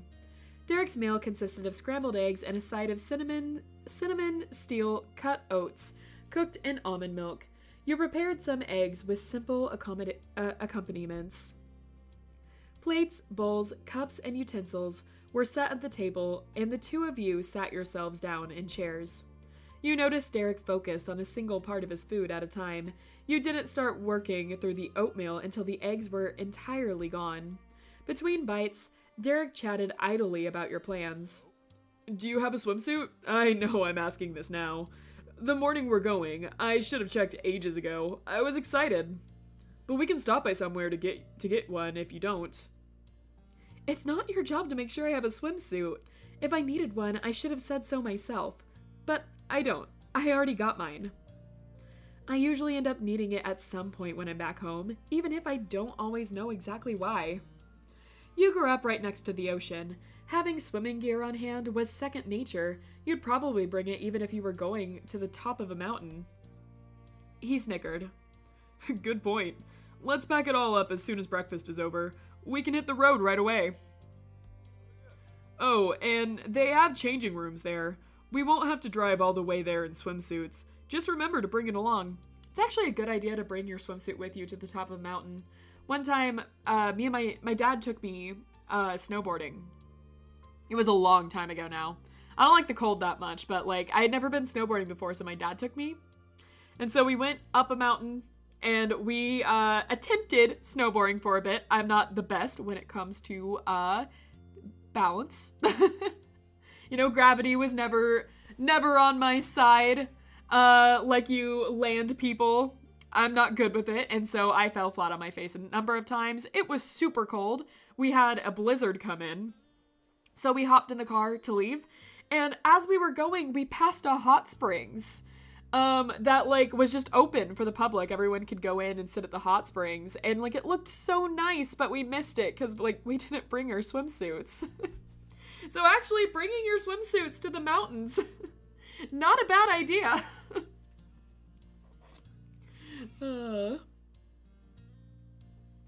All right.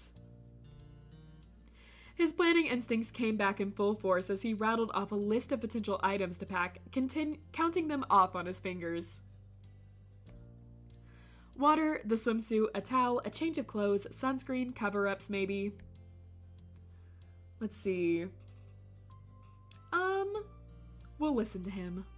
Derek made even basic listicles fun, and every possibility should be covered by someone like him on your side. Derek grew more and more eager as he spoke. He stopped briefly to polish off his oatmeal and down a bottle of a sports drink. You followed his lead and made quick work of your breakfast. Both of you cleared off your own dishes. From there, you went straight back to your rooms to gather new supplies you needed. You had a carry-on size bag as part of your luggage that you could use for the day trip. It had been emptied out already for your stay at Derek's. The first thing you packed was your swimsuit. It was... Let's see. Well, this time, since we don't have, like, some good options here, let's do a bikini. We're trying to win his affection, after all. Not that he'd care. But... and... Ooh. We could do... Let's see, we'll do a hat. And... we can do a towel, obviously. We'll bring a shawl. Sunglasses. Just a hat. Only a hat. And yeah. We'll grab our water bottle as the last piece. Let's see. Part thought of wearing it in front of Derek was stressful. You couldn't wait to see what Derek would be in. Yeah. Whatever it was, it would be a sight to behold. A few more bits and bobs were slipped into the pack before you zipped it up. You mentally ran over the contents going through an imaginary checklist for all the important supplies. When you felt certain you had everything you need, you slung the bag over your shoulders and regrouped with Derek in the living room. His gym bag was under his right arm. Derek attempted to give you a thumbs up without letting it slip out. This is gonna be good. Yeah. You left the apartment behind, knowing you wouldn't be seeing it again until the day had ended. Once Derek, you, and your bags were packed in the car, he pulled out of the lot. Derek and your first big outing was just the two of you had begun. There was a lengthy trip ahead of you, but Derek had it all under control. You used the opportunity to check in with his family and friends. With how busy each day in Prison Vista City had been, it was only in moments like this when you had a chance to keep up with text. Lee was on a trip herself, gallivanting around Europe. She sent you a whole list of photos she'd taken, from foods she'd eaten to fashion she'd worn. It all looked amazing. Liz shot you back a message to say she was so swamped. She apologized but had little time to chat with her little sister. Knowing Liz was okay comforted you, and so did seeing how her queenly attitude still hadn't changed.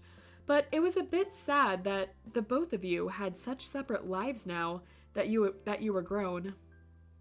But once you put your phone down in your lap, Derek was there to avoid any dead air. He chatted boyishly about the water park. He recounted stories of his past excursions there was with his family over the years. How one time they almost got kicked out because Nicholas jumped onto Derek's back to go down a single-person slide with him instead of waiting to have his turn. Luckily, no one was hurt, and they got off the hook in the end. It was hard for anyone to stay mad at a kid like that.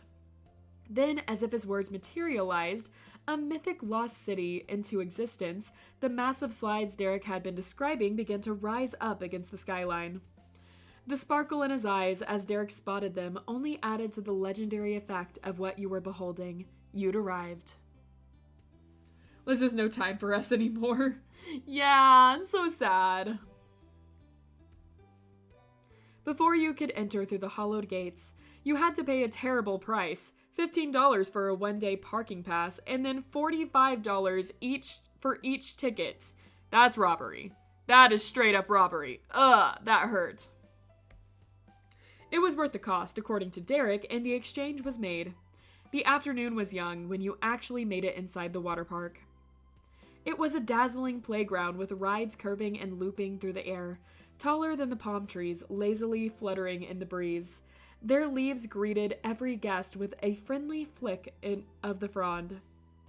And the entire place was rimmed by an expansive artificial wave pool that was broke off into smaller streams squeezing through the walkways. All right. He jogged ahead with all the enthusiasm of a first-time goer before spinning around to face the person who'd actually never been there before. Let's go get on our swimsuits. Then we can get started. The individual changing rooms and showers are over there. Derek pointed a finger off to the left to direct your gaze. Over the heads of strangers rubbernecking, you could make out some simple beige buildings.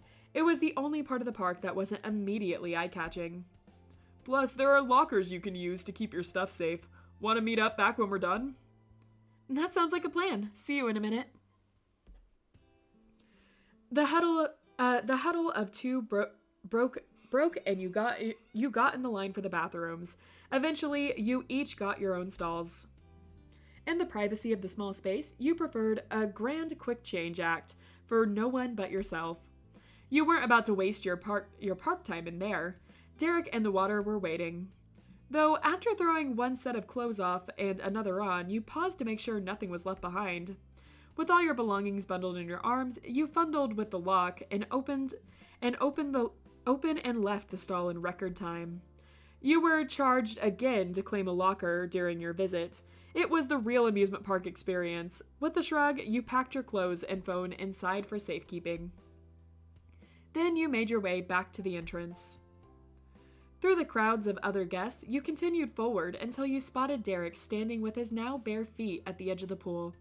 Water bubbled under his toes when the waves came in. He was sporting only a form-fitting black swimsuit, Striking down each side were green accents that made his eyes pop even more than usual.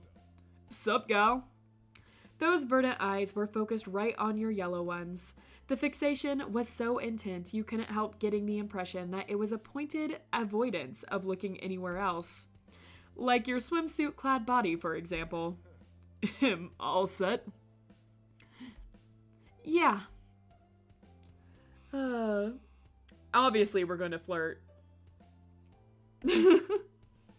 And with that, you'd officially made Derek's day. He beamed wider than a championship winner's victory photo. Thank you.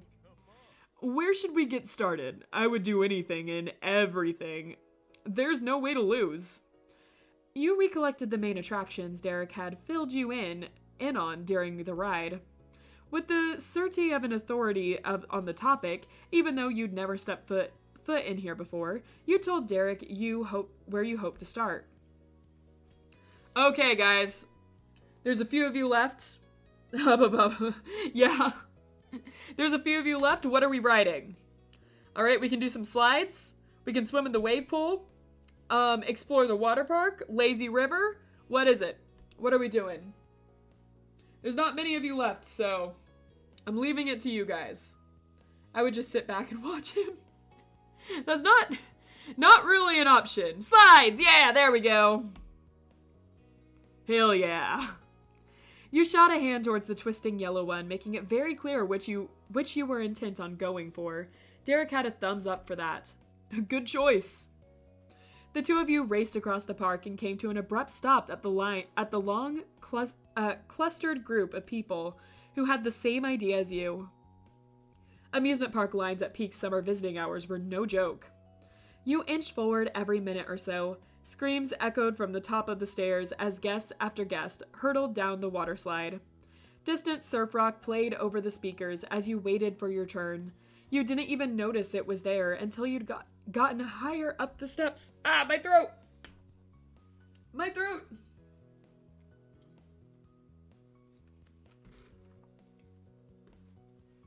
Huh. Bro, if you take both Josh's and Momster's profile pics, you get Mary Jane. I suppose so.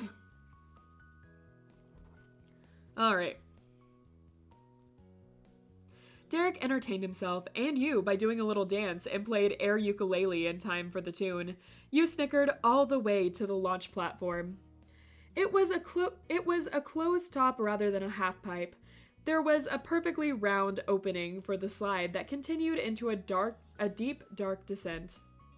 A low roar came from the swirling waters flooding through the massive tube. It was a straw of a giant trying to suck you inside. Your heart pounded. After you. All right. Here I go!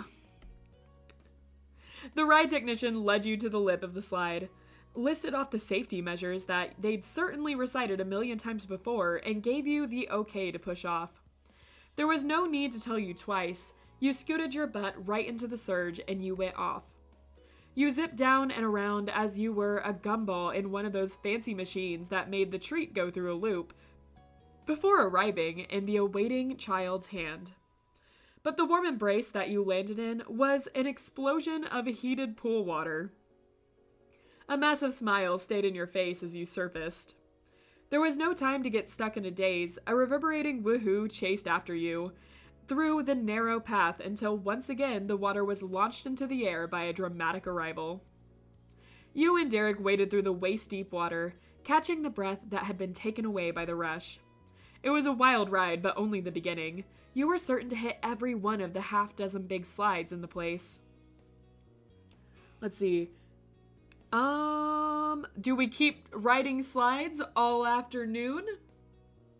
I might be sleep deprived. Maybe. All right, do we keep riding slides all afternoon, or do we do something else? What do you guys think? We can do more slides, which I do love water slides. Water slides are very fun. Now I want to go to a water park, and it's not even summer anymore. Something else? Got it. All right, what are we doing? Wave pool, playground, or lazy river? Okay, we're already on other stuff. What is it? It's a pain climbing the stairs every time. True, true, but we do have 2 seasoned athletes here. Lazy river. I do love the lazy rivers. Definitely. Derek wove his way around the paths. He didn't need a map to navigate the area with confidence. Around a bend and flanked by a row of palm trees with a sloping artificial shore that led into the river rather than a wave pool. There was a single employee tasked with passing out donut-shaped floats for the ride. Here we are. He strolled up to the park worker, holding up 2 fingers. They got the message and handed Derek 2 tubes. One was kept for himself, and the other was obviously for you. Getting into the float wasn't relaxing or graceful.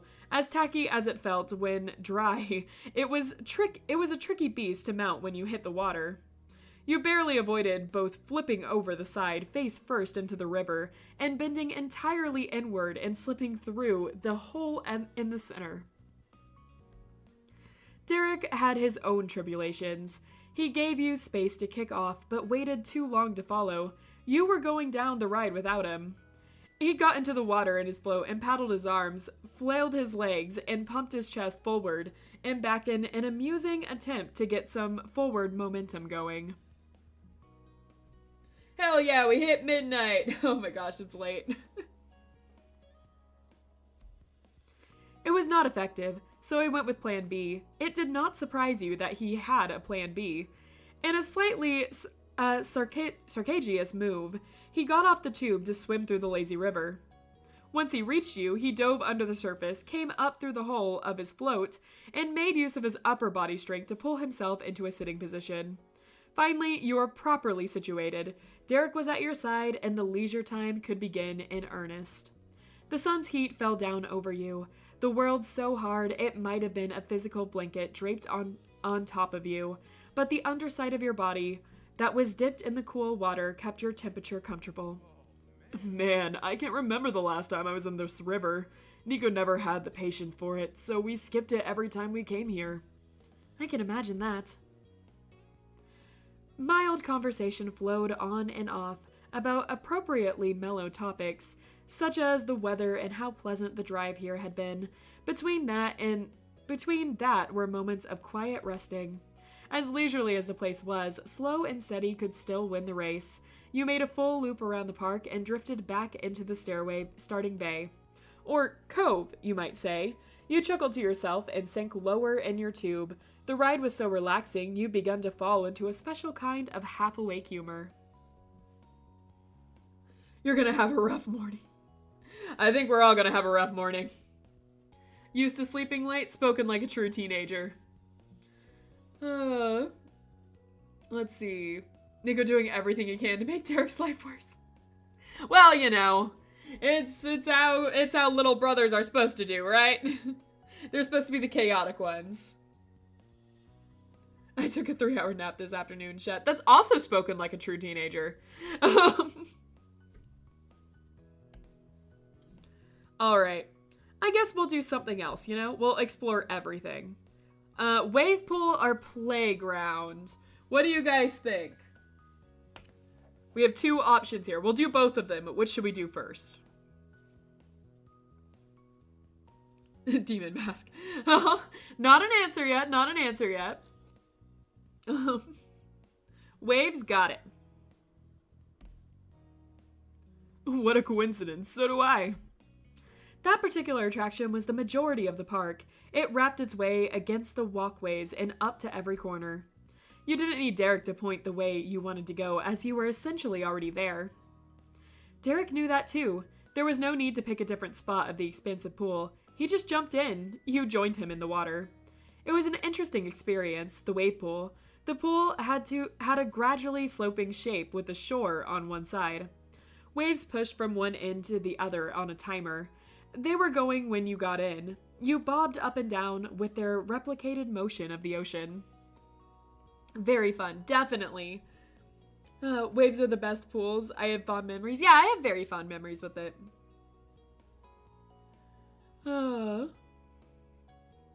Let's see. Waves pushed from one end to the other on a timer. They were going when you got in. No, I got that. Usually you had to choose between a man-made swimming experience of still water and a perfectly shaped hole or the vast, wild unpredictability of the sea. I mean, we still prefer the ocean. We'll say it's its own category. Whoever thought of it was brilliant. Nothing was like it, even if it was based on existing ideas. You were disappointed wave pools weren't very common. At least they existed at all. Let's see. We'll splash Derek. A dormant deviousness bubbled up inside of you. You cupped your hands, filling them with the chlorinated water. You waited until Derek's head fully turned towards you. Then you launched into the ammunition straight ahead. Nailed him. I should have seen that coming. He used a hand to wipe away both the clinging drops of water and the look of amusement, revealing his game face underneath. It's on, Rain. You screeched as Derek struck at the water no sooner than he had officially declared the war. The cresting of the water added a whole other dimension to your classic splash fight with Derek. You moved with the flow, using it with your advantage and shooting back when you had the high ground. Derek fought against you, and the difference in the battlefield, he wasn't used to it, but he had more experience with these kind of scuffles. What am I saying? Oh god, I'm tired. No, I like wave pools better. I like the ocean, okay? Nico and George were already up for roughhousing. Elizabeth, not so much. The Clash of Titans was a sight to be seen, but for some reason, other guests instead elected to move further away instead of staying to witness it.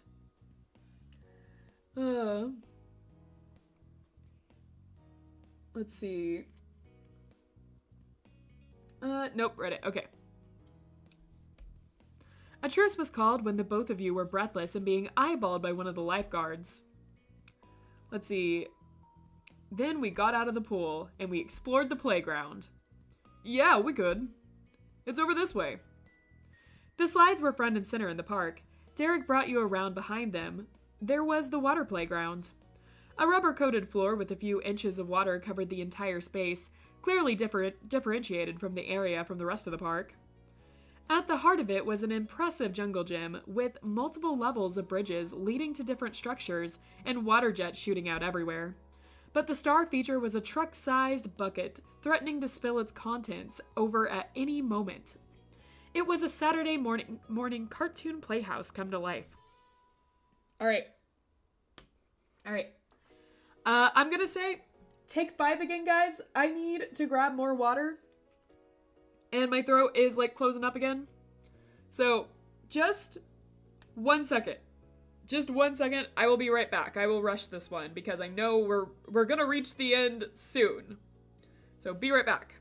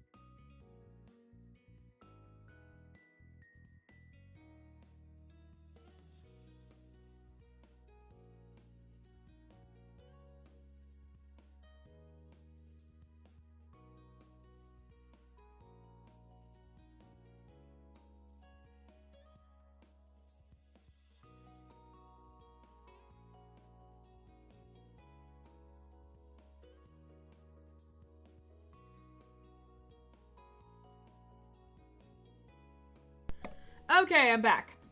All right, let's get this started. All right.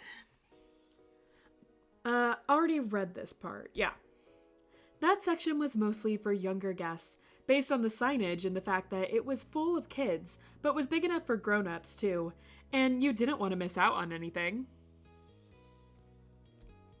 Besides, Derek would have told you if it was a bad idea. Or maybe his childlike impulsive streak was showing its colors, and he simply didn't care about technicalities either. It was hard to say, but at least he was having a good time. The two of you clambered up on the steps and explored the catwalks.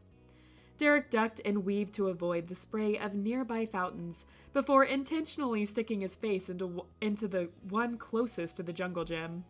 He shook his head to get the water off, hitting you with the crossfire. Oops, sorry. You sputtered a laugh. Stunned in place by the surprise splash, Derek leapt over a tiny flight of stairs off the jungle gym to put more distance between you. But there was no time to form a proper reaction to any of that before there was a new source of entertainment. The bucket is about to drop. Shouting, Derek opened his arms out wide and beckoned towards you. Let's see. Run to Derek and grab his hand. The massive tank gradually tipped until a waterfall spilled over, completely submersing you in its floor within a single moment. Then it was all over. The only sign it happened was a small wave that rippled out from the drop point and through the rest of the playground. Run under the bucket. Of course! Let's see. I still remember when I was with my friend on the wave pool, I was trying to convince her to go deeper into the pool because I was not even feeling yet of the waves, and right when I said that, boom, I fall. Oh no. I laughed so freaking hard. Yeah! Sounds fun. Let's see. Then it was all over. The only sign it happened was a small wave that had rippled out from the drop point and through the rest of the playground. Woo! The high of the on-land plunge lingered and you cheered at the top of your lungs. Yeah! For hours there was nothing in the world but water, fun, Derek, and even more water. There was no work to be done and places to be. You had to do nothing but whatever you felt like doing. You wrung out every bit of enjoyment until time caught up to your heels. Light started to wane and the sun hid behind the towering slides. Dripping wet and thoroughly wrinkled, you and Derek scampered over to the lockers. Turning the knob was no easy feat in your current states, but you needed towels and money. After a long day in the water, you were starving. You ignored the grumblies in your stomach to focus as much as possible on keeping your grip with slippery fingers. Finally, you managed to break open the safe and access the goods inside. You plucked up the towel that had been resting on the top of your clothing pile. It was an inspired piece of forethought to make it as accessible as possible. If only you considered taking your wallet out of your pocket ahead of time. You made good use of the towel until your hands were dry for the first time, and you weren't sure for even how long. Then you started to dig out your money. Derek leaned back on his heels and craned his neck to look past his locker door to you. Ready to eat? And just one more second. After a final awkward tug, you succeeded in worming the wallet out of its fabric cocoon. Almost hitting 5-hour mark? Yep. Almost there. Never seen Minecraft wait for the water to start falling and swim up. Yeah, that'll work. There we go. With the flick of your wrist, you closed your locker. Getting dressed could wait. A second clattering slam followed right after. Derek shut his too. He tossed his neon towel over his shoulder like a shawl, then folded his arms. Honestly, the food here isn't bad. For a theme park restaurant, at least. It's worth trying. That's good. A decent meal is exactly what I need right now. You made like of your wallet and securely wrapped yourself in a towel. It dampened lightly, but was still cozy. You made a break for the central area where the poolside restaurants was set. Your towels rippled in the wind, and your feet slapped against the concrete path. You felt free as a bird, and all of 13 years old. The water park restaurant had only outdoor seating and a small shack where the food was prepared. By the rich, savory scents wafting through the sliding openings of the front of the building convinced you more than enough. Once you and Derek got to the window and wasted no time putting in your orders, paying, and setting up camp at the closest available table. He leaned fully back against the white plastic chair and chuckled contently. It's been a long time since I've gone to a park. This one or any others. I'm always busy, right? Too busy. We should do it more often. I agree. His cheeks and eyes lifted pleased. You were more grateful than ever to be there at the water park, in the state you grew up in, and at the side of your very good friend. Your meal soon arrived and was finished briskly. Swimming had made you entirely famished. The potential post-food conversation was cut off by you and Derek and every single person in the vicinity. It began with an echoing bell over the entire park and then transitioned into a spoken message. The employee announced as cheerfully as possible that the park was closing soon, and all guests needed to get out of the pools. Derek glanced up at the sky in the general direction where the disembodied voice came from. Man, it went too fast. At least it was really nice while it lasted. And we could make it tomorrow just as good. That was something in his wondering gaze and the playful quirk in his lips. The end of the occasion had skipped all the other stages of grief and gone straight to acceptance for Derek. Tomorrow is, well, I have a feeling it won't be too hard to have some fun. You watched him with intrigue, fully expecting to be let on to what kept his spirits so high, but he merely grinned your way and explained nothing. Still, the approaching closing of a park spurred the both of you on. It wouldn't be responsible to dawdle. Your trash was thrown out and you jumped in the shower for a brief wash before changing into your actual clothes and getting back into Derek's car.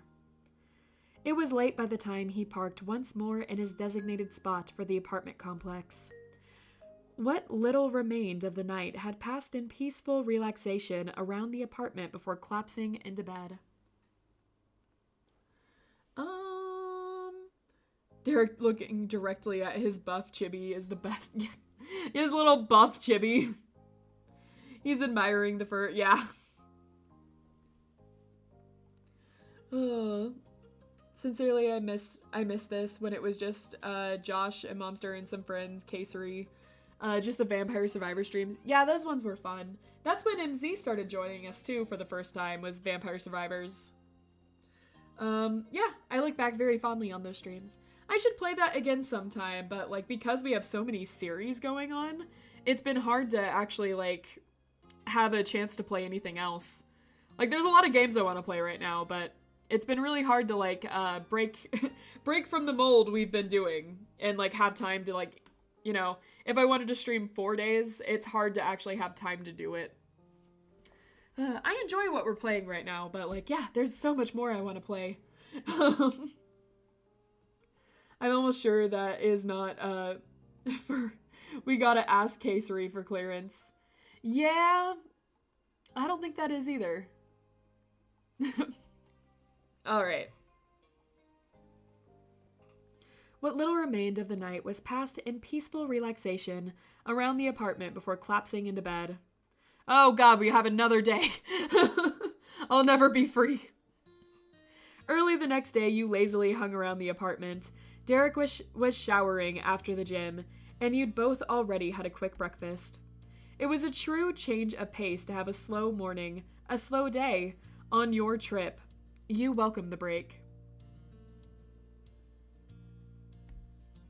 Derek wanted to pop over to his parents' house one more time.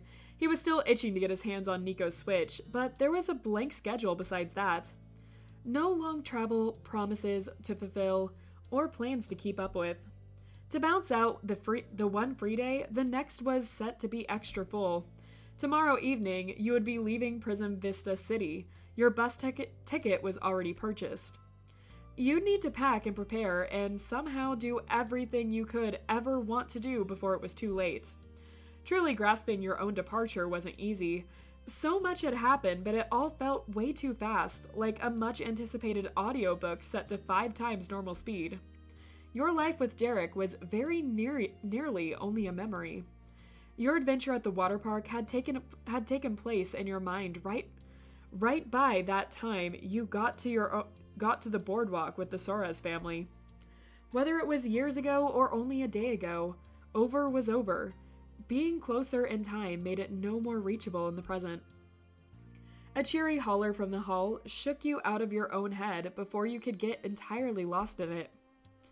Hey, Rain, I'm gonna go. Cool, I'm all set too. I'm glad we can visit.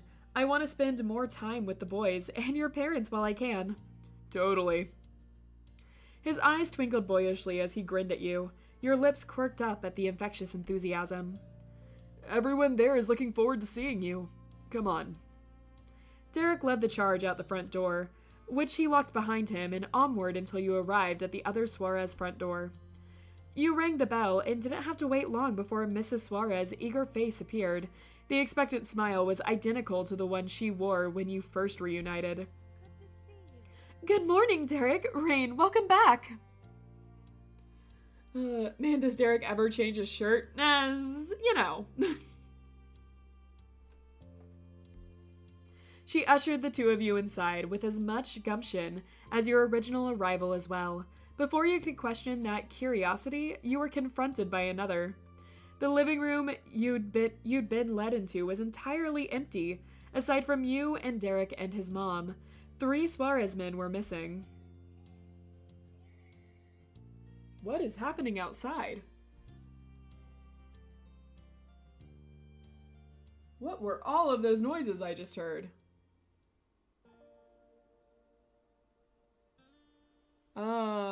I think something just happened outside, but I'm not sure what. Well, it sounds like it's calmed down now already. That was weird. Skinwalkers. Maybe it's dirt. He never changed. Oh, we're still talking about that. Oh, man. That scared me. That was really loud.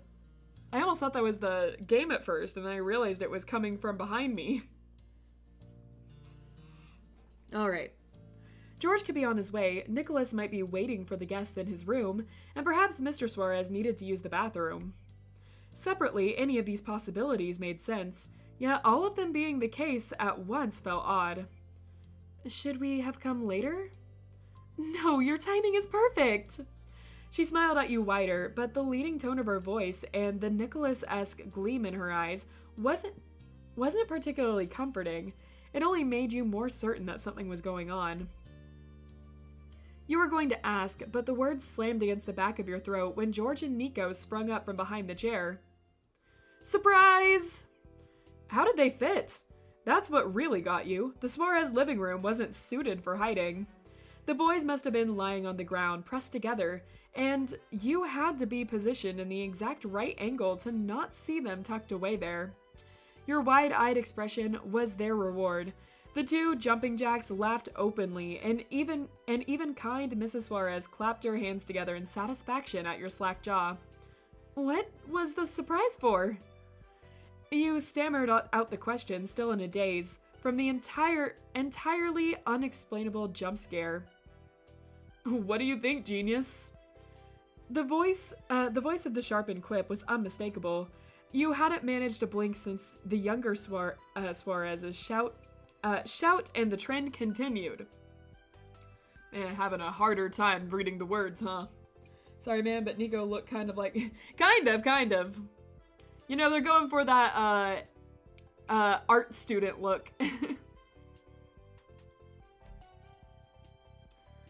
Pointing your dry eyes towards the kitchen, you had to wonder if you were seeing things. Somehow, magically, your older sister had appeared out of thin air to leer at you, smugly over the counter. The laws of space-time were no consideration where it came to teasing you. Liz? Duh, of course that stunt wasn't their idea. Let's see, ran and pinched her cheek. You snapped the roots that had kept your feet in place and darted to the other side of the room. In less than a minute, your fingers were squeezing into Liz's left forearm. Ouch! Liz stomped her foot with great drama and put her hands on her hips indignantly. She should have worn a sunflower dress instead of a romper because she looked 10 years old in that pose. Jeez, I'm real! Or were you just getting your revenge? You shook your head at the accusation. I was only making sure. It could have been a hologram or something.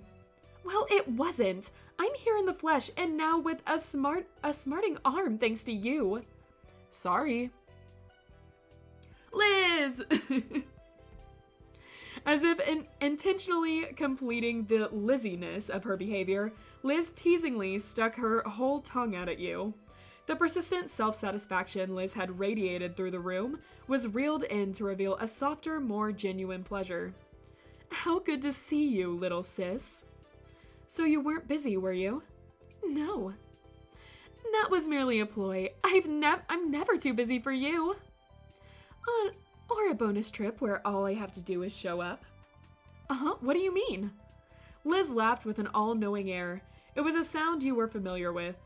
I do love you, but I wasn't going to arrange an entire trip to join you now when I already had to prepare one for Mom's party in less than a month. You can thank your beefcake friend for handling the details, and his parents for letting me borrow their guest room. That's how it happened. He's nosy as well as persistent. Derek was involved? You had felt nothing could shock you after Liz's reveal, but you have been proven wrong. The man who suddenly had a spotlight thrown on him stood with an awkward stiffness. His arms were folded so tight the form might have been chiseled out of stone. Is that supposed to be a compliment or an insult? Neither. It's the truth. I'm gonna take that in a positive way then. Good for you. Derek, you really helped Liz out with Liz with her trip out here? Derek's grin shrunk shyly. The decision to view his actions in a good light was being put to the test now that it was your turn to talk about them. The sibling group wouldn't have been complete without Liz. Who knows if she'd have time to come to the city during your mother's anniversary. Nicholas and George missed her. Especially Borgie.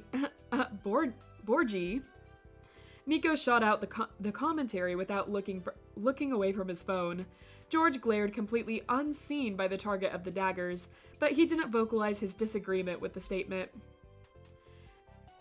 And we figured you wouldn't mind seeing your sister when she came by, so we worked out the surprise. Wouldn't mind? This is amazing. Hey, no worries. Bashfulness crept over his features. Even more, though. Like Derek's general perspective, it was a good, kind, bashful rather than a bad one. He was pleased with himself.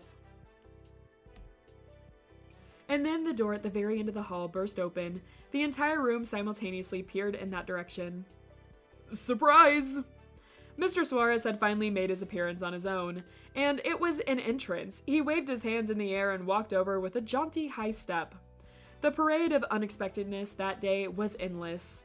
Before you could even ask the question, Mrs. Suarez explained what that was about. Mr. Suarez was going to be behind the counter, however, I banished him to the bedroom until he was certain Liz's scheme was finished. He was laughing so much, he was going to ruin it. I was about to get him myself, but he managed to figure it out.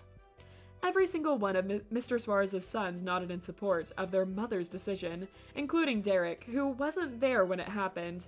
He must have been able to imagine it easy enough. Geez, how many people are going to try to do surprise parties today? Quite a bit, apparently. Can we push 1 a.m.? We might. We passed 5 hours, though. Yes, I didn't get to stay, but I could still join a little late. It's an extra surprise. That's making lemons into lemonade. You never had a reason to wonder how Derek ended up with so much optimism. Very good. Thank you for being a good sport, my wonderful husband. You are You are welcome, lovely wife, and welcome to you, Rain and Derek. We're all here. That's right, we are. The Sky and Suarez family enjoyed a mini reunion full of affection before eventually things settled back into a casual atmosphere. The addition of Liz into the mix was truly seamless. George and his parents bustled around the kitchen to cook their own late breakfast. They'd had no time for food while waiting to make a grand reveal. Nicholas elected to help by not getting in the way. He sat at the table with his face in his phone. The youngest had been completely sucked into the screen in a way you hadn't seen before. You stuck with your sister on the couch. Derek flanked her on the other side. She recounted her traveling adventures, including how at one point she too had to ride a bus, and that it actually took a wrong turn. Since when did bus drivers take the wrong route? Liz demanded of the air. Her long list of points worth noting continued right up until a new announcement was cheerily made. Food's done! Hooray! Eggs, sausages, and well-seasoned diced potatoes had been prepared with fresh fruits available at the side. The whole room smelled of pepper, garlic, and a host of savory spices. Derek already ate, and Liz politely passed on the meal as well. She had way too many snacks during her overnight trip and couldn't have another bite. There's always room for food. There's always room for food. Maybe she'll read fast. I'll try. I would not be surprised if Cove had made a surprise appearance with Mr. Holden. I know, right? You realized you were still a bit hungry and accepted the offer. Your very kind host stood aside so you could get your meal first. You didn't want to keep them waiting by disagreeing with the order. You got off your seat, filled out a dish, and with some breakfast, and returned to your place by Liz. Right before George's butt made contact with the seat, he paused in midair. Oh, wait, I forgot the chili flakes. Sit, I've got you. Derek winked at his little bro, and said younger brother plopped down in the chair. The scrambled eggs piled high on George's plate jiggled. Derek pushed off the cushion, took a few long strides into the kitchen, and retrieved the tube of deep red edible confetti. Rather than walk over to the table, Derek stayed right where he was and lobbed George's chili flakes over the counter. Heads up! The receiver snatched it right out of the air. George looked at the item now in his hand and chuckled. Good pass. I'm not rusty yet. Derek saluted from the distance as George began to liberally sprinkle chili flakes over every part of his meal. At the other end of the dark wood tabletop, another familiar exchange occurred. Mrs. Suarez rubbed her littlest child's bowled back and spoke to him gently. Nico, are you eating? Her sweetness got a lukewarm shrug of one shoulder from Nicholas. His phone remained in his grasp. At the center of attention, food wasn't enough to sway his focus. I'm just gonna have a bowl of cereal. Let's see. Hold on. How do I want to answer this? Just let Cove to take over the story. Yeah. Texting someone? Oh, no, it's nothing. Nicholas tucked his device closer to him. You wanted to ask what he was doing was so important, but he definitely wouldn't tell you. Mrs. Suarez gave the teen one final pat and left it there. She was content that he at least wasn't going hungry. Unexpectedly, your ears perked at a small squeak and then the unmistakable rush of running water. Once again, your gaze went to the opposite side of the room. Derek's back was turned to the crowd, and the clatter he was making continued with the clanging of pans. The actual reason why Derek had gone to the kitchen and stayed there became evident. He intended to wash the dishes. Boo! Nowhere but the Suarez house would such a gesture be met with swift dissent, but Derek and his impulse to do everything for everyone was infamous. Son, you are our guest here. And you didn't even eat. You can't be the one who cleans up. Liz acted mostly as an observer to the family circus, though couldn't help tisking about it under her breath.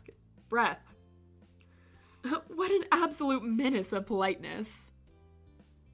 This is going to become the longest stream I have been to in the entirety of 3 months that yeah, it is really going to be, isn't it? Hopefully we get through this. Derek Suarez, you get back over here. Your justifiable demand didn't go unheard. Rain. Derek's face turned just enough to peek at you. A tiny frown pulled at the corners of his mouth. I'm serious, you better not wash those dishes. Fine. With drooping shoulders, he hung his head low and dragging steps. Derek retreated from the kitchen. What wasn't low anymore was the angle of his mouth that had perked upwards. I couldn't have said that better myself. Mr. Suarez and his junior gave a round of applause as the eldest son left the sponge behind. Soon, breakfast at the Suarez home was finished. Nico did put his phone down for long enough to pour cereal and milk into a bowl and eat. The kitchen was cleaned by George and his parents. Derek remained seated with his idle hands in his lap, like the proper guest he'd always been at your house growing up. So? Nicholas spoke without being spoken to for the first time in an age, and more amazingly, the phone was gone. It must have returned to the comfort of Nicholas's romper pocket. Want to see the pool? There's one here too. We can dip our feet in, get some sun, hang out. A pool? As a young lady raised by the shore, she had an ingrained beach snobbery, but she didn't need a glare from Derek to correct her attitude. I'd check it out. That'd be great. That'd be great. Derek piped up in agreement as George nodded along. Let's do it. Go on. That's a perfect plan. You go enjoy yourselves. Dad and I will stay here, take a break from parental supervision. Mr. Suarez had a very proper chortle. They certainly do not need any supervision. They are very mature adults in their own rights, besides Nico, but he is close. His childlike gleefulness was followed by a frustrated sigh that was directly teenager-like. We're leaving now. Nicholas said we, but was obviously going with or without anyone else. He was grown up enough to make that decision. Water, water, water.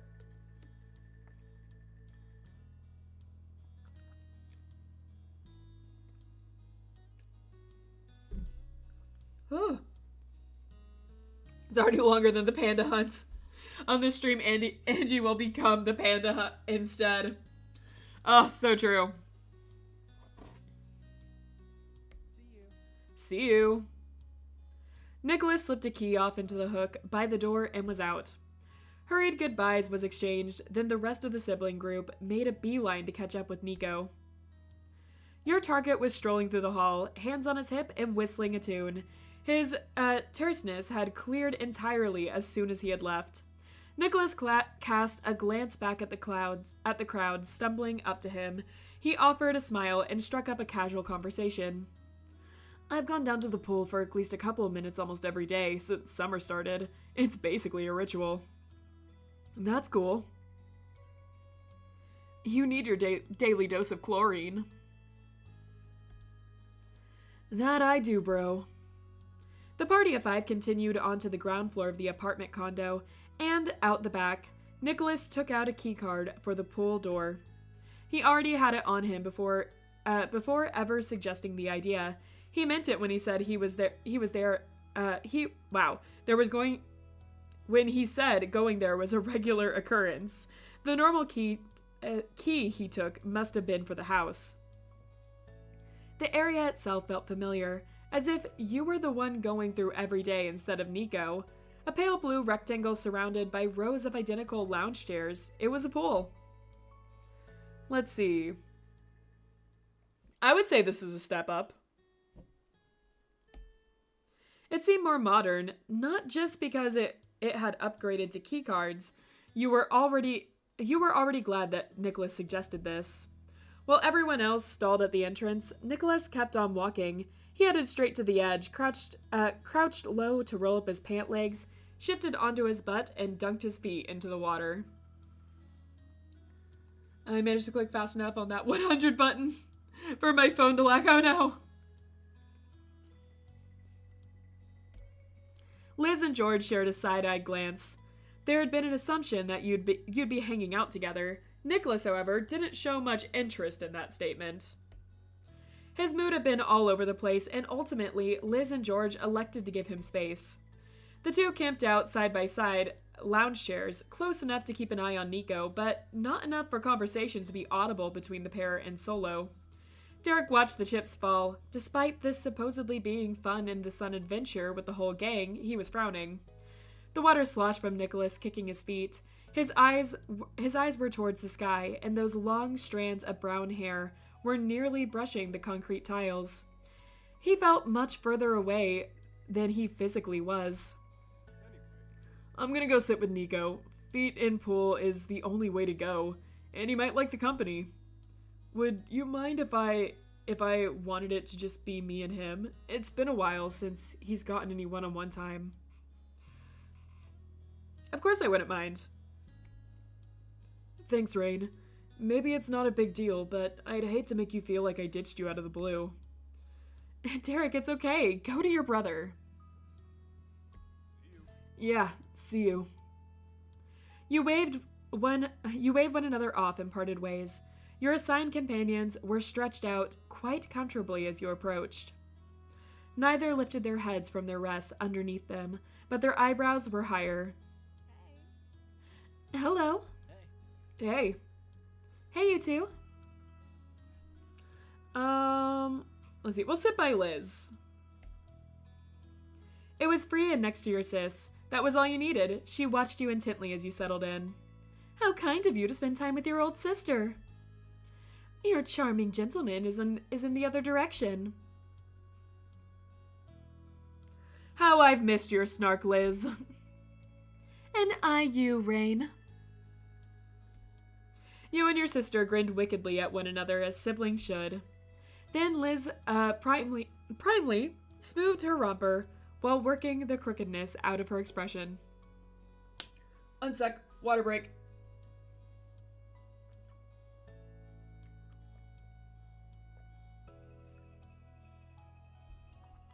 God, she's talking like the rich person she is. I mean. Well, before you arrived, Borgie here mentioned the recent Father's Day celebration that happened, and how mild it was. Fitting for him, isn't it? Mm-hmm. And she just had to give her usual Elizabeth commentary right now. Their plastic seats creaked as Liz and George stretched their torsos to lob mutual glowers across the space between them. And then they fell back down, all smiles and snickers. Liz sent some of that energy your way and slipped her arms behind her head.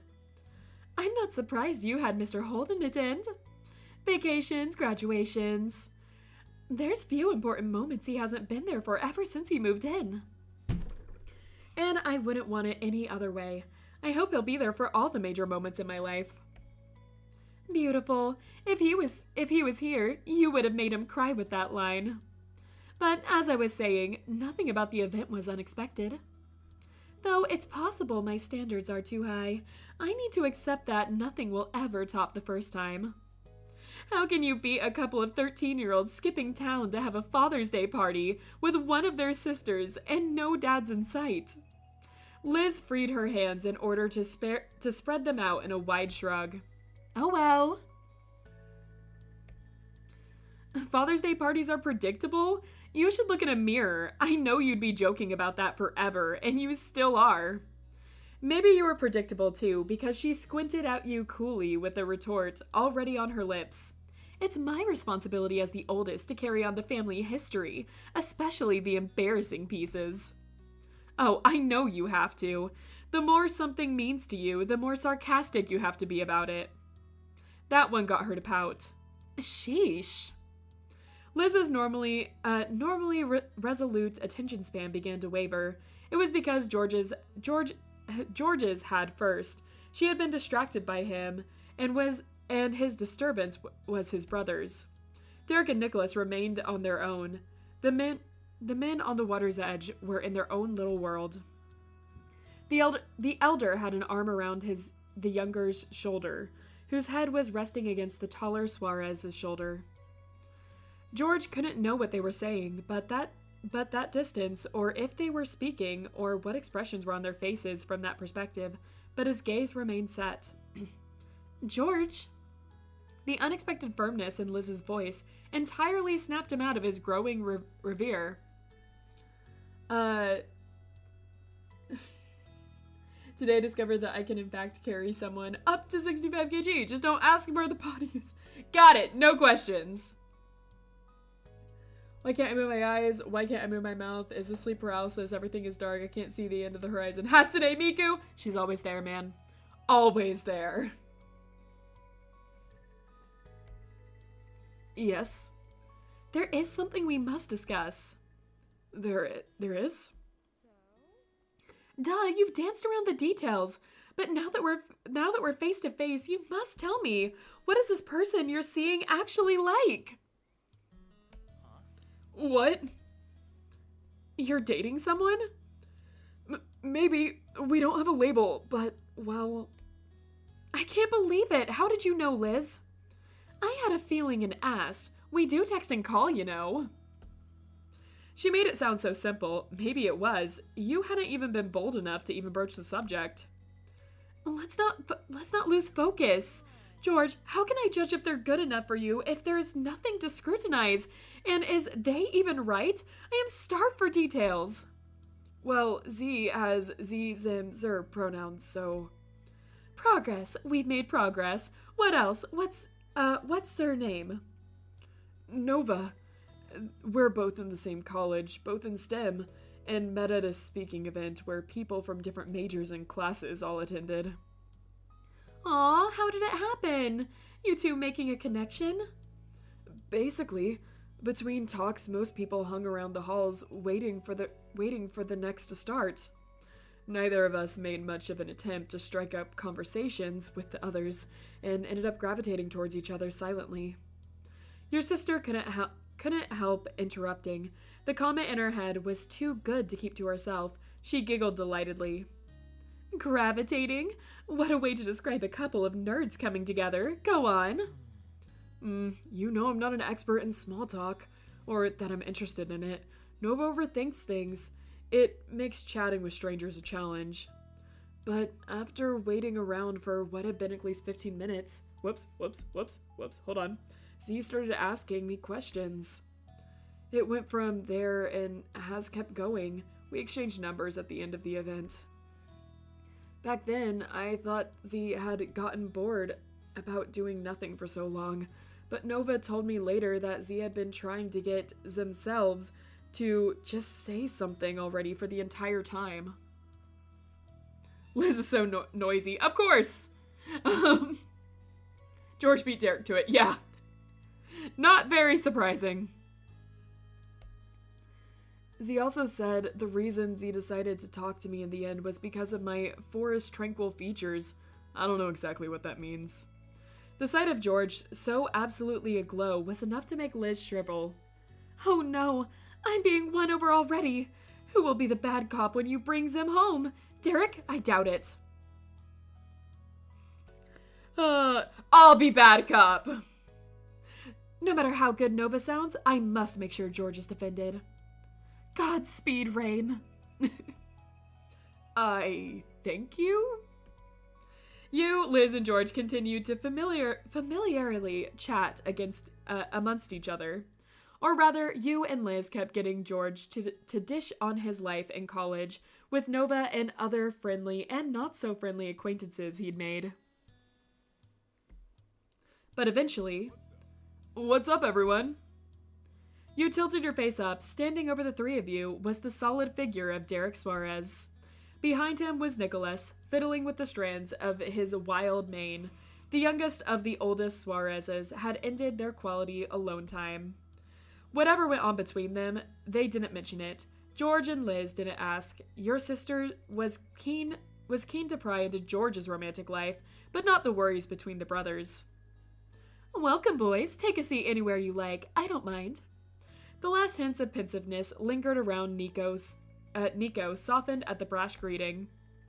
I'm the only one in the pool area who actually lives here. Where do you get all that authority? Liz is the boss wherever she goes, whether it's true or not. 10 more minutes and we'll hit 1. Whoo, man, we've been going. Liz struck a dignified pose with one shoulder jutting forward and her hands on her hips, but the fact that she was lying down while doing it made it fairly silly.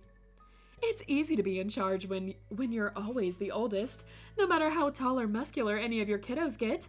I've got to be 9. I've got 2 to 9 years on you. Don't forget it. We won't, I guarantee. You bring it up often enough to ensure that. Good. So, are you going to accept my graciousness? I think I'm gonna pass. For all the chairs, promise of lounging, I don't feel comfortable in them. They're always either too slick to stick to your skin or no way slippery with zero in between. I'll miss on the seat too. Of course you will. George and Liz were so tickled by their simultaneous response that you were sure they would have high-fived if it weren't so reserved and she not so set on behaving maturely. Nico's slight frame was entirely unmoved by the teasing. Derek, however, did react with an awkward chuckle. The now whole gang group was able to reunite with ease, as if the 5 of you had been chatting the entire time. Liz hummed, self-satisfied. I'm not complaining, but I have to say, it's so weird to be sunbathing at a pool and not the beach. You didn't want to complain either, but if you did, you'd point out how much less good this pool was compared to the other. Crossing his arms and letting his eyes shut, George shared his own perspective. It was rare, but always welcome. I think it's weird to be at this pool, not the one we grew up in. He'd read your mind exactly. Oh yeah? I only saw it from a distance. I don't know the joy of truly being there. And that's too bad. Yeah, it's better than this one. Yeah. Yeah, for me too. While the brothers were set in nostalgic grins, Liz's smile was far more devious. If you want to, I wonder if we could sneak a peek. All the gentle sentimentality from George's face dropped to the floor and metaphorically shattered. The idea of doing that never in his lifetime would have crossed George's mind if he'd been left on his own, but Liz was here and continued to make her case. There has to be a way to slip in. We don't have to be long. No one will ever know. We don't actually live there. Elizabeth never changes. The rule-breaking intentions were brushed off entirely with a light-hearted laugh by Derek. It was nothing more than talk. At least it had been until a calm, even voice made it real. We could do it. The lock broke years ago. No way they fixed it. It's a countdown. Yep.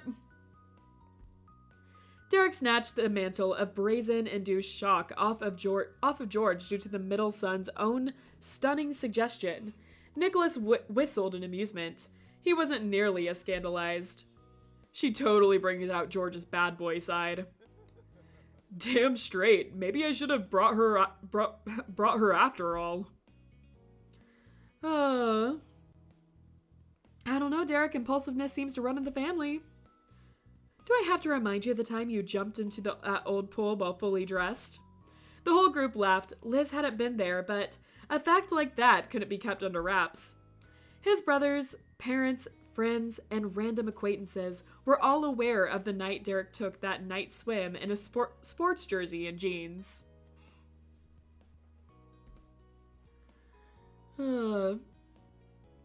Exactly. I'm definitely not the only Suarez with a mischievous streak, bro. Hey, Nico's worse than both of us combined. Guilty as charged. Liz, George, and Nico, the troublemaker trio, which they now were, shared sneaky glances between the other. Whoa, you can't be serious. We're already at a pool and not even swimming in it. We don't need another more illegal one. Let's see. You boys lived there long enough to deserve permanent pool rights, I'd say. You agreed with indecency was followed by 3 whoops. The trio was actually a quartet. Derek scratched at the top of his head with an expression equal parts amusement and bemusement. You too, huh? It's the Skyway. And that's 4 against 1. Majority rules.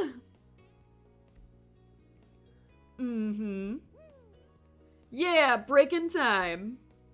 Nicholas was pushing his luck with that line, but Derek sighed in acceptance. He ran a hand down his face to steady himself. Okay, let's do this, but don't call it a break-in. We're visiting our old home without checking if we have permission. It's different. Sort of. Another round of cheers rang out in the lesser pool's gated area. Derek bounced nervously on his feet and snickered. You're all so bad. But he meant it as a compliment. Your criminal organization began Operation Walk into an Unlocked Pool in a way that's not entirely equivalent to breaking in. The 5 of you tiptoed out of the condo complex, worried Mr. and Mrs. Suarez would decide at the worst possible time to check up on you, but made it to the car. George insisted on the middle seat for the drive over. He didn't have it in him to make Liz take it, and Nicholas admittedly refused it. On arrival, Derek found a place to park far in the back, away from prying eyes. The Seta brothers led the way to the pool's gate. They strode forward confidently. It was a trip the 3 had made hundreds of times. You'd never doubt that they belonged. George pushed on the door, and it swayed open without resistance. A light breeze could have gotten through that security. He glanced at the rest of you and curled his fingers into a thumbs up. Mission accomplished. The pool was exactly as it appeared in the distance in the distant memories you had held onto for many years. This is awesome.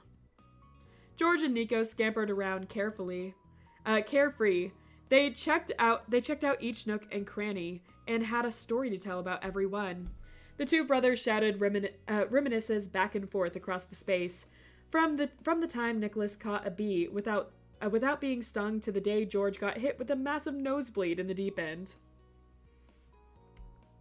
Derek too lit up in the presence of an old inanimate friend.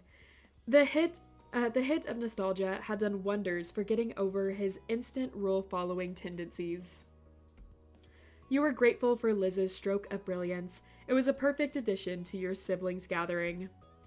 The young ones were happy. It had been much too long since you and Derek snuck around somewhere you technically weren't allowed to be in. The woman in question observed her handiwork from the greatest distance. The sweet curve of her mouth expressed a happiness her dry commentary didn't. It's not a beach, but it's nice. Once the initial excitement settled down, the casual hangout session continued on as it had been left off. Like Derek had guessed, changing venues from one pool to another didn't have much of an impact on what you did, but it made for a new memory to add to the collection. George stood near his brothers, and he recounted a recent paper he'd pinned on the Doppler effect. Nico and Derek gleefully exchanged awe at the achievement. You always been the smartest out of our operation. With 3 chances, at least one of us guys had to have a decent amount of brain cells to rub together. Let's see. George is book smart, Nicholas is street smart. A couple of rosy faces grinned at you. Thanks, Rain. George's informative explanation was cut off by a fast-paced techno-pop beat. It wasn't a bad tune, but it made Nicholas shriek. Yep, got to 1 a.m.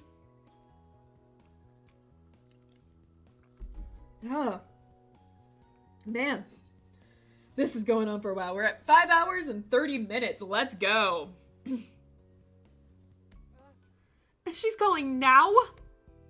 He scrambled to retrieve his long-abandoned phone. The events of the morning came back to you with clarity. She was the reason he'd been so distracted. You watched the teen cautiously. Nico had completely froze after managing to get the device out of his deep pocket. What do I do? Answer it, was George's plain reply. It was perfectly reasonable and the only other option besides not answer it. Unfortunately, that bit of common sense was of no help to Nico. His breathing was rapid and the phone shook in his hands. Derek, you give advice. You've got more experience liking somebody than me. I only found one less than a year ago. In most cases, Derek was the first to jump at solving a problem, but he'd pretended not to see that whole scene, at least until he'd forcibly been thrown in the event by George's straightforwardness. George. You knew that glower. Derek's brother was threatening to send him to an early grave again. This is not the time. How can I tell anyone else how to handle romance well? I always choked when I tried talking to my crush. Oh yeah. Well, the brains and brawn can't be denied for the trio, but your one weakness is clear. None of you boys can woo to save your life. She is not my crush. As much of a mess Nicholas had dissolved into, he was still together, enough to set that misunderstanding straight. He was so offended his voice cracked. She's a psychic. I've been on her waitlist for months. A psychic? Then just answer. George reasserted his suggestion, this time with an extra dose of obviously in his undertone. There was no reason to hesitate as far as he could see. It had to be done. Nico bit his lip, twisted his face away from the screen, and for good measure squeezed his eyes shut. Finally, he tapped to answer. Hello? A small, high-pitched voice was on the other line. You knew what it sounded like because you heard it yourself. His phone was on speaker. Nico realized with horror. Everyone else was forced to be aware of it as well. Oh, she's cute. What? She's adorable. Oh no, Nico is getting grifted. Is this Nicholas? It's Miss Kella. I'm calling all the way from the St. Sarah-Bella boarding school to tell you the future. Give me a 10 and you'll know what to do then. Oh wait, isn't she part of another game? I think this is from another game from GB Patch. Her catchphrase was well rehearsed and full of approachability. Kella was there to serve, but Nicholas only managed to squeak and fumble to turn the speaker off without hanging up. Liz didn't have a similar struggle. She couldn't stop herself from voicing a thought aloud and entering the conversation.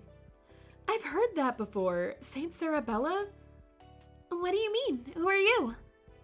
Rather than replying the queries lobbed at her, Liz instead delightfully declared the answer to a mystery that had been in her head. That's where Shiloh attended high school. I think he was there for part of middle school, but that's besides the point. Oh, you're a fellow SS Bite? What's his last name? I can maybe, if the stars align, tell you about his future. Nico only watched helplessly. He couldn't cut Kala off by changing the phone's settings now, but words weren't working well enough for him to explain that she did not have to chat with Liz. Either unaware of pointedly avoiding Nicholas's state, Liz bulldozed ahead. His name is Shiloh Leon Fields, but don't strain yourself to come up with something. He's 22 and graduated from that school years ago. I imagine you won't have much to say about that. That breakdown of the situation was punctuated by a snort from Liz. Miss Kalla came right back with a scoff of her own. Before she even spoke, you got the impression Liz had met a challenger in smugness. I do know Shiloh Fields. He's got those huge eyes, freckles, and all those hats. I've always lived in this town. I didn't always go to SSB, but I was right nearby when he first moved in. So there. I know him and his whole group. They're infamous. Huh? For all her normal snark, your sister was speechless. She didn't even try to further compete. You couldn't blame her. A random psychic, the little brother of your longtime friend happened to call, was familiar with another of your childhood playmates. Whether it was luck, chance, fate, or pure coincidence, it was definitely odd. And you had to wonder if the group she referred to was the same one Jeremy was also a part of. He and Shiloh did at least attend the same school together. You might have multiple acquaintances in common with Miss Kalla. Let's see. What to ask?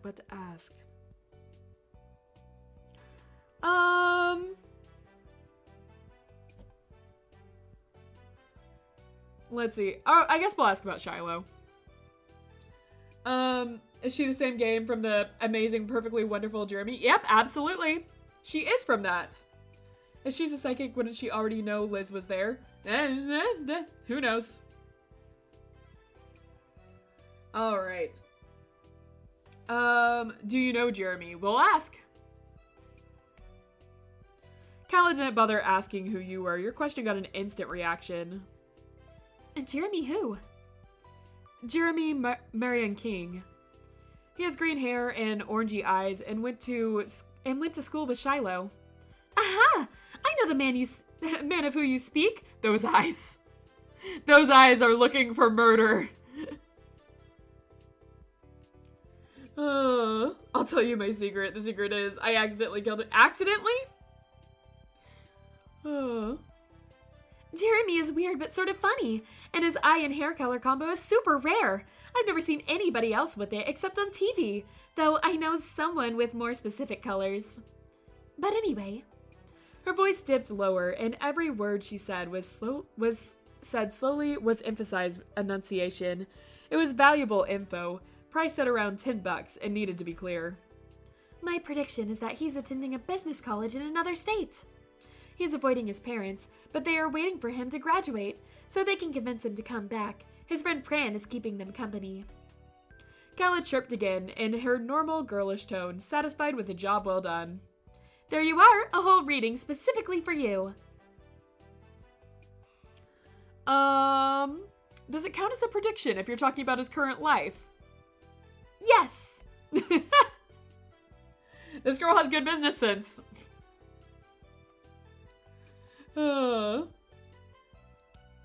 for sure. His weight, coincidentally, is what I said before, is 65 pounds. I see. 65 kg. See, even she agrees he's perfect. Yep, absolutely.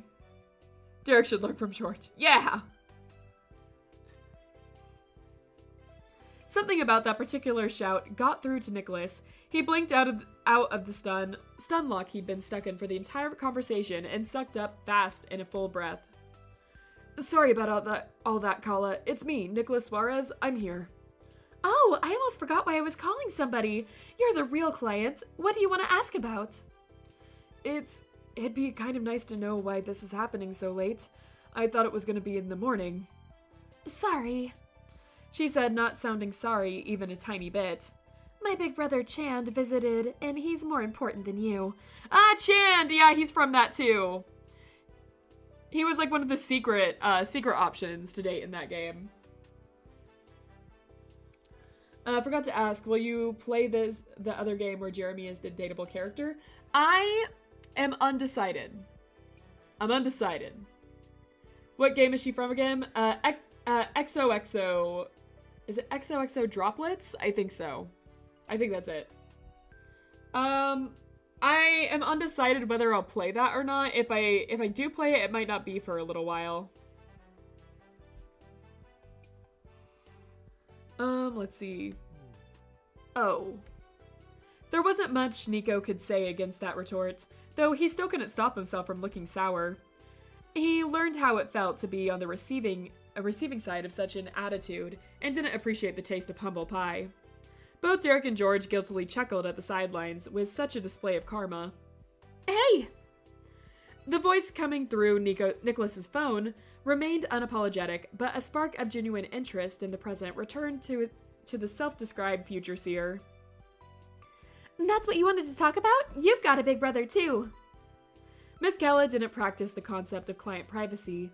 That was the second harsh lesson Nicholas got in a matter of minutes. He slapped a hand against one eye and hurried to end the call before any further education on life's displeasure could be taught. It's cool, forget it. I hope you had a very good day. Tell Chand I said hi.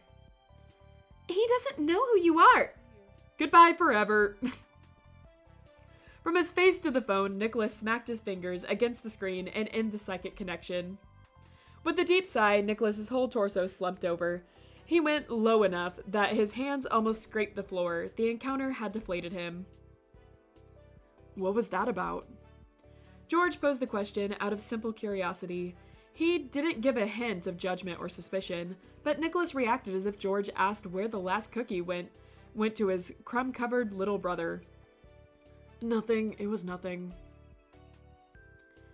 The total shutdown took George by surprise. He frowned. The biggest brother of the bunch took that as a sign to step in with a soft smile, some almost parental words. Well, Nico can have his fun. We've all wondered about what might happen in the future. George's usual placidity returned after a shrug.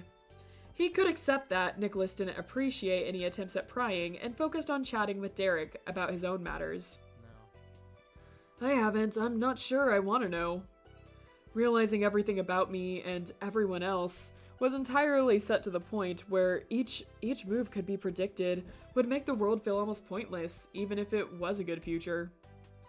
But what if it was a bad one? That'd be even worse. I'm convinced I definitely don't want to hear about my future. George nodded to himself mainly. He had reasoned it all out, and that chapter of the conversation could be closed.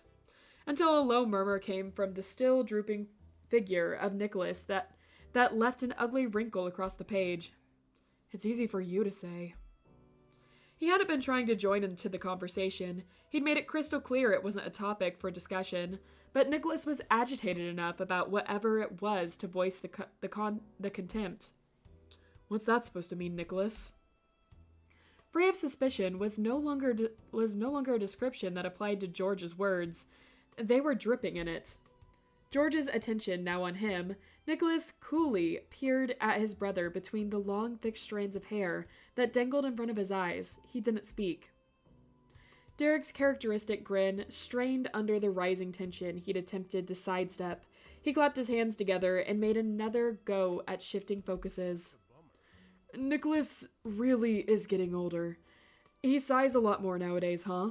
The weight of his world is starting to get to him. That sucks, but there's no avoiding it as you grow up. Derek succeeded in getting George's icy stare pointing his way instead, but it didn't last. George watched him intently, long enough to read what he could from his older brother's acts and deeds. Then he came to some kind of conclusion. At that point, the middle Suarez turned again to Nicholas. He didn't look at him. It was through him. Some things don't change even when you're older. George didn't grit his teeth or shout. There was a lack of a feeling, a discontentedness that was even worse than anger would have been. Nicholas's fingers tightened into fists, and he sprung right up.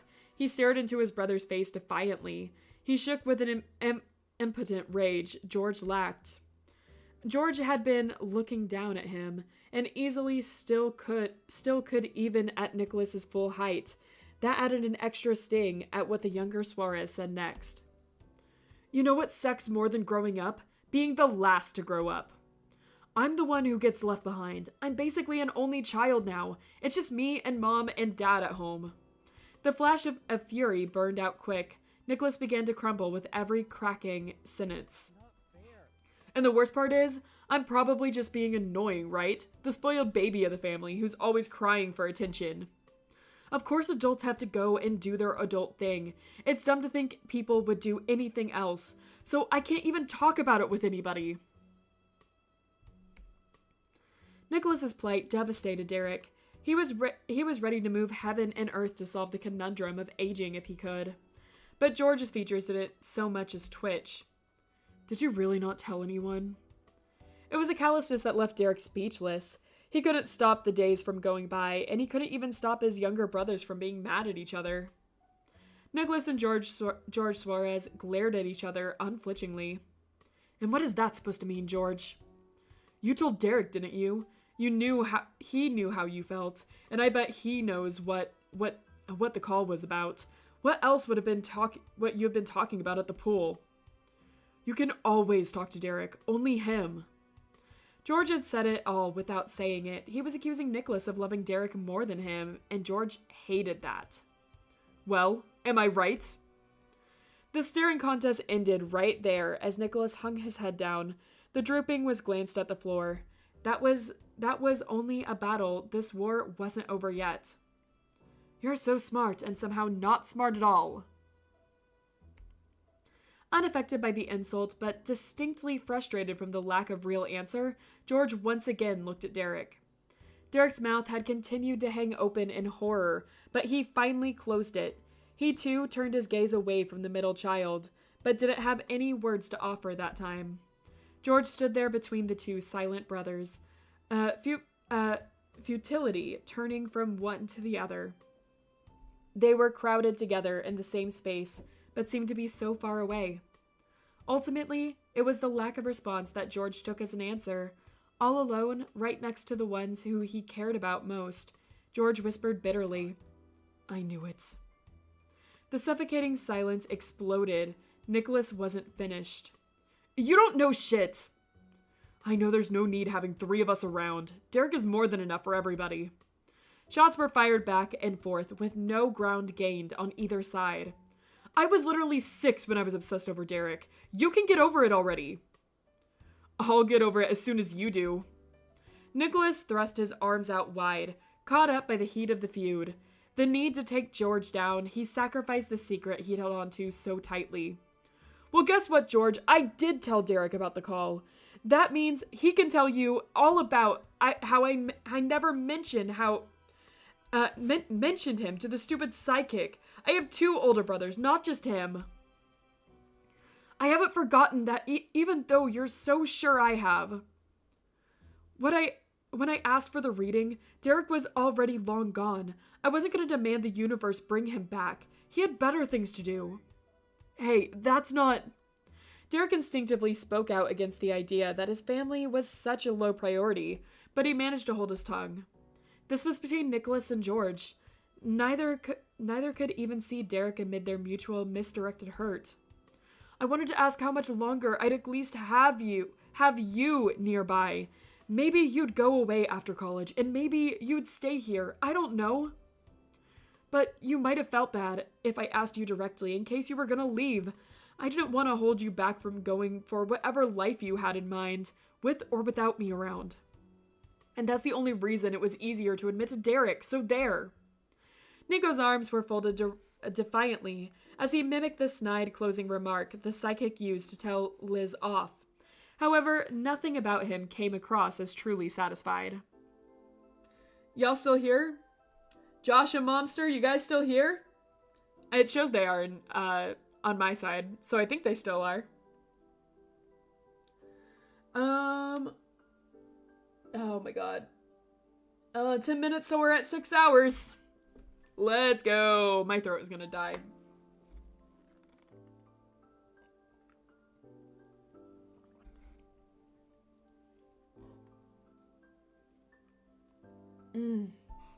All right, break over. Time to go back in.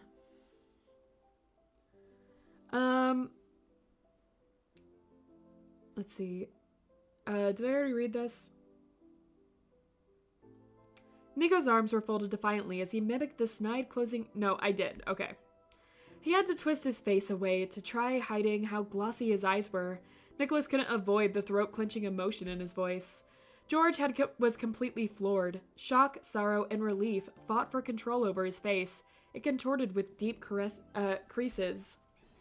You understood then why Derek had kept quiet about what happened. It wasn't his place to admit something like that on Nico's behalf. After a pained stretch of silence, the feeling that settled in George's heart was an Olympic-sized pool of regret. "Nicholas, I'm so sorry." It was a struggle for George to speak. He swallowed thickly, his Adam's apple bobbing. He didn't try to cover how watery his eyes had become. "You were right about me, and I was wrong about you. I haven't gotten over the memory of being the odd man out, even though it was years ago. That's not fair. None of it has been." George looked to the sky, getting lost in its great expanse as his mind sank deep into the past. "You and Derek have to have moments that are only for the two of you. We're not a set. We're individual people, and we have our own relationships. Though to me, it's still always felt as if there's more moments of Nicholas and Derek than any other. When I was a kid, I never thought I could win. You were clear about whose company you were looking for. I didn't want to make things awkward by being a third wheel, and mostly, I didn't want to test the water to see how much I was welcome between you and Derek. I was too afraid that I wouldn't be. It was better to tell myself I didn't need to be a part of it." His eyes and hands squeezed shut. George was unable to face his brother directly. He still forced himself to continue. But as much as I counted myself out, I wanted to be included. I wanted you to say George was back when I showed up, and that you wouldn't go somewhere if I wasn't coming too. And I wish I admitted that a long time ago. The stiffness over George's whole form released after he said his truth. His fists unclenched. His shining earth green eyes could be seen again. He'd let go for real. While George was a pillar of peace, his brother was the opposite. Nicholas vigorously scrubbed at his face, transferring tears and snot onto his bare arms rather than his face.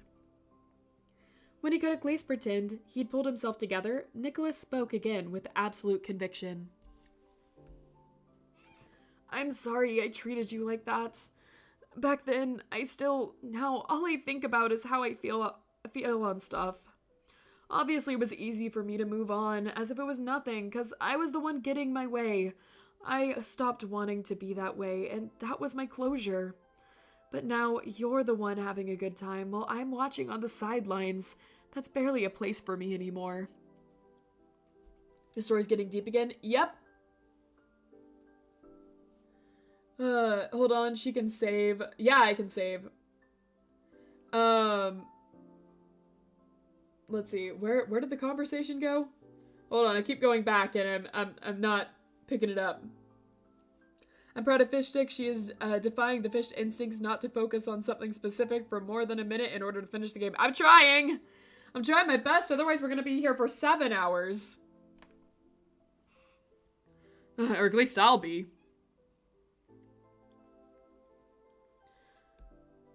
I really know how it feels, and instead of getting some empathy, I still only thought about me and needing everyone else to care. Sorry, George. I guess I got what was coming with this. That conclusion brought a disagreeable frown to George's face. He looked over at the youngest through a narrowed, serious gaze, but the firmness was founded on affection. It was unmistakable then. George wasn't simply a middle child, he was an older brother. All along in his own way, and even when Nicholas couldn't see it, he's always been there. Nicholas, no, you didn't. You were in elementary school, remember? Why should you be punished for that? Besides, you're not giving yourself enough credit. Me and Derek did what we wanted to do with your support. It's been years since you've put your feelings over ours. Going to college, moving out, growing up at different times, it brings separation. But abandoning you isn't what you deserve, and even if you did, I wouldn't be glad over it happening anyway. I don't care about fairness. I'm biased. George's brows stayed pinched, but he lost the air of a teacher schooling their misguided student. The warmth of his affection was too apparent. Above all else, my family should get as much good as they can, even if it means they're spoiled sometimes. They should be spoiled. And that sentiment goes double for my little brother.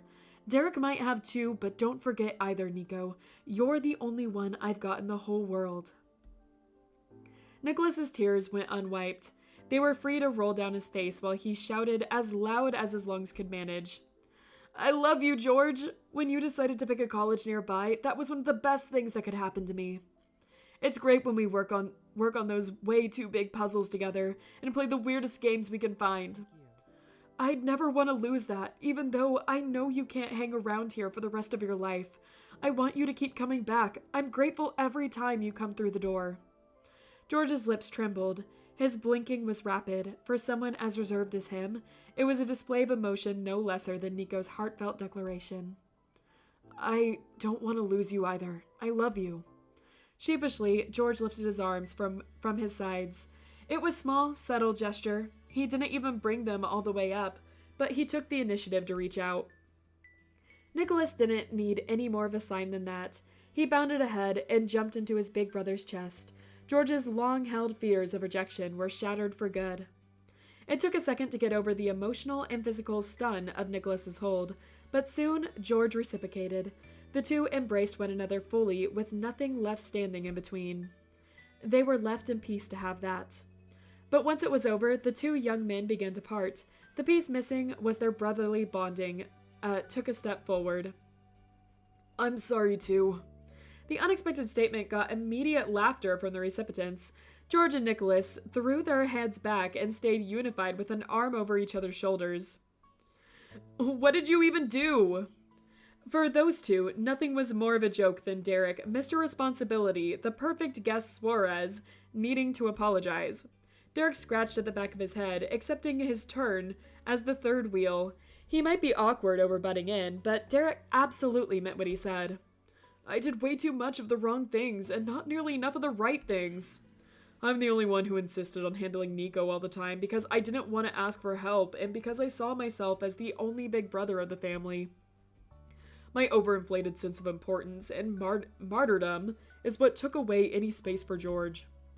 But that was only when I thought there was something I needed to handle. If everything was fine, I wasn't there at all. I was too busy with school and practice trying to prove myself. Neither of you are to blame for how everything went down. You had to be demanding to get my attention or had to stay out of my way. I should have been there,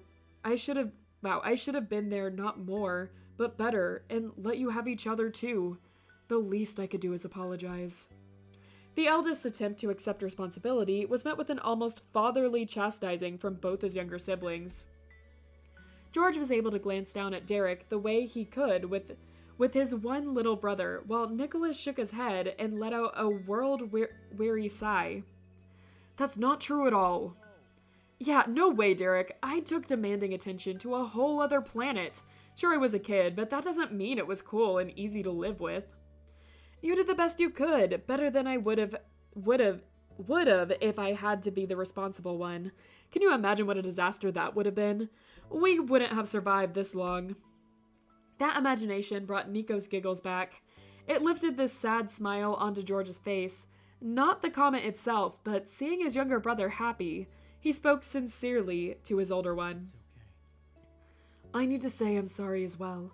You didn't try to push me aside. You didn't have a chance to. I saw what I saw between you and Nico. How you were close. You had something that I wasn't a part of. But I decided entirely on my own to wait around for you both to come to me, while never ever attempting to be there for either of you. I should have made an effort for my family. You were there for me! George, in his calm presence, was one of a kind in his family. He was used to those around him being far louder. However, Derek and Nicholas' insistent yells still caught the middle son off guard. It was a full rejection of his earnest admission, but as much as George believed about himself, the refuting of it wasn't a surprise to anyone else. Each brother viewed their own faults as a source of all their problems, while the others could barely see the shortcomings past the love they held for their family members. From end to end, the semicircle of Suarez's smiles began to spread. All right, we're all sorry, and none of us need to be. How's that? It's great. It's great.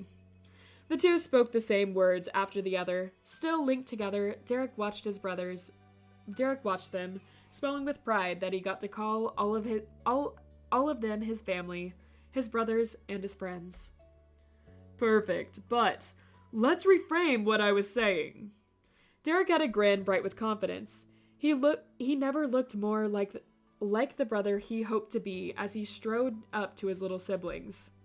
He clapped a hand on each of their backs, making a proper huddle among the trio, and stared at them head on. Nico, if you'd ever decide you were too big to need your older brother anymore and never wanted to see me, it'd break my heart. Please don't stop letting me be there as much as I can. Nicholas sniffled once more before nodding determined. George, you'll always be my co-pilot. I know you'd been backing me up since we were kids, and you're welcome with me anywhere, anytime. Your presence is my pleasure. A dark red flushed over George's face. He was too embarrassed to react with steadiness. Instead, he offered a shaky thumbs up in the center of the loop. It was true that George and Nicholas were reliable big brother, and he might have been the tallest of the bunch, but in front of Derek, you could never miss that he was also a little sibling. Letting out a bark of laughter, Derek gave the boys another smack across their shoulder bones for good measure. Oof. And I promise that I'll always find a way to see you sooner or later. And when I can't be there in person, I'll call. We're never gonna lose touch. I love you, bros. Tightening his grip on their shoulders, Derek physically signified his vow to never let his brothers go. Nicholas responded by letting his head rest on Derek's solid arm. Thanks, Derek. I can call too. Love you. Same, for both of what he said. I'll call, and I love you. He followed after Nicholas, and more than words, George placed his cheek against the well-trimmed side of Derek's head. This time, with the full trio, the Suarez brothers snuggled in a loving embrace. You looked on in relief. The tension hurt, and subsequent comfort that had been easily felt, even without participating. You'd been entirely frozen, attention fixed on the three brothers, until a nudge to your arm brought focus to your situation. Liz was smirking at you. At some point, both of you had stood. You couldn't remember exactly when you'd gotten on your feet. In the spirit of sibling affection, let me say that I appreciate being here together with you, Rain. Because it'd be even more awkward if I was stuck watching this scene by myself. I love you too, Liz. Those weren't the words she had said, but you were certain it's what she meant. You get me. The two of you snickered into the palms of your hands. It was an attempt to be a little quiet, but your own sibling camaraderie was notable enough to gain onlookers of its own. Your sister and you glanced over at the intimate scene of brotherly love, only to find the group of them staring back at you. The three men expressed a gradient of embarrassment, Nico being the least fussed and George the most. Derek was in the middle on a scale too amused and uplifted to feel that ashamed. But each came to the exact same conclusion about it. One more apology was needed after all. Sorry. I totally forgot you were there. Oops. Sorry again. It's my fault I pushed Nico to talk at a bad time, and we shouldn't have aired that out in front of you. I would say not. She leered forward, and the floral bracelet she wore jangled on her wrist from the dramatic way she placed her hands against her hips. You know, I was very upset when you spoke about Derek being enough for everyone. I could hardly stay out of it. No offense, but George is my favorite of the Suarez trio. Liz wasn't known for her subtle touch. She was on the nose with all her thoughts and opinions. That kind of directness could only lead to one thing. George blushing again. Liz, you don't have. A large hand landed square on George's head, startled him into stopping. It was Derek's. He winked amiably. Hey, she's allowed to speak her mind after we did. It's a solid choice. Agreed. That's a sensible lady with good taste. Whoops. George smiled shyly. Thanks. Both my brothers are my favorite. Me too. Same. Responses flowed into one another, the other in perfect order, like dominoes lined up exactly so. Derek is my favorite. Really? Yeah, another smart call. Derek is the best. Not even joking. I say that is the answer that makes the most sense. Glancing between the faces of each, noting the individuality and familiarity in their features, you thought getting to spend this trip with these brothers was something you'd always be thankful for. When Derek's laughter filled the air, it rang differently than before, playing a new song. Now someone needs to get pushed in the pool. Agreed. We did hit the 6-hour mark 7 minutes ago. Man, if I was younger, this would have been the point where I jumped right into the pool, clothes be damned. Luckily, I'm enough an adult to remember I've got an expensive phone in my pocket, not to mention my wallet. Oh, man. Do we jump in the pool? You can still do it if you put those down first. That solution was all the youngest Suarez needed to literally jump in at the chance for more trouble. Nicholas's eyes glittered like the sun-drenched water tempting him. Yeah, I'm going into the pool. Far less enthusiastically, George joined the impromptu swim plan. That doesn't sound half bad. Yet the nonchalant way he shrugged over it seemed even more daring than Nicholas's open exhilaration. Let's do it. Before the third brother weighed in, Nicholas started to pull out his phone, the original match that had lit the slow-burning fuse, so much earlier in the day. That was it for Derek Suarez. His little brother might have been able to party harder than he could, but he didn't intend to be left that far behind. He wasn't so old, after all. This is probably going to be a lot longer. I recommend saving and coming back next Monday. I could save and come back next Monday. It is an option. The only thing is like the only case that hasn't been like fully done is confessing to Derek and all of that. And like, it's gonna frustrate me so much. It's gonna frustrate me so much. If it's gonna be like one of those things where it's like, yeah, I'll stop here. And then it ends up being like only like a few minutes left. This has been like a 4 segments shoved into one so far. I know. Oh my gosh. I know it, man. I know it. My throat is gonna die. You should put your health before streaming. Yeah, I mean, like, it's not one of those things where it's like I'm not having fun or anything. I am having fun, and it's why I'm willing to continue. I do admit, though, this has been going on. I would say 3 hours too long. You know, the one that was like 4.5 hours, almost 5 hours was too much for me. And this has been going on for 6 hours. Already twice as normal. I know. So I think it does have to get to a stopping point, because I even was thinking earlier, man, I thought that the swim party, like, you know, everything over at the pool was going to be it. And, you know, it wouldn't be anything else. But, man, they really decided to squeeze everything they could into this chapter. It's a small risk with little consequences, just to put off finishing this episode. Alright.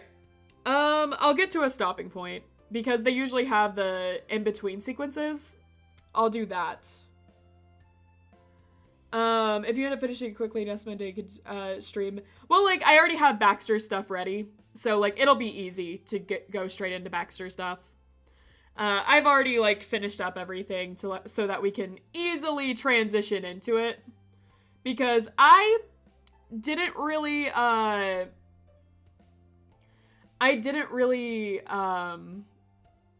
think, I didn't really know how long this epilogue was going to be.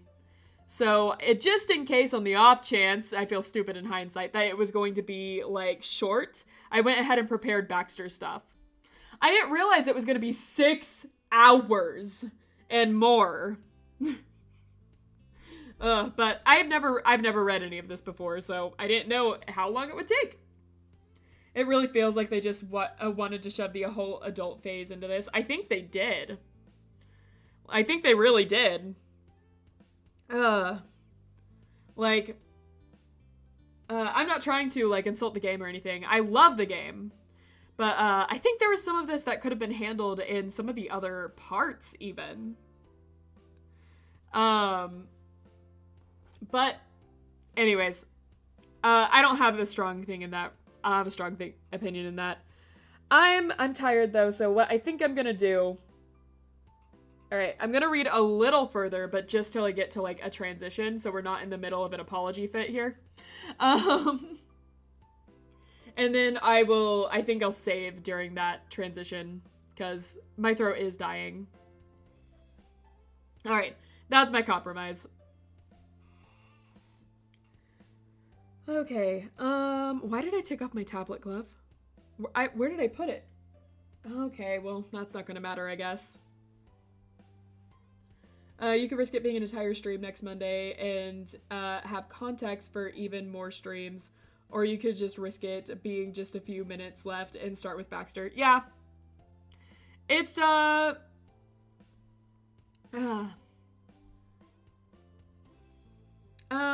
yeah, I have no idea what it's going to be.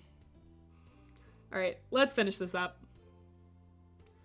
That was it for Derek Suarez. His little brother might have been able to party harder than he could, but he didn't intend to be left far behind. He wasn't so old after all. It's on. 3 phones, as well as wallets, keys, coins, old receipts, and wrappers, and a few stray puzzle pieces were finished out and piled up for safeguarding. Your sister's belongings stayed within the warmth of her romper. She was once again the incredulous observer rather than a participant. This episode clearly entertained her more, though. Well, as the actual oldest sibling here, I'll supervise from up here.